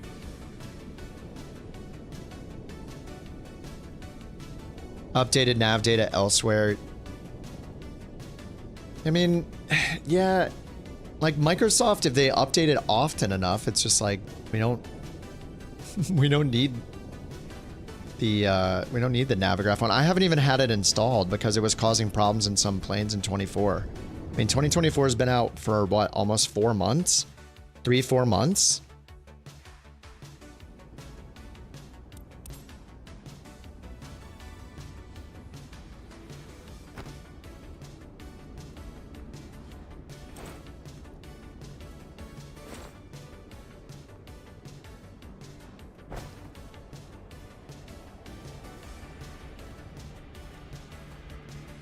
Okay, that's a red line, not a flag.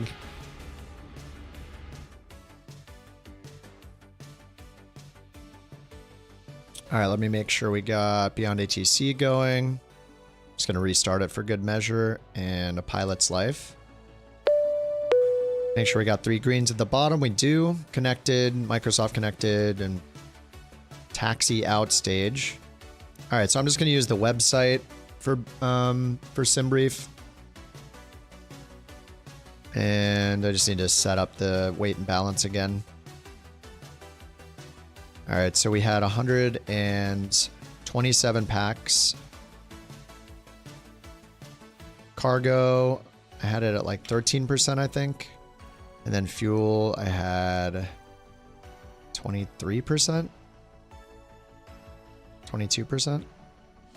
No, 12,000 pounds of fuel.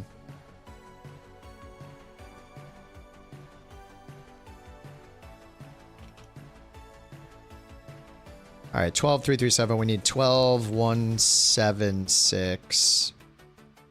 If we want to be totally accurate, 12,176, so 6088 on each side. 6088 and 6088.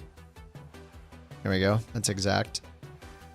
Zero fuel weight, 127.4. It should be 126.9. So let's just take out one cargo notch here. All right, 126. We're a little lighter with the exact fuel. And then if I want the charts, we have a lot of direct twos. So no sim brief import unless I do it here. So I could just do it here. We can go EBCI, the Rita 8X, and we're expecting runway 6 and then runway 28. So we can add the departure, Rita, it said the Rita 8X, yep, that's right. So that's in there automatically. And then our arrival procedure is supposed to be the Odine 4 Echo. Right there. And then the en route waypoints, we have a bunch of direct twos, so yeah, let's get rid of these. Actually, I can request it from the avionics as well. You can go both ways. It's going to take the same amount of time, really, so I guess I'll just do it in here. I don't really do it in here very often anyway, so we'll do add waypoint. And after retax, we go to UT27, so we'll change this to airway. UT27, exiting at Rousey. And we're going to be on another airway. Oh no, direct GTQ. GTQ. This will be faster just because we can't use our keyboard to type on the FMC anyway. Direct Pogol, Pogol. Add. Direct Lassat. Add. Direct DevD. Oh no, direct Rip Us. Rip. Direct Gersa.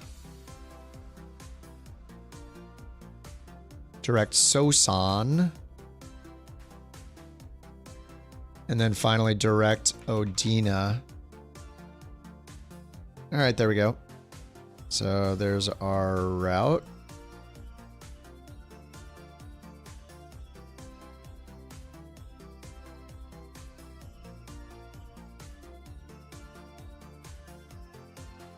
Odina. Okay, and Odina's right there, and that starts our star, which goes all the way around here, ends up at Tixum, and then landing right there, and then probably, oh, it says teardrop for some reason. Oh, approach procedure, right? So for approach, runway 28, we'll just pick ILS Zulu for now, Tixum. Okay, so that goes here, Ulvan, Tixum, and then turns to intercept the final approach course. All right, that looks fine. So let's get this thing started. Do we have GPU available? Ooh, we do. Nice. All right, so where's the battery? Right here. Battery. Emergency exit lights. Ground power on. Let's move up to the top and get the dome light on dim. Okay, we'll get the nav started. Window heat on. Hydraulic pumps on. Yaw damper. Steady light. I guess we'll get the logo light on. It's nighttime. Pretty.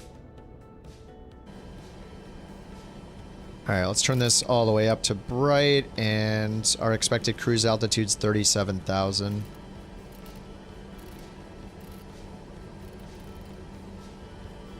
And we check down here at our destination airport. Elevation rounded up to 800. Okay, that's set. Oh, so bright.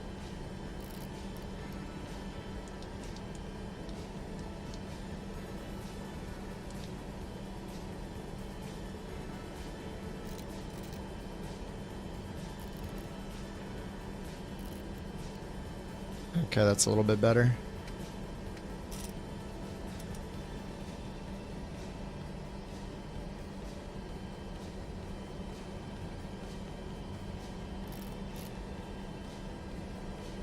Alright, let's get the dome off so we can set the lights for like nighttime, and then I'll get a couple other floodlights on. Alright, that's a little better. And then down here.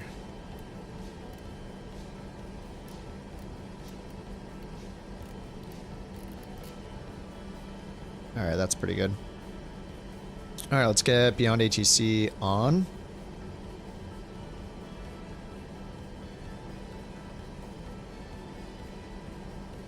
Beyond ATC connected.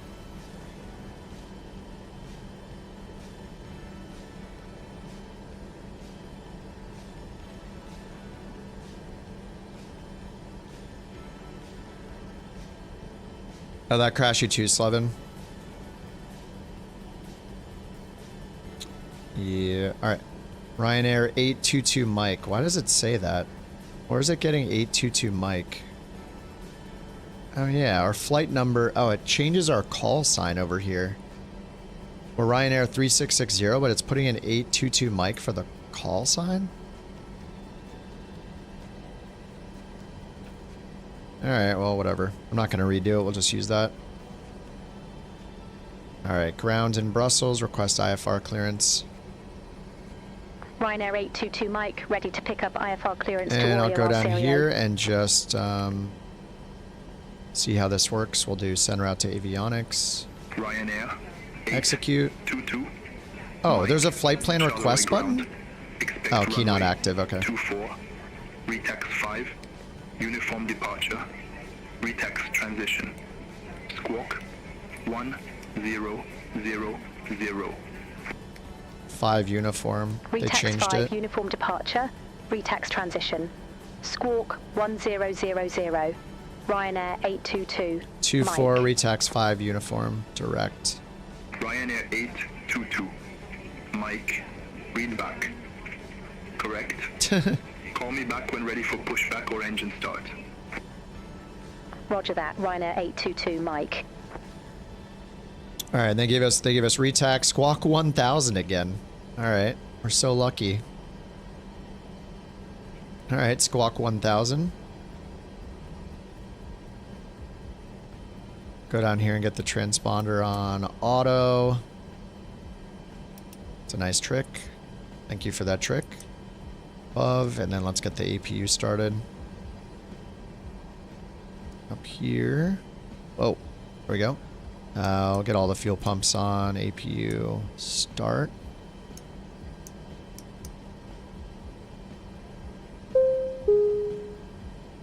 Flight attendants, please prepare for takeoff.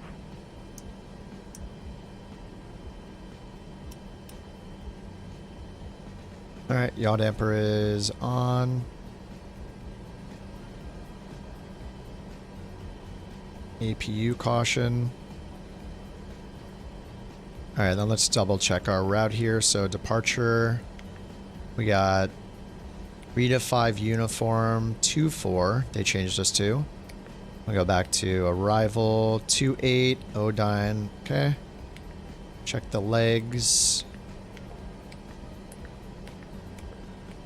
No discontinuities. Alright. Nice. And we'll just check the departure. So, because I did all the planning in here, whenever you choose procedures and runways and stuff, it'll pin any LIDO charts automatically on the clipboard.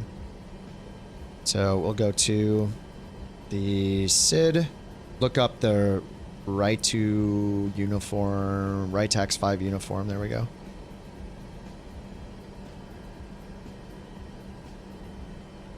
So we got flight level 65, so that's 6,500 at 006 right there, or above, and then Me 872 says 13,000 or above. That's later. Okay, that's our arrival. So yeah, it's just 6,500 or above. Transition altitude's 4,500. So I guess we just do 6,500 for now. I never know what to do. Like they just tell me to do the departure. But there's no altitude restrictions except above 6,500 here. So like, how high do I go? I think if you look at Jeppesen charts, they give you like a top altitude, so you know how high to go, but I don't know, just leave it at 10,000. Do I stop at 6,500? Like, we're supposed to be 6,500 or above. I feel like I can just go as high as I want and just see if they tell me to stop. Because until they assign me an altitude, I just follow those restrictions. I can go as high as I need. Not really sure I know the answer. It's up to them to get back to me with an altitude, so I'll just put in, what was it, 370 for now. Alright, APU is started, so we're going to pull APU Gen 1 on, APU Gen 2 on. Ground power is no longer needed. And then we'll get the APU bleed on. And we're supposed to wait a few minutes, but it doesn't seem to penalize me. And I'm not going to turn packs on because we're going to start the engines in a second.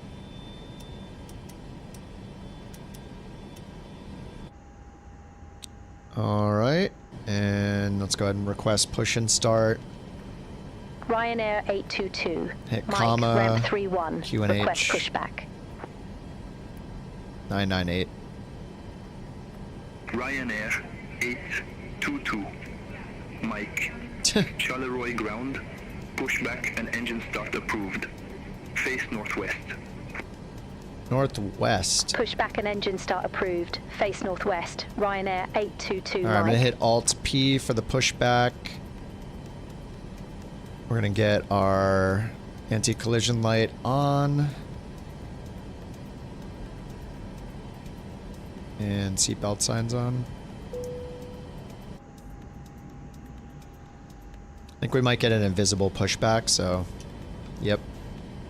Alright, engine 1 to ground.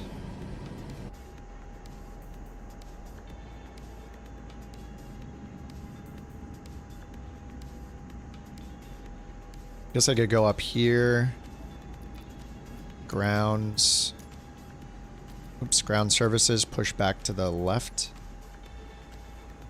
You just have to wait for it to, like, fake say it. I have the volume turned off, so it's just like... There we go.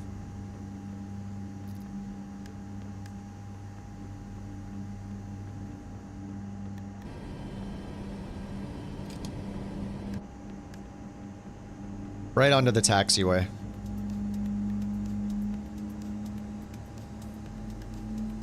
Did they patch it for 2024? The Max is new for 2024, but yeah, they made some updates. There's some annoying things still, like the stick shaker goes off way too early, and the transponder can't be set without using shortcuts. But it's not too bad. It felt a little weird on final, but it could just be pilot error. I'll try again, we'll see how it goes. Alright, engine 1's all started. Let's get engine 2 going. Ground. Gen 1's ready to go.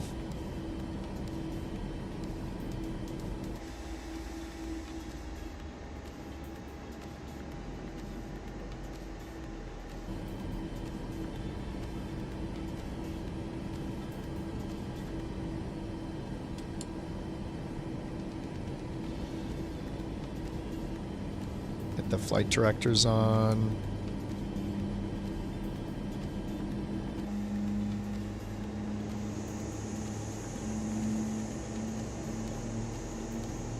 Probably better than any builds. Yeah, considering the last time I flew the 350, I got 3 WASM crashes, and then I tried to fly the A320, which is like, I don't know, 6 months or more older. Like, it's from 2020. The A320 V2 also gave me WASM crashes, so yeah. Seems to be their trademark. I just kind of want to fly a Boeing. I think I'll eventually get into the 787 again because that one's pretty solid. Working Title worked on that.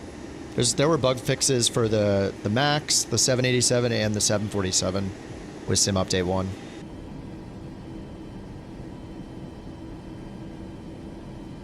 Alright, Gen 1, Gen 2, Lead 1 and 2, PAX Auto, ISO Valve Auto, Probe Heat, Force to On, Anti-Ice is off, and we'll get APU Genser off, so we'll do APU Bleed off, and then APU off.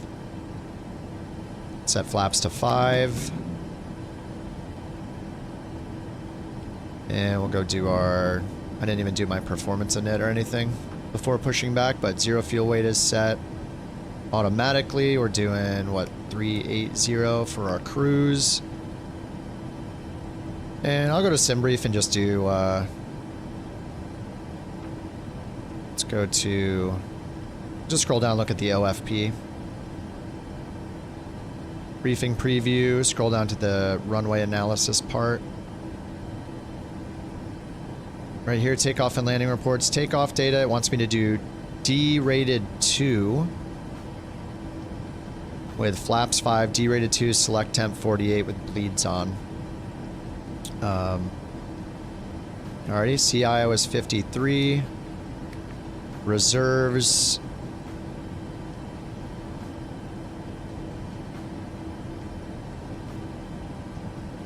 Just looking for reserves here, 4.4. Okay, that is all set. Gross weight is 138.8. And our estimated takeoff weight is 138.7. Perfect, so we'll burn a little fuel.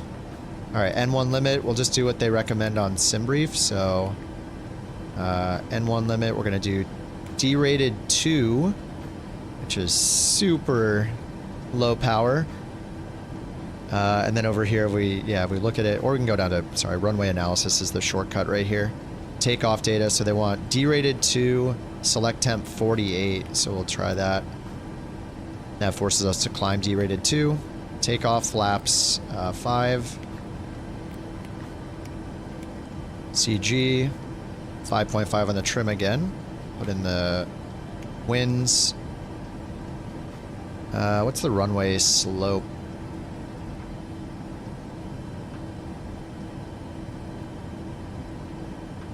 Show the slope.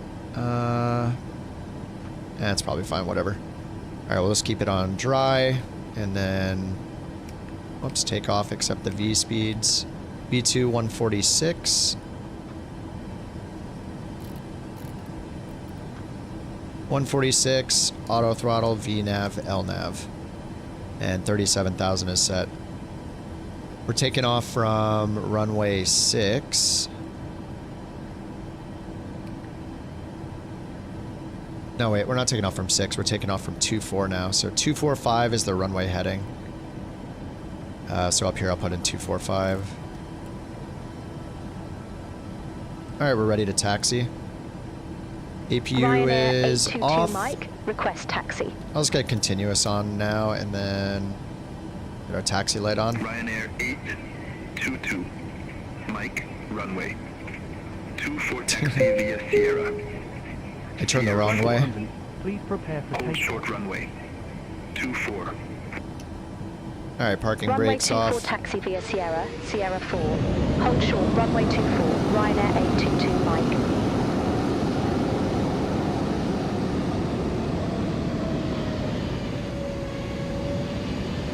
Flight Simulator 2024. It's been a great year for Flight Simulator and accessories. We got Marketplace and S Update 1. What the heck is going on? Yeah. Hey, it's not bad. I mean, yeah. Thanks for the TTS, Oz. Yeah, I mean, every update, I'm glad to get it. Whether it's a 350 update, Sim Update 1, a World update, the Marketplace coming out or being updated. Dude, just give me all the updates. I'm not gonna be angry about updates, you know? Even with the A350, like, they're doing a good job with, they've already done, what, 2 or 3 updates, so that's good. The last time I flew it, I had WASM crashes, so I'll say, holy crap, it was sucking the last time I used it. We'll see if it's better. But yeah, I mean, I want all the updates. There's the default response on Reddit to any update is, that's it? But what about X? But what about blah, blah, and blah? It's like, yeah, there's gonna be things forever that people want and need. It's fine. That's how games and software works, dudes. They know. Yeah, I mean, I have my list of things I want too, but I'm not gonna go on Reddit and be like, I can't believe we didn't get this in this update. I'm not saying they're wrong, it's just like, alright, yeah, cool, now what? You think they're gonna look at your post and be like, uh-oh, angry Billy 45, he really wants that thing. Like, dude, they for sure have all the feedback and the roadmap and everything, like, it'll be fine. I want all the updates, thank you for the updates.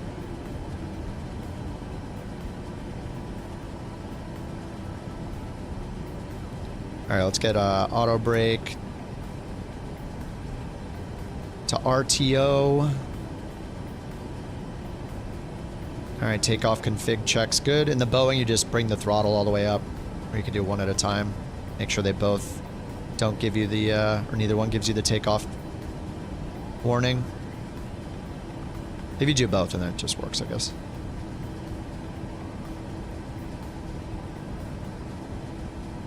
Alright, we're holding short 2-4. Ryanair 822, Mike, holding short 24. Ryanair 822, Mike, contact. Charleroi, Tower 121, decimal 305. This dude. Contact Tower 121 decimal 305, Ryanair 822. Mike, have a good morning.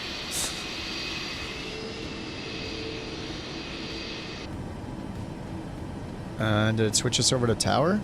Oh, yeah, it did. Ryanair 822, Charleroi. Mike, ready to go. Runway 24.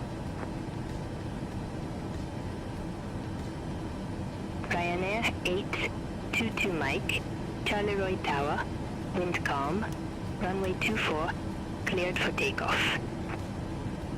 Runway 24, cleared for takeoff. Alright, we got flaps Ryanair 5. 822, Mike. Auto brake set. Do we set our speed brake for takeoff? I think it might only be for landing in the Boeing.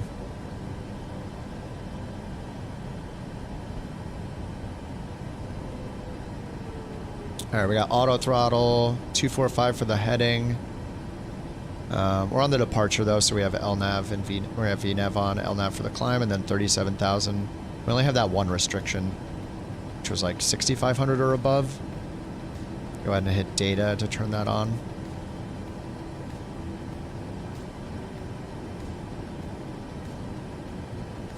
After you.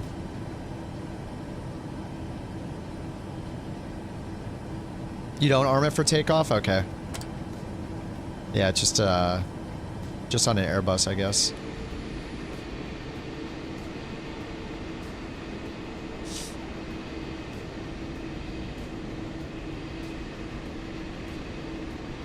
Well, we're waiting.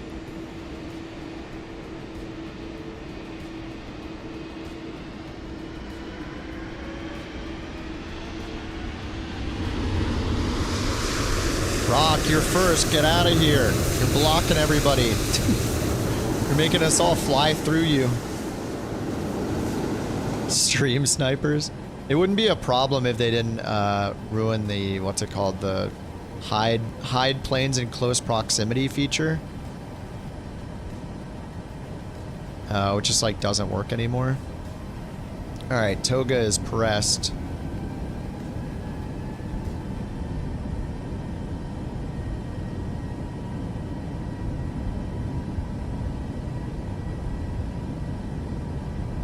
.80 knots.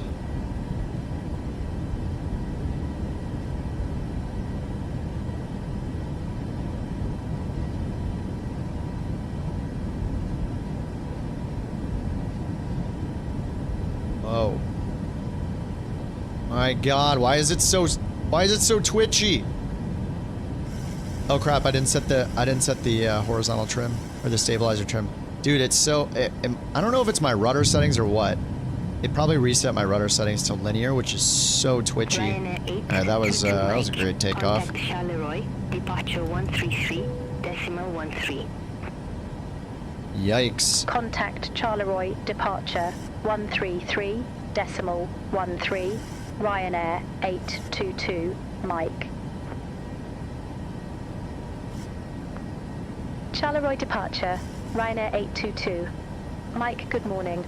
1,500 feet. Ryanair 822, Mike, Charleroi departure identified. Climb to flight level 180. 180. Climb to flight level 180, Ryanair 822, Mike.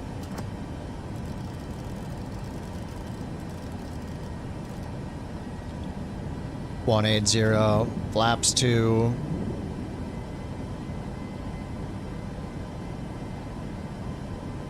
Flaps 1. Oh my god, the cabin lighting. It's so quiet.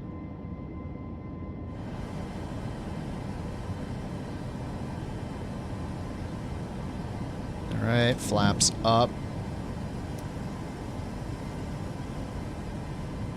What's the caution angry about? Air conditioning? Is this the bleed thing again? Did I not turn the packs on? No, the packs are on. ISO valve's good. Bleed's on. Okay. I keep thinking that I've done something wrong. It seems like I'm alright. Alright, we can get the turn off lights off, taxi lights off. We're at 3,000 feet. It says air condition. It's the bleed bug again, right? Yeah, I'm good here. Auto. We got the bleed on for 1 and 2, and the AP bleed is off. Alright, we're just going to ignore it. Alright, 4,500 feet. We are on the departure. We go bring that up over here. Stars.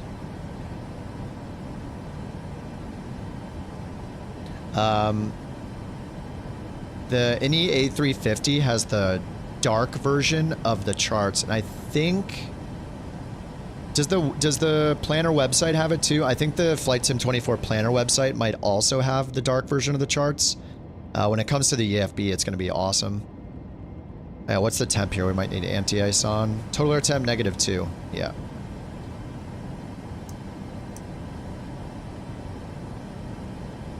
And we're going to climb to derated 2. And get the volume up a little bit.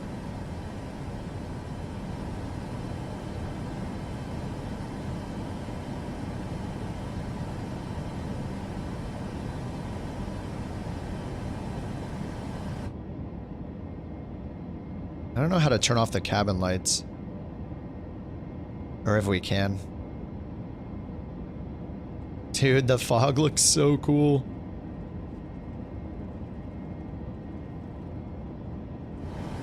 Oh.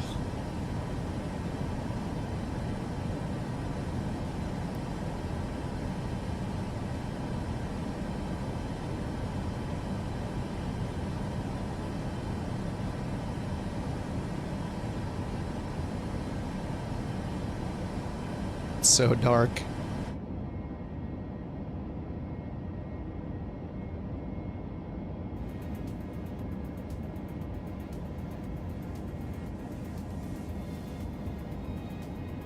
What's up, Condor? Drove a car on the main roads for the first time. Nice, dude. That's exciting. And you live to tell the tale. Good job. You just want the EFP to work in VR? Oh, yeah. Kid means chicken? I did know that, yep. It's also the currency of Laos. In British slang, I think it means to take a nap or something, or is it Aussie?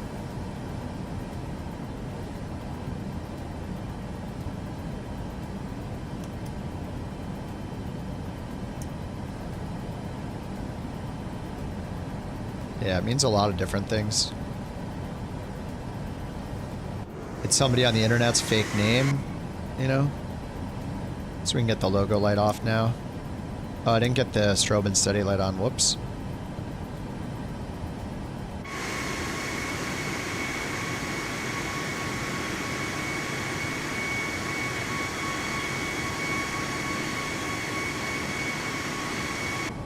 Is Kid my real name? Let's just say yes. It may be. It may not be. You know, maybe I just like, I like the classic rock band Winger. You know? Or I like to take a nap on the ground. Windshield air on. Yeah, no, it's my real name. Yeah. But am I lying? Who knows?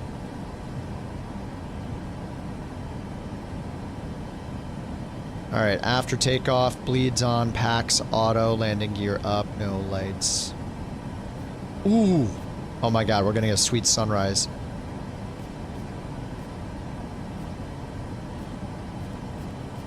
Alright, I'm gonna set my altitude all the way up to cruise so I can go feed the dog. I got 20 or 37 or 38. I think it's 38. What did I set up here? 37. Dang. 37. Ryanair 822 Mike, contact Brussels Control 125.0. Contact Brussels Control 125.0, Ryanair 822 Mike. Brussels Control, Ryanair 822. Mike, good morning. Leaving flight level 156 for flight level 180. Don't say 4 so many times, it's confusing. Ryanair 822. Mike, Brussels Control. Good morning. Radar contact. Climb to flight level 370. Nice. Alright, we are good. I don't think we have any more restrictions on this, so these are all estimates. Next restrictions are until our descent, 13,000. Let's go to Prague. We're gonna have 7,000. Well, we'll see when we get in cruise how much fuel we'll have left at the destination. I think everything is set then. We are in climb. We got our anti-ice on. It looks like I can turn it off though. We're pretty clear of everything, and I don't want to forget to do it later, so let's get it off. Seatbelt signs off.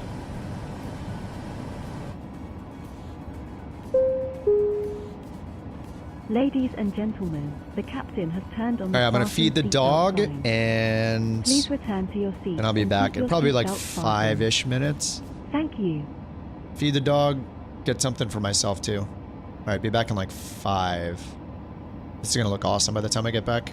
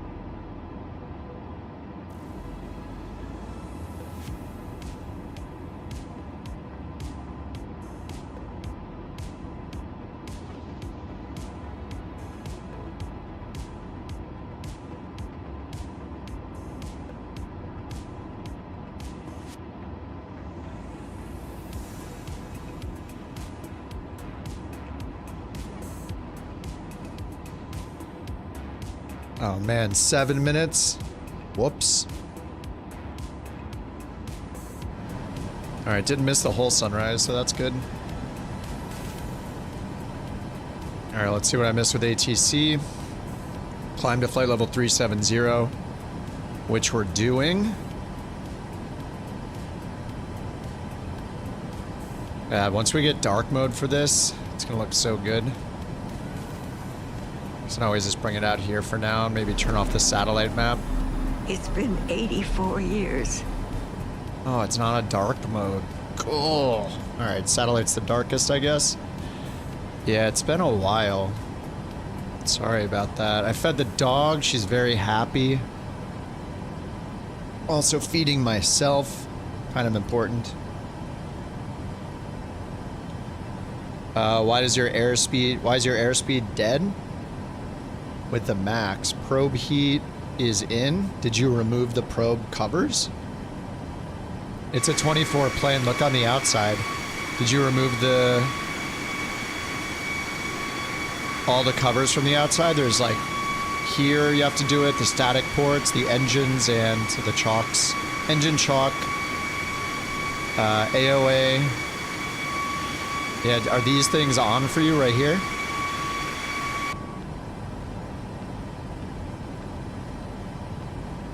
Did you know? Oh, sorry, I read the Kip thing already. Yeah, Condor said, "Is Kip your real name?" Oh yeah, Kippers is your real name. Kip for short. It's actually my real name is Kip with 2 P's, but I go by Kip with 1 P. So if you could only use 1 P, I'd appreciate it. What's up, Binky? How you doing? Even legends need brakes? Well, who are you talking about? The shitty Max? I mean, at least it's not a any build A350. Could be worse. You just removed the static, not the probe covers? Okay. Yeah.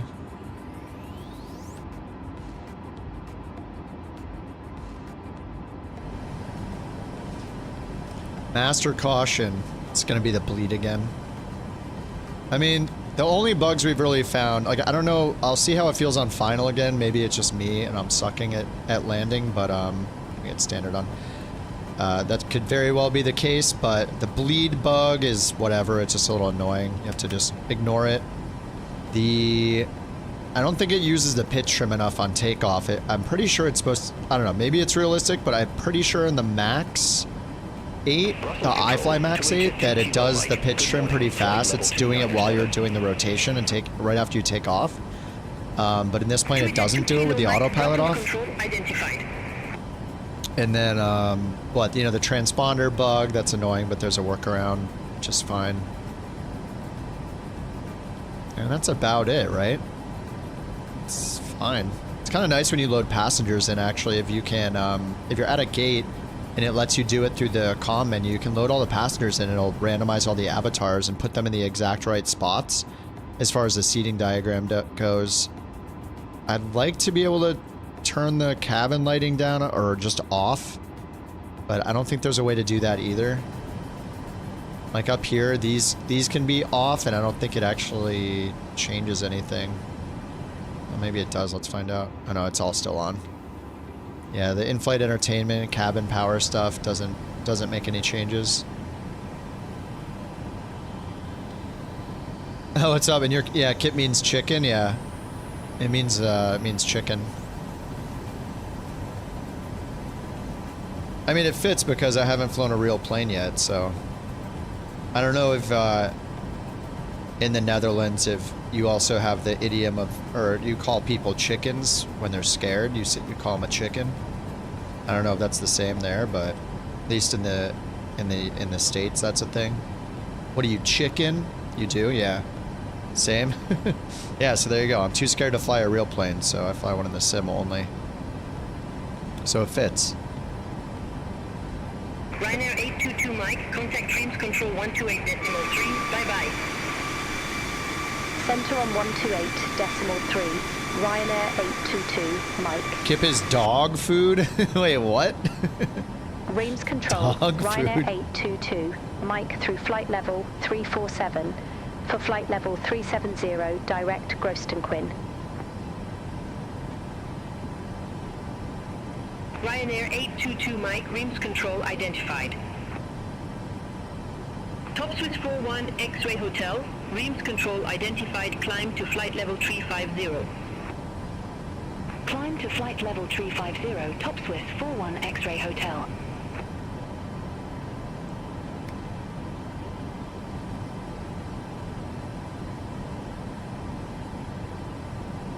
Alright, well, we're still in the climb. Let's get the full map over here.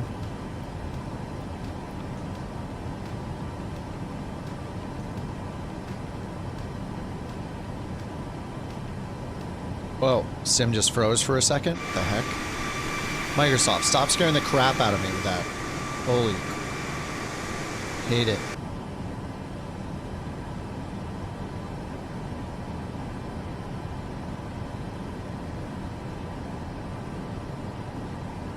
We're going to Italy right now.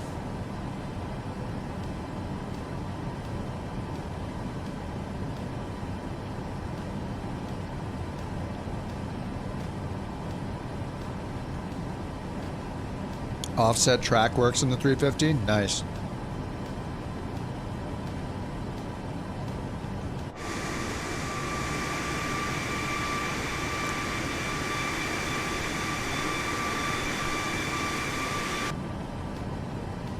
Is there an offset track we can do in the 737 too?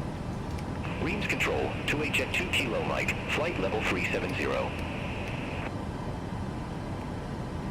2H at 2 kilo Mike, Reams control identified. Forget how to do the... I don't forget if you can or how to do it.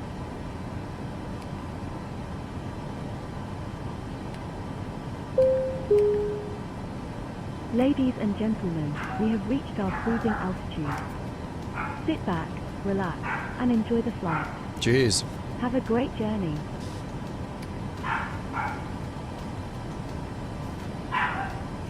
Are you trying to unlock the max in career mode? Nice.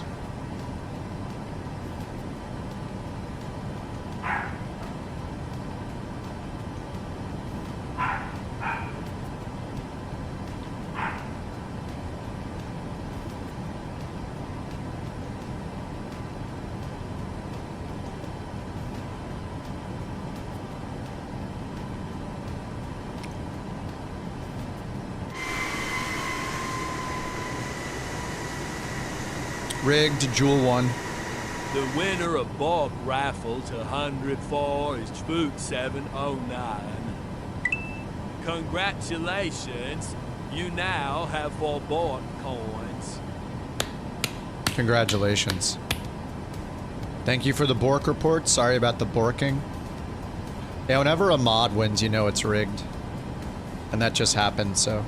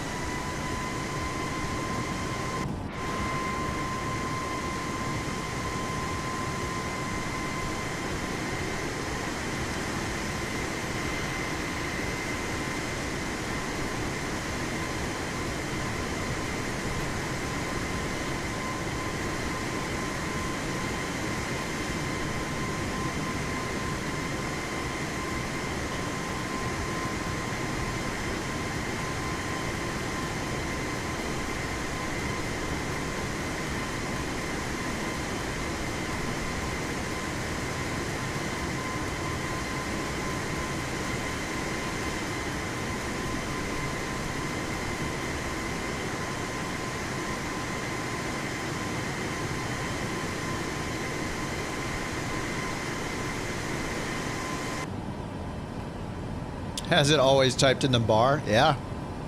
Well, I mean, everybody, there's like 25 seconds to type it in and enter, so it's fair. Doesn't matter how fast you type it in. As long as you get it in before the entries close, you're good. No, the people on Twitch do have more time to type it because the stream delay is less, but I mean, you know. You still have a good 15 seconds to type it in.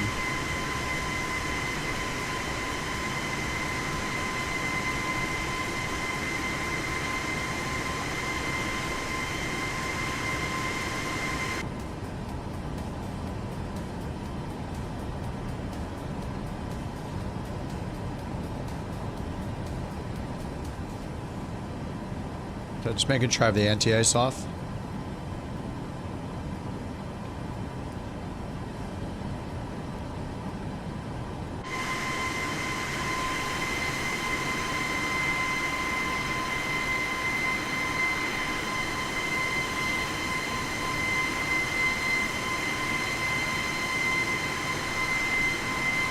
It looks okay.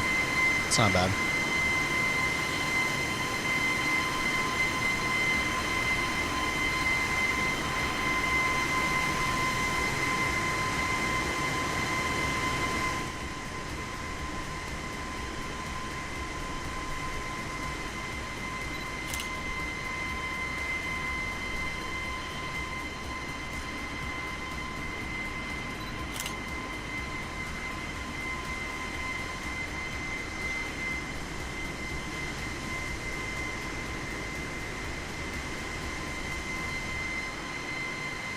Oh, offsets on the route page? I remember doing it a while ago. Oh, route data?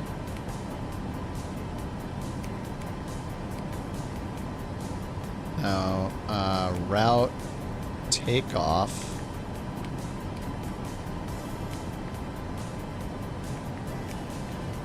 Maybe it's just not here. Should it say offset down here or something?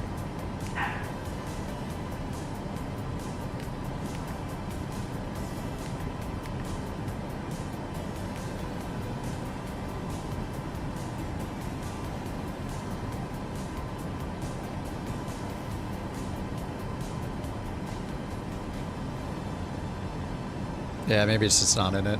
It's been too long since I've been on the iFly, I'm not sure. I forget if I did it in the NGs or in the Max. In the PMDG or the iFlies.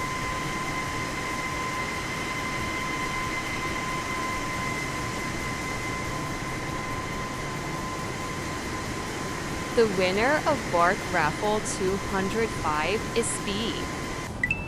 Congratulations. You now have 1 Bork coins. 1 coins. Congratulations. She's going nuts tonight. Oh no, not this song. Next. That's like the new whatever song, the new Mayday song.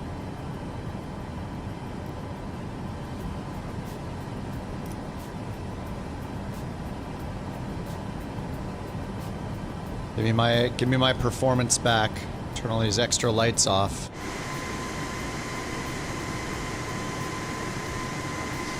Yeah, I'm only at 54 frames per second again. Like, it's not as bad as the Innie Builds planes, but it's not much better either.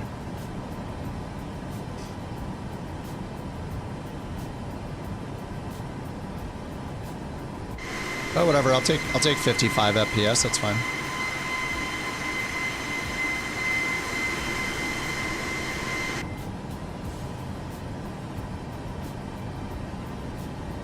Why did you get a random female voice? You just got a random voice. It's always a random voice. Top switch 41 X-ray Hotel. Contact Geneva radar 125.55. Bye-bye. You don't want to hear a female voice? Is that what you're saying? Center on 125.55. Top switch 41 X-ray Hotel.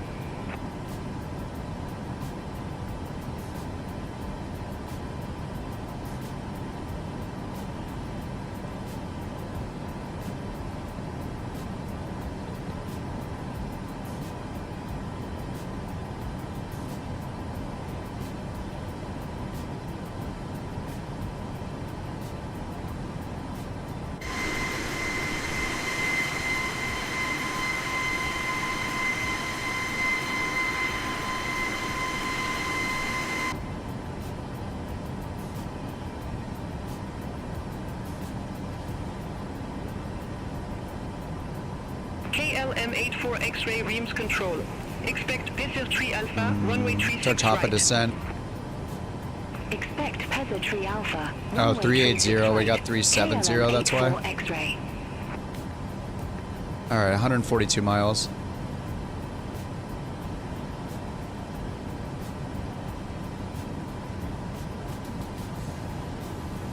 Master caution again. Give it a rest. Bleed, bleed. Now it's gone.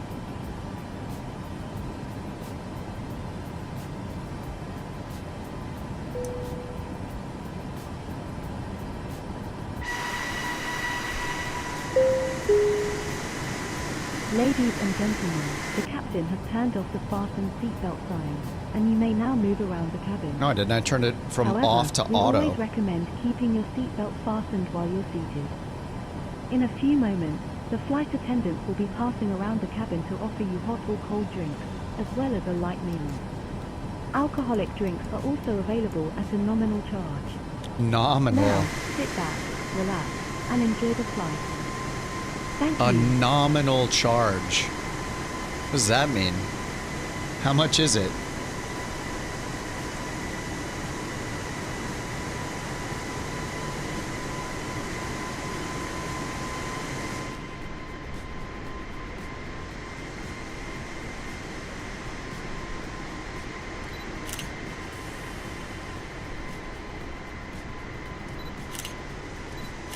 Beautiful. We're ready to do the airline proud with another crappy landing.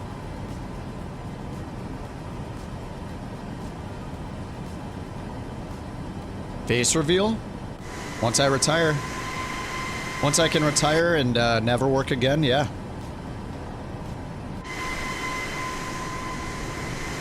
You gotta retire first, because otherwise, you know, if I do the face reveal first, then, you know, everybody's gonna be like, oh god, and then it's gonna leave, and then no retirement, you know. This is probably accelerating my retirement by like at least 3 days. How many crabs to retire? Like, I need like 2 million.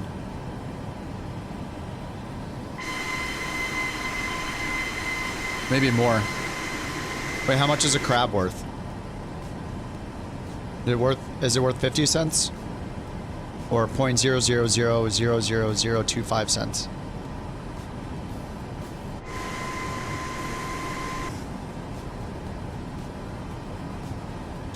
Yeah, if the gears up auto means off. That makes sense, but I turned it from off to auto, so both of them mean off. See, I did this. And then the flight attendant said the captain has now turned the seatbelt sign off.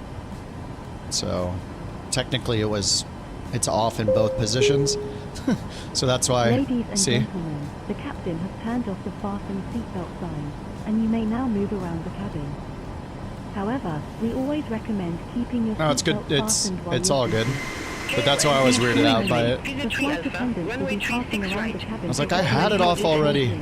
As well as a light meal. Peasantry Alpha, Alcoholic drinks are also available at a nominal charge. Flying for Ryanair, yeah. Well, I wouldn't.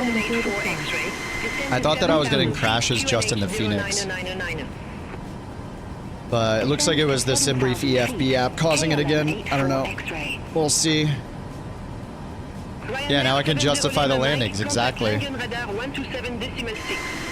Yeah, I did it on purpose. From now on, I do all the crappy landings on purpose.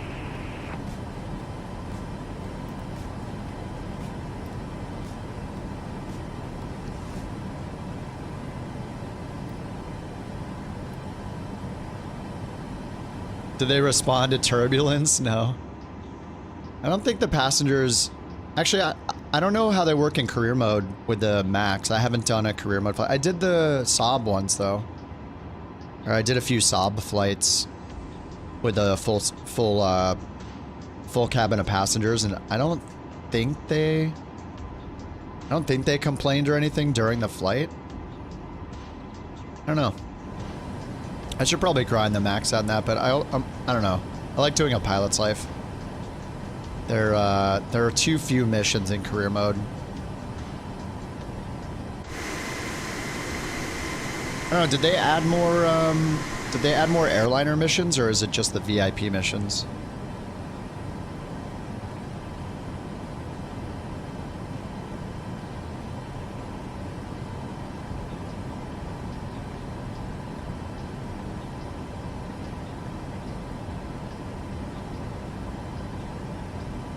Reams Control, Ryanair 42 Papa X-Ray. Good morning. Flight level 310. A mix? No, I just have the Boeings. I think. Maybe. Oh yeah, maybe they do. Do they fly Airbus as well? I think it mostly showed Boeing.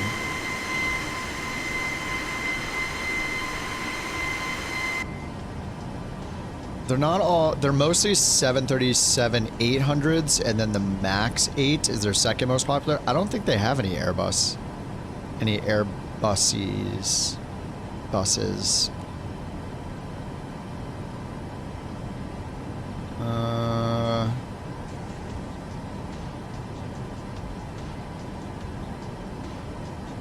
Oh yeah, I tuned in. I heard you chatting on NSF today a bit. I tuned in for a little while before they aborted the launch.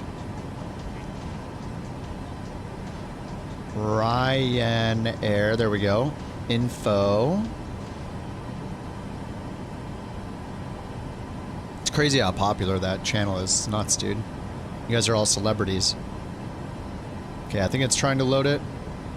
Maybe I hit the info button. 84 X-ray. Contact Brussels Control 125.0. Center on 125.0. KLM 84 yeah, okay, they have X-ray. 25 A320s, it says, in their fleet. But they have almost 600 737s. Most of them are 800s, and then 172 of them are Max 8s. You get stopped and recognized? Oh, dude, that's awesome. That must be so cool. And it says they have a single 737-700 in their fleet. Ryanair 822, Mike, bye-bye. So yeah, I guess I could fly that. I could fly an A320 for Langen radar, a couple routes, Ryanair maybe. 822, Mike, flight level 370.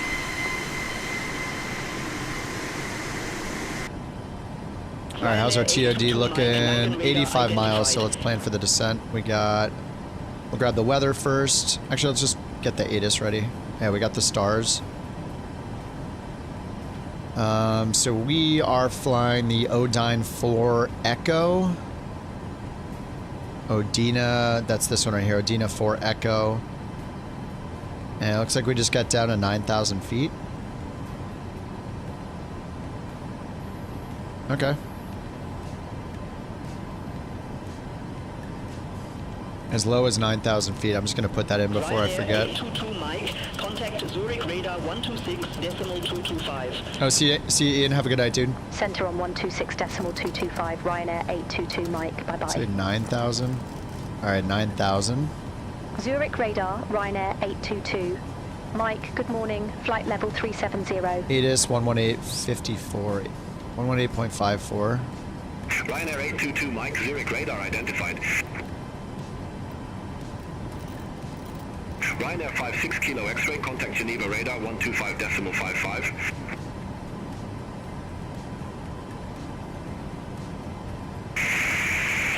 On 125.55. Ryanair 56 Kilo X-ray.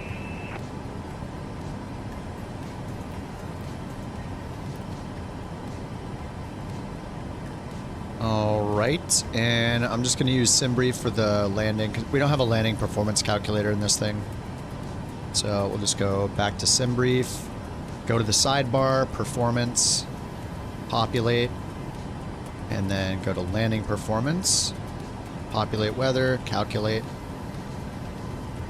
All right, so flaps 30, auto brake 3. And then it's got a approach speed 130 or 143, VREF 138. Sufficient runway, 2 knots of wind from the right.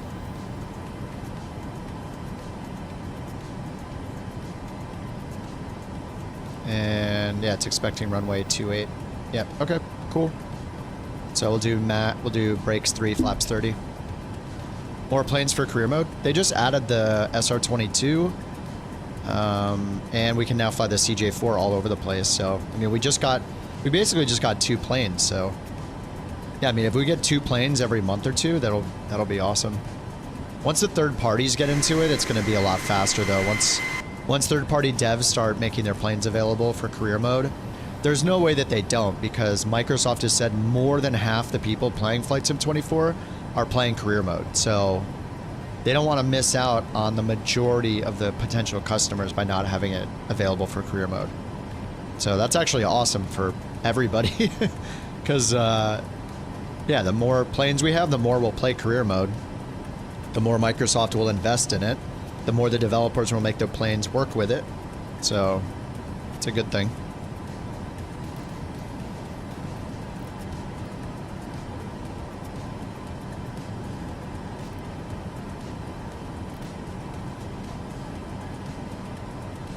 Alright, let's check the weather at Lime. Well, let's first check the weather here and then check the weather at Lime so it refreshes. Winds are variable at 2, broken at 3,000, temp 8, 0994.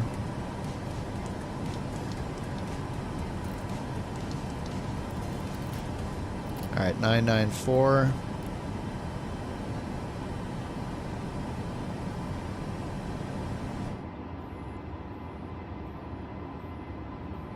This looks okay. It's not bad.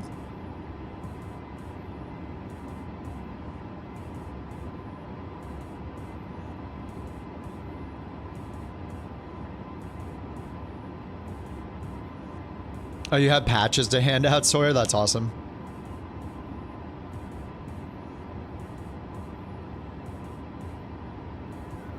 Goodies in general? Oh, holy crap. What? Wait, there was a launch tonight? Wait, did they end up... Wait, was that the Falcon launch? Or was that... Did they postpone it? I was watching earlier and it was like they called it off. Oh, Starlink launch. Okay. Can I open those up? Hey, you have your name in the corner, right? It's all watermarked. I mean, you put it on the Discord, I assume I could show it here. Dude, that is awesome. These are Sawyer's pictures. Here's the first one. Holy crap, dude.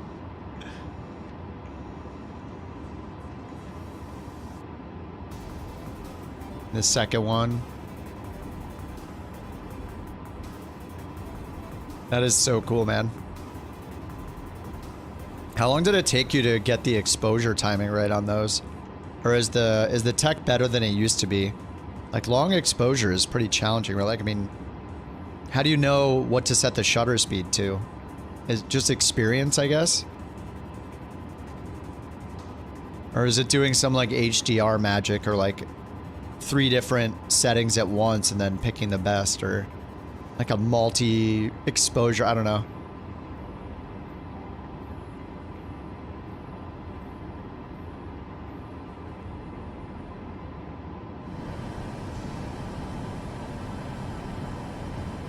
Eurowings 2, Hotel Victor, contact Geneva radar 125.55. Have a good morning. Center on 125.55, Eurowings 2, Hotel Victor. Ryanair 822, Mike 0. Lots of failed attempts. Yeah, you just have to get good at knowing the timing, right? Like, mattering what you're shooting, you have to know how bright the whole scene is going to be, what's going to happen, how long it's going to take, to know how long to set the shutter speed. Well, and the aperture, right? Because if you can't have it like wide open. It's that balance, right? Between, you have to have the aperture enough. I assume you have it pretty high aperture. I don't know. But yeah, it's been a long time since I played with long exposure. Oh, you have ranges for settings depending on time of day, which rocket, how long you'll see it. Yeah. Ryanair Nice. 822, Mike Zurich radar. Expect Odina 4 Echo runway 28, Ryanair 822. Alright, that's what we were expecting, so that's good. 28 miles till top of descent. And we got 9,000 in there already. We'll see what they tell us to do.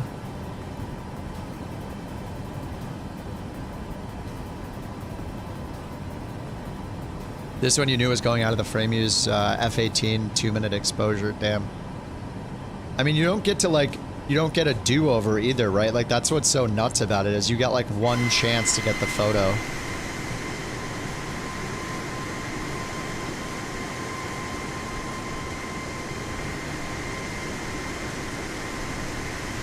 my god, dude, the mountains.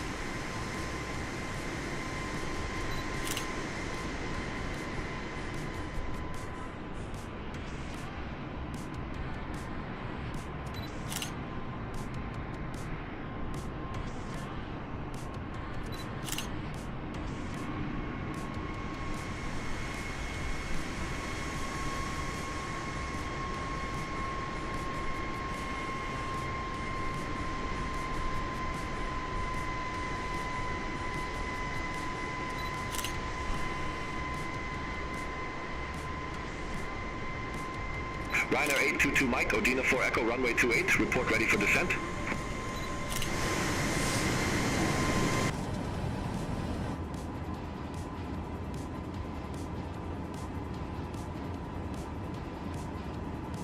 Yeah, you can't keep clicking, you know, when you have until it's gone. Yeah, it's pretty crazy. Yesterday's flight? What did we do yesterday? The 8320? Yesterday, we just picked some random airports. I forget what I picked. I just used random flight finder. It's not bad, Deuce. I gotta do some more landings to know for sure because it felt weird on the last landing. But there are a few bugs with it, like the first one is the transponder. You can't set the transponder using the buttons. So you have to go and set up your settings to be able to change it. So when you change it, you can look over here. You have to set a button that changes each digit. So if I set mine at like Control Shift 1 2 3 4, so I can cycle through each digit individually to type in the right code. 822 Mike. Alright, they said to descend to 170. Alright, let's just do that. You know, I never use flight level change. Let's see how it does in this. 170 level change. And I'll leave the speed where it's at, I guess. Yeah, what does it target for our thrust during the descent? Is it going to pull it back to idle? Because that's going to be way too fast. Yeah, I think I'm just going to use vertical speed. Alright, we'll do ground speed divided by 2, so 2,200 feet per minute. 44 divided by 220. 22. And we got the banana arc we can use here if we need to.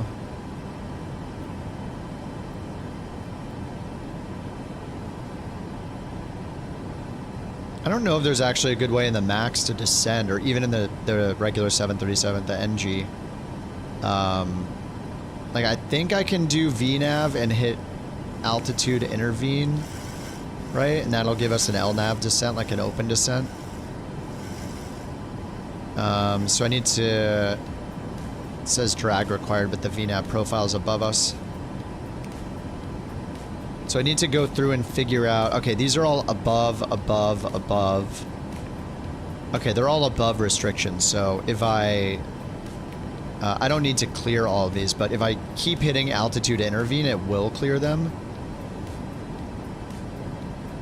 So we can go down to 17, but if they told us to go down to like 8 or something, I would want to hit the intervene clear button again to clear this one, and then again to clear this one. So I think this will... Yeah, this is taking us to 2,800 feet per minute, though. Yeah, I feel like I usually use vertical speed, but... Like, what's the equivalent for, like, a managed or open descent that the Airbus has? Like, I have VNAV on, I just hit altitude intervene, and it starts taking us down, but... We're going 3,200 feet per minute. So... I feel like we should be going like 2,000 or so, 2,200, something like that, with our ground speed.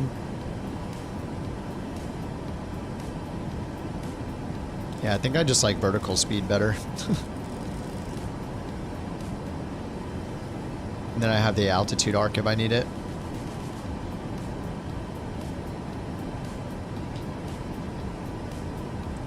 Rich says in another stream, Just Flight were present and have advised that now the F-28 V2 has been released. They'll start working on an update for the PA-28 series for 2024.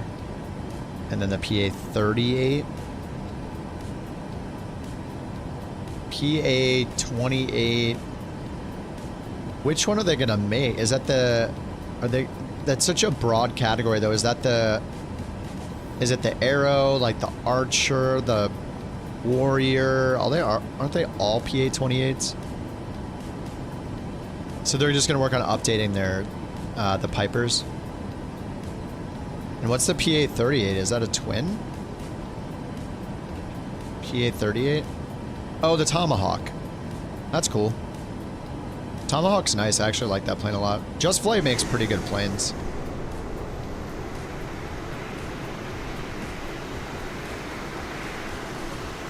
We should upgrade your RAM in your Xbox. Yeah. Well, that's why a lot of people end up building PCs after getting the itch. I mean, consoles are just, you know, no configuration. You buy it, it just works. It's not going to be the best thing ever, but it's going to be really easy and convenient. I mean, I used to console game a lot. Alright, so we're going to do auto brakes 3, arm the speed brake. Center on 124.925, Ryanair 822, Mike. 822, Mike. Milan radar, Ryanair 822, Mike, descending via Odina 4 Echo, flight level 263.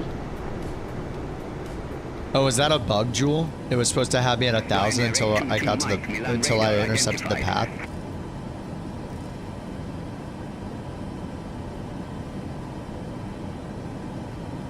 Alright, I need to descend faster actually because, yeah, we're supposed to, this says 13 or above, but we're going down to 17 first.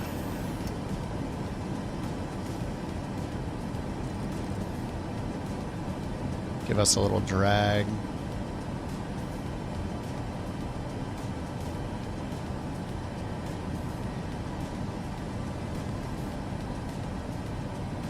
Guess we don't need this.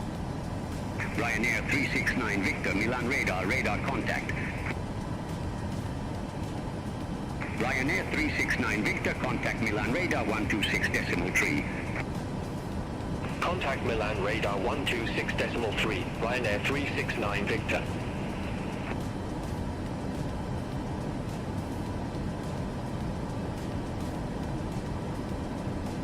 What are we going to?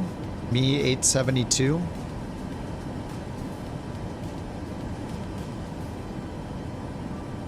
Is there nothing that looks at the tablet? No, there's not, huh? I mean, I guess you can always hit tab.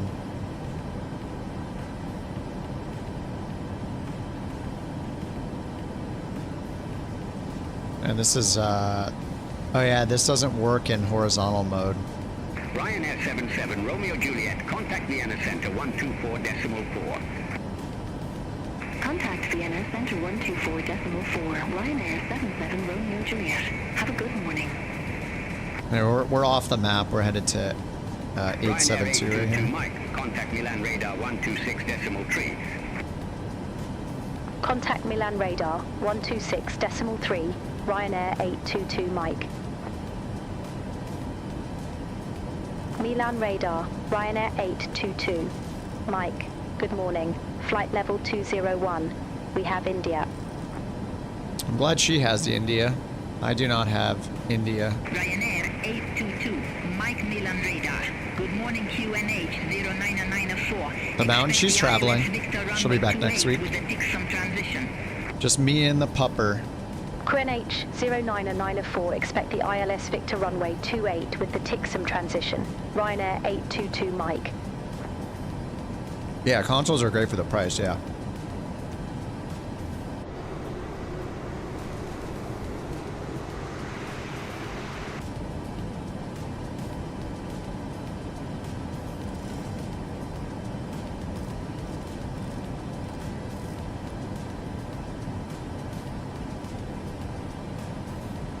All right, 1,000 feet to go until 17,000, and then we need to keep descending all the way down to 9.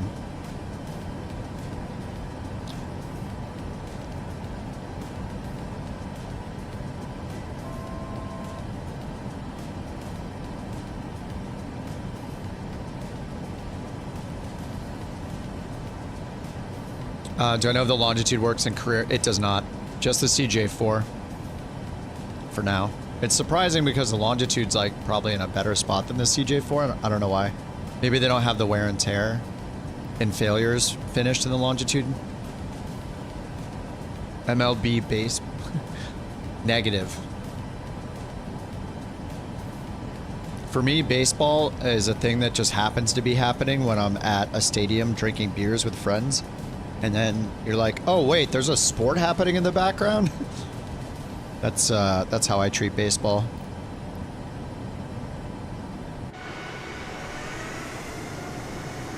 Oh, someone messed up on the design team. You got your first gaming PC pre-build. It's been great.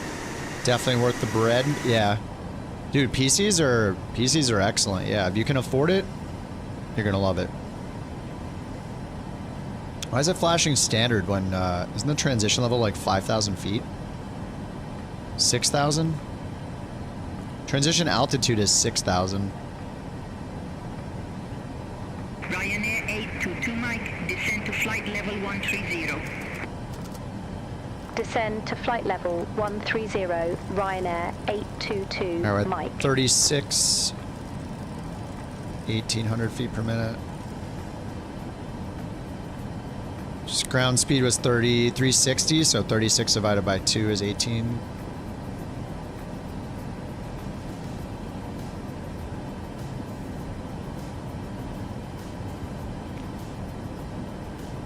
Oh, you have to manually insert it? Is that what it is? VNav maybe?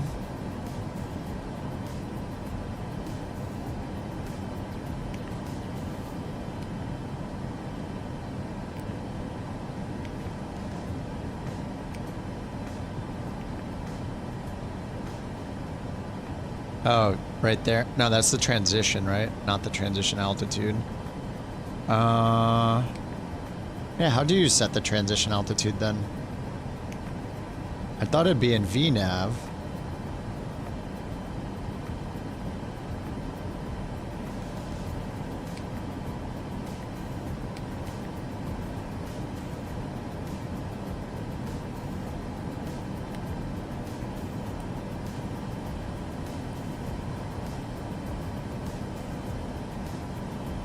Alright, 994 is going to be the altimeter.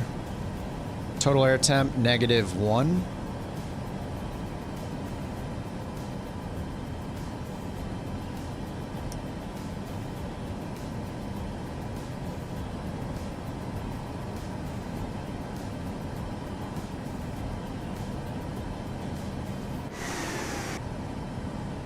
Oh, it's under forecast? Oh, it is. Oh, I just went past it, didn't I? Flight level 120.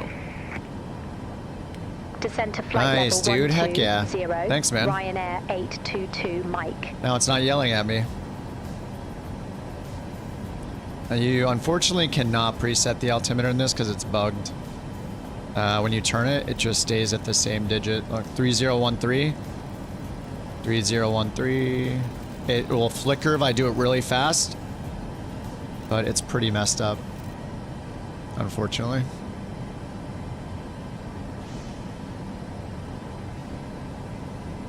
I would use the pre-selector if I could. I miss it.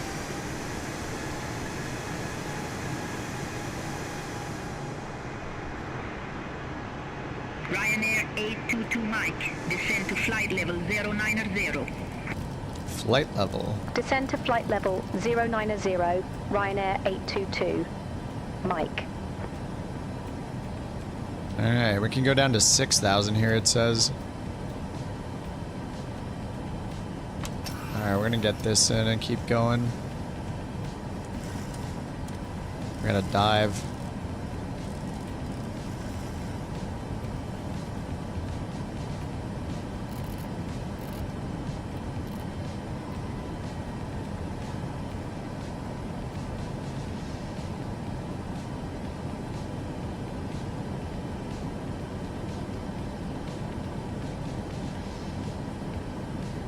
Yeah, is that a normal thing? I pulled it in from you know, from a pilot's life, and yeah, it set like it changed the call sign to something different than the flight number.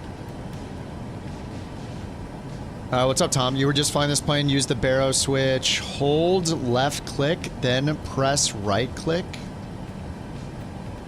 Oh, you can just right click to take it off standard. But the problem, yeah, if you just right click, it pushes the button. The problem is with this is the pre-selector is broken. In standard, I should be able to turn it and choose my local altimeter setting for when I need it and just right click to swap it, but it's bugged out and I can't, yeah, I can't do it. It used to be that you had to hold left and then right click, but now you just right click. I think they changed that at the end of like Flight Sim 2020 maybe? No, it's all good. Yeah, I just can't use the pre-selector because it's bugged. So I've just been putting it in the standby indicator as a reminder, which is probably not a good practice, but we will see. All right, landing lights are on. Ladies and gentlemen, as we start our descent, please make sure your seat backs and tray tables are in their full upright position. Make sure your seatbelt is securely fastened and all right, I'm going to slow this down because she's going to... She needs to give us more descent instructions here. Our next restriction is... Okay, 6 to 9. Okay. We need to kind of start now. Then it's 6 above. Oh, it's not too bad. Okay. Looks like we can make this whole turn at 9,000. Yeah, we don't start descending. We don't have to start descending until after this entire turn, it looks like. So I'll keep the speed up to like 220. We'll see if we can make these turns. Can you change the HSI setup on the PFD?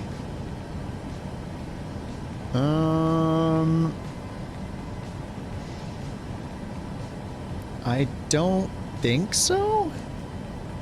I've never changed any PFD settings, I don't think. Yeah, I don't know. Obviously, you can customize this stuff. And like swap the screens around down here.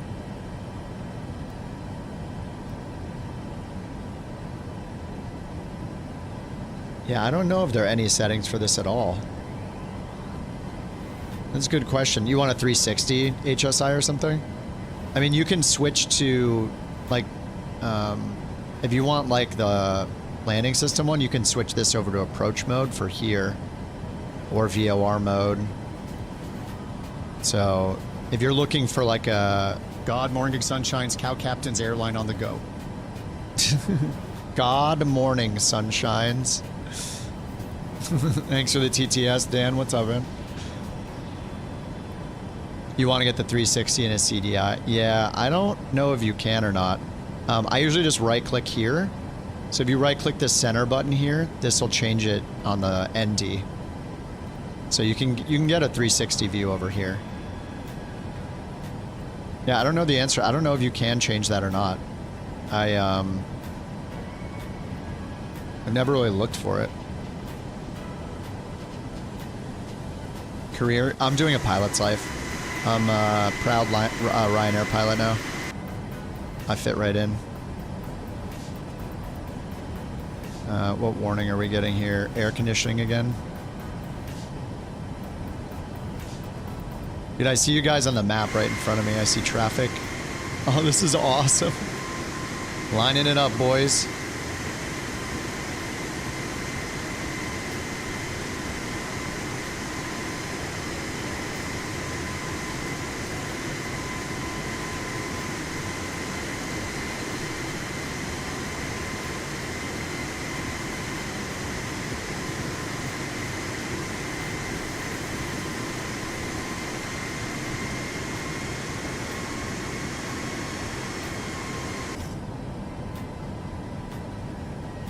Alright, let's get this set. Let's get our VREF speed set down here. Init ref.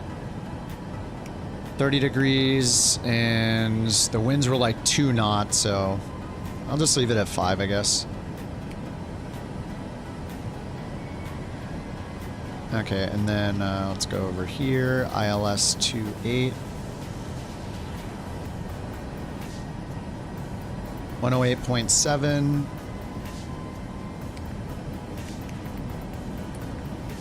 And was there DME? Yes, there is. 1087. Alright, go around is 4,000. Minimums. Oh, we got another Cat 3. Beautiful. Alright, we'll set it to 50 radio and then decide what we want to do when we're on final. And then final approach course, we're going to look at it down here instead. 1087, 281.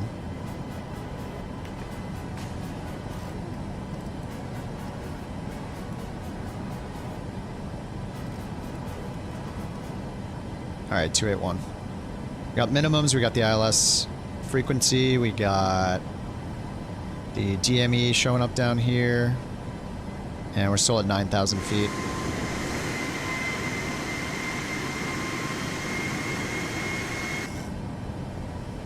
Alright, I think I'm gonna maybe slow down a little bit. I'll go down to like 200 knots for all these turns are a little crazy.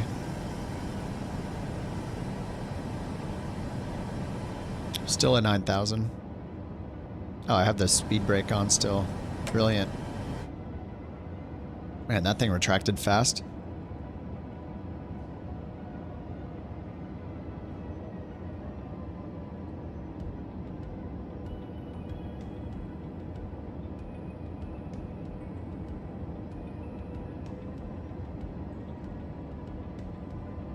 Looking pretty nice. It's an okay looking online video game. Not bad, not bad. What speed are you at, Jewel? Looks like you're probably going my speed. Yeah, your distance is barely gaining on me, so looks like we're around the same speed.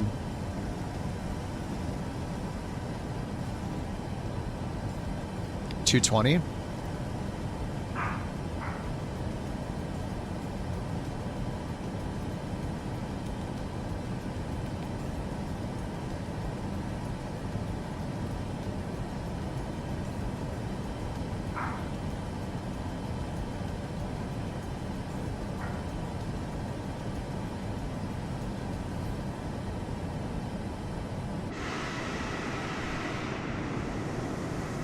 Yeah, the HSI looks a little bland, doesn't it?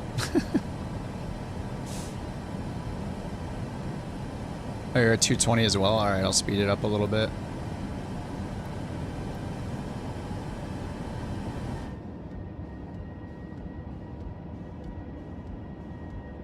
The winner of Bork Raffle 206 is Dr. Geomorphologist. Congratulations.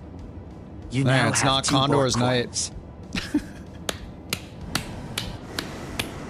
Hey, I see you, Rex.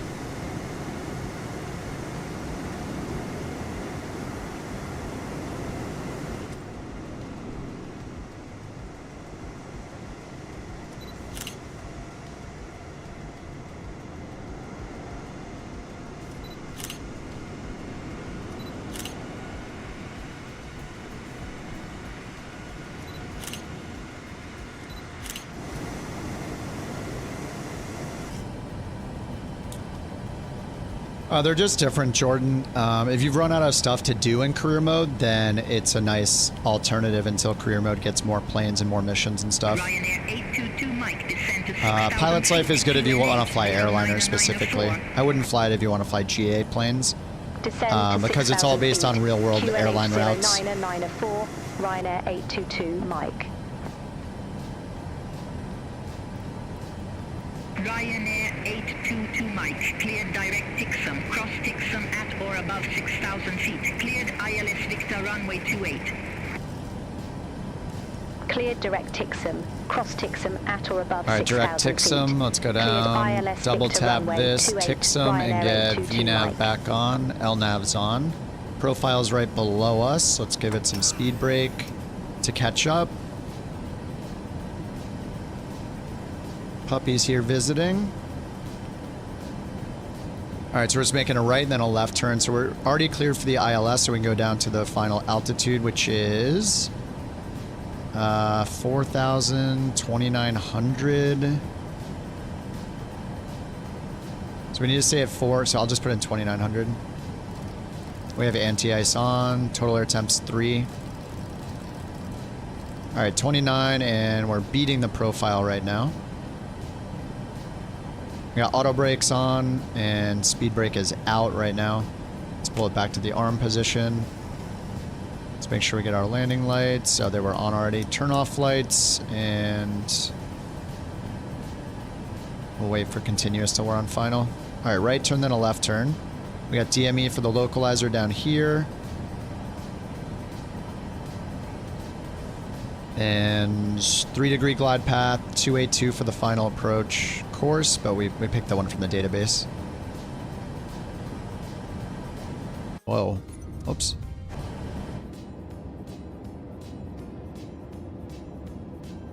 Premium? I'm using a mixture. I have the controller on premium and the AI pilots are on basic.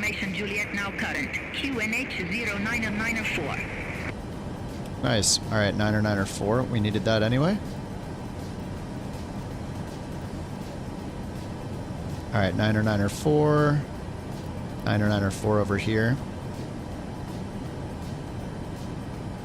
Alright, I'm gonna get... No, we're good. We're at 16 miles. DME. I want to start slowing down in a little bit.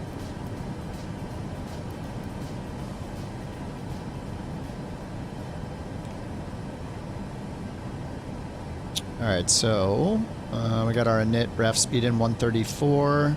We got it on down here, 135 rather. 135, so 145 on final. There's our VNAV profile. Alright, let's take the speed over. I'm going to hit speed intervene and just pull us back to 180. Ryanair 369 Victor, contact Oreo Tower 125.875. Over to tower 125.875. We're a little bit off the profile. I'm going to pull this out just a little bit. So we want to catch up to the vertical profile right here.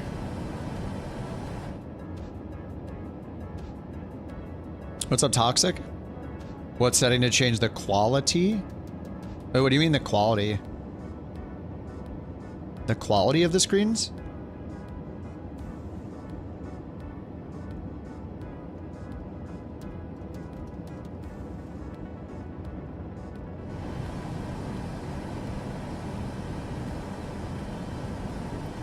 Do you mean yours are blurry?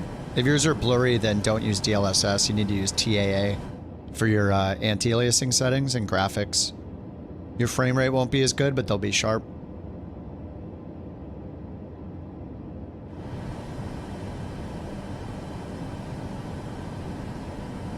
Alright, we're turning final. I'm going to hit Vorlok. And 12 DME, I'm going to do flaps 1. And then get the speed brake back to the arm position so we get a little drag.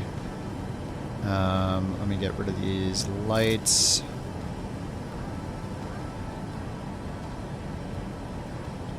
Alright, we're still descending with VNAV down to 2900. We're capturing VOR right now. That'll line us up to final. Let's pull the speed down a little bit more. Alright, we're almost at a 10-mile final. We can see it on the ring right here. So I'm going to get flaps 5. And the speed is pulled down to flaps 5 marker. Alright, we're established on final. Ryanair 822 Mike, established on final approach. And we're going to go ahead and approach. Ryanair 822 We're a little Mike, above the glide slope, descending underneath it with VNAV still.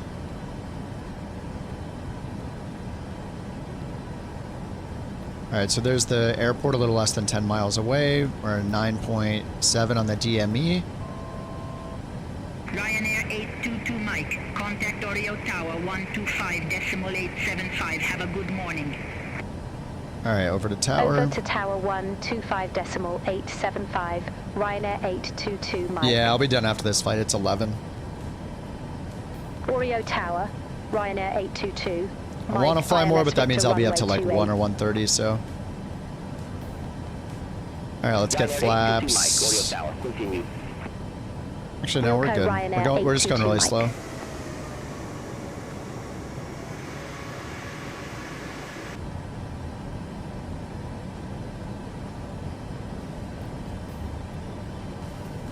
Alright, so this is, what, 7.5 miles? This is 5 miles right here. I see you guys right in front of me. And we're about to level off at 2,900, so let's get flaps. Let's get gear down and flaps 15 before we intercept the glide slope, and then we just do flaps 30. I should probably get it all down before the FAF, but we're a little more than 5 miles out. Alright, gear down.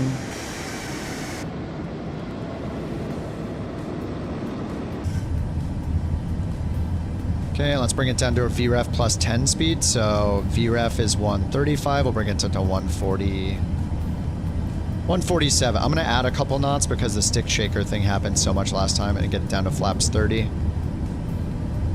Flaps 30 is our final. Ryanair 369 Victor, exit left at Echo Alpha. Exit left at Echo Alpha. Ryanair 369 Victor. Smash the landing. Oh, I always do. Even if it's not a Ryanair livery. Ryanair 369 Victor, monitor ground 120.505. Have a good morning. Alright, down to 145. 120.505. Ryanair 369 Victor. And we'll take a look over here. Our N1 speed on the engines is like between 60 and 65. Runway 28 clear to land. Alright, 28 clear to land. Runway 2. 8 Continuous, clear to land. continuous. Ryanair 822. We're almost at 1,000 AGL. So when we turn off the auto throttle and the autopilot, we will move it to where it left it off, basically. Like, so it's at 63 right now, so I'm gonna disconnect the auto throttle and keep it around 60. Hold short of 28 for traffic. Ryanair 10 Romeo Romeo. Alright, if we want, we can go over here and hit... Oh, it's already on. You would normally have to hit Command B, I think, to get the auto lands, but it says roll out flare for the auto land. But I'm going to turn the autopilot off. I'm going to let Rex, give Rex like 10 seconds. I'm just going to hit P to pause it so we don't run into each other.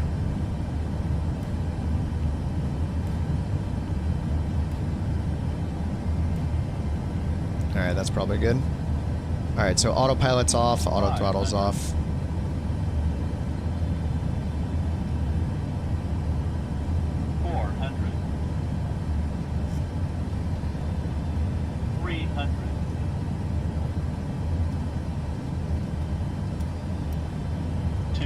Ah! Approaching minimums. It actually wipes the rain off. 100. 50. 40. Minimums. 30. 20. 10.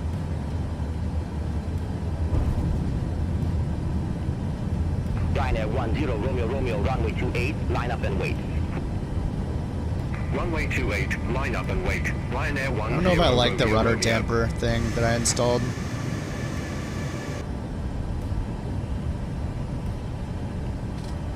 Alright, tap the speed brakes. Reverser's off. Yeah, I don't know if I like this rudder damper. It's like kind of not super smooth.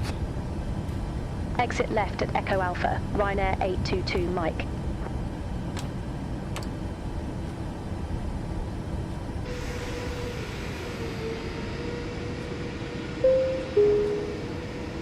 Ladies and gentlemen, for your safety and comfort, please remain seated with your seatbelt. It is pretty cool that the wiper actually wipes the rain away. This will indicate that we have parked at the gate and that it is safe for you to move about. At this time, you may use your cellular phones if you wish. Please check around your seat for any personal belongings you may have brought on board with you, and please use caution when opening the overhead doors, as heavy articles may have... Look at all these Ryanairs down here from beyond ATC. If you require deplaning assistance, please remain in your seat until all other passengers have deplaned. One of our crew members will then be Ryanair 822 Mike, contact ground on behalf of myself, Vera, and the entire crew. That's us. Ground 120.505, Ryanair 822 Mike. Have a nice day.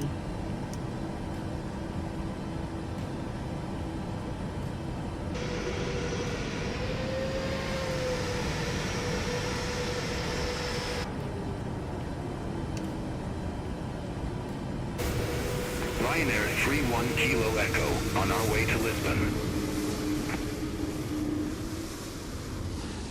Coming, boys. 31 Kilo Echo, Oreo ground, expect runway 28, Bergamo 1 Jules already on the ground. Home 1K transition. Of course, he was in front of us.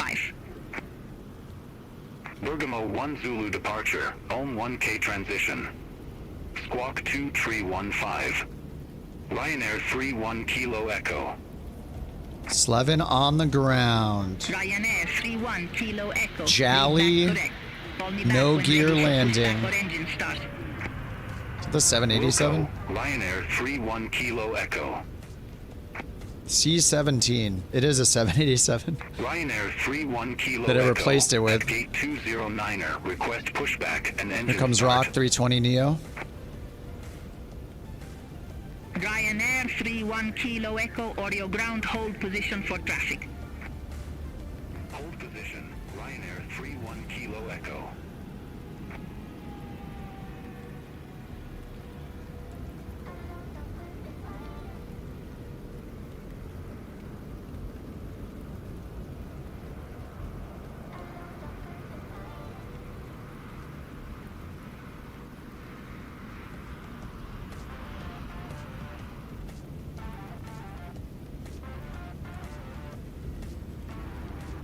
Rocks on the ground. Nice, dude. Butter. No hackers. Yeah, don't touch that center line. We know you're cheating. Don't even think about it. You get permabanned so fast if you touch the center line. You do that stuff, you do that with other people, not here. We don't want to see it. We want to feel good about ourselves, so don't touch that center line.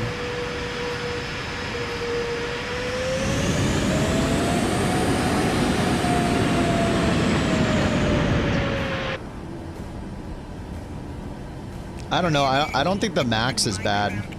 I think people are just so used to giving Asobo, like saying Asobo planes are crap, that it's really not bad. I kind of like being in a Boeing again. I mean, I got to get into the 787, but right now I'm a Ryanair FO or whatever, so junior FO. Got to put in the time.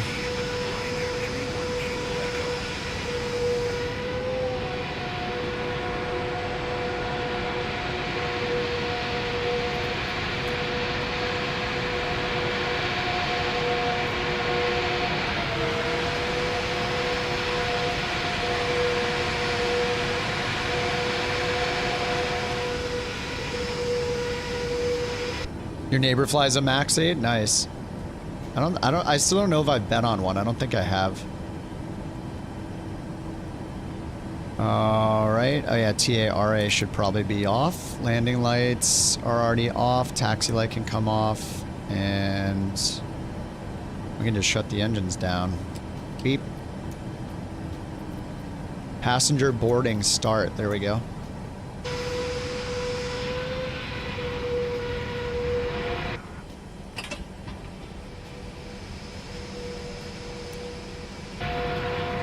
Oh yeah, here come the packs.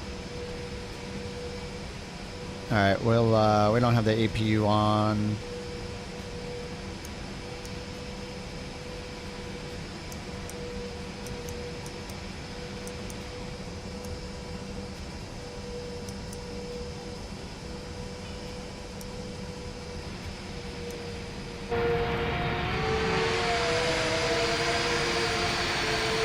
I forget, doesn't it show the passengers? Yeah, it does. I mean, this is another thing is like, as more planes get fully 2024 compatible, I mean, what the? Hey. What happened? Did it just do it that fast? Oh yeah, it did. Oh wait, no, it's still loading them right now. Anyway, we're getting passenger loading. Like, you have to use the in-game ATC. Maybe they'll fix that so other people can take advantage of it, but it'll fill them with all the new avatar formats based on the seating config here. Runway 28 taxi via Tango Alpha. Runway 28 taxi via Tango Alpha. Ryanair 31 Which is pretty sweet. We got twins already, though. I don't know if it canceled it or what. Horizon mod for the Max.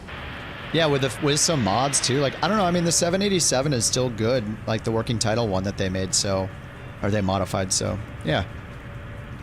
It'll just get better and better, I think. I mean, I think it's good enough. Like, for me, honestly, I don't need this study level stuff, personally. I like to know that it's there if I need it and if I want to learn new things and that everything's accurate and it's mostly, you know, it's way more bug-free, like the Phoenix. But honestly, for me, like, just flying this is fine. Like, I don't need anything more crazy than this yet. I'm not, like, the most experienced in the airliners, but this totally works. But yeah. All right, guys. Nice landings. Nice flying with you today. I will see you guys tomorrow. What mod is it? It's not a mod. It's built into 2024.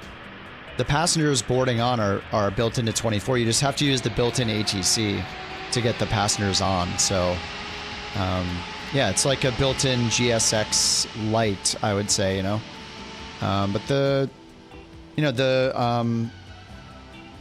what's it called? Like the avatars look good. The new default avatars are good.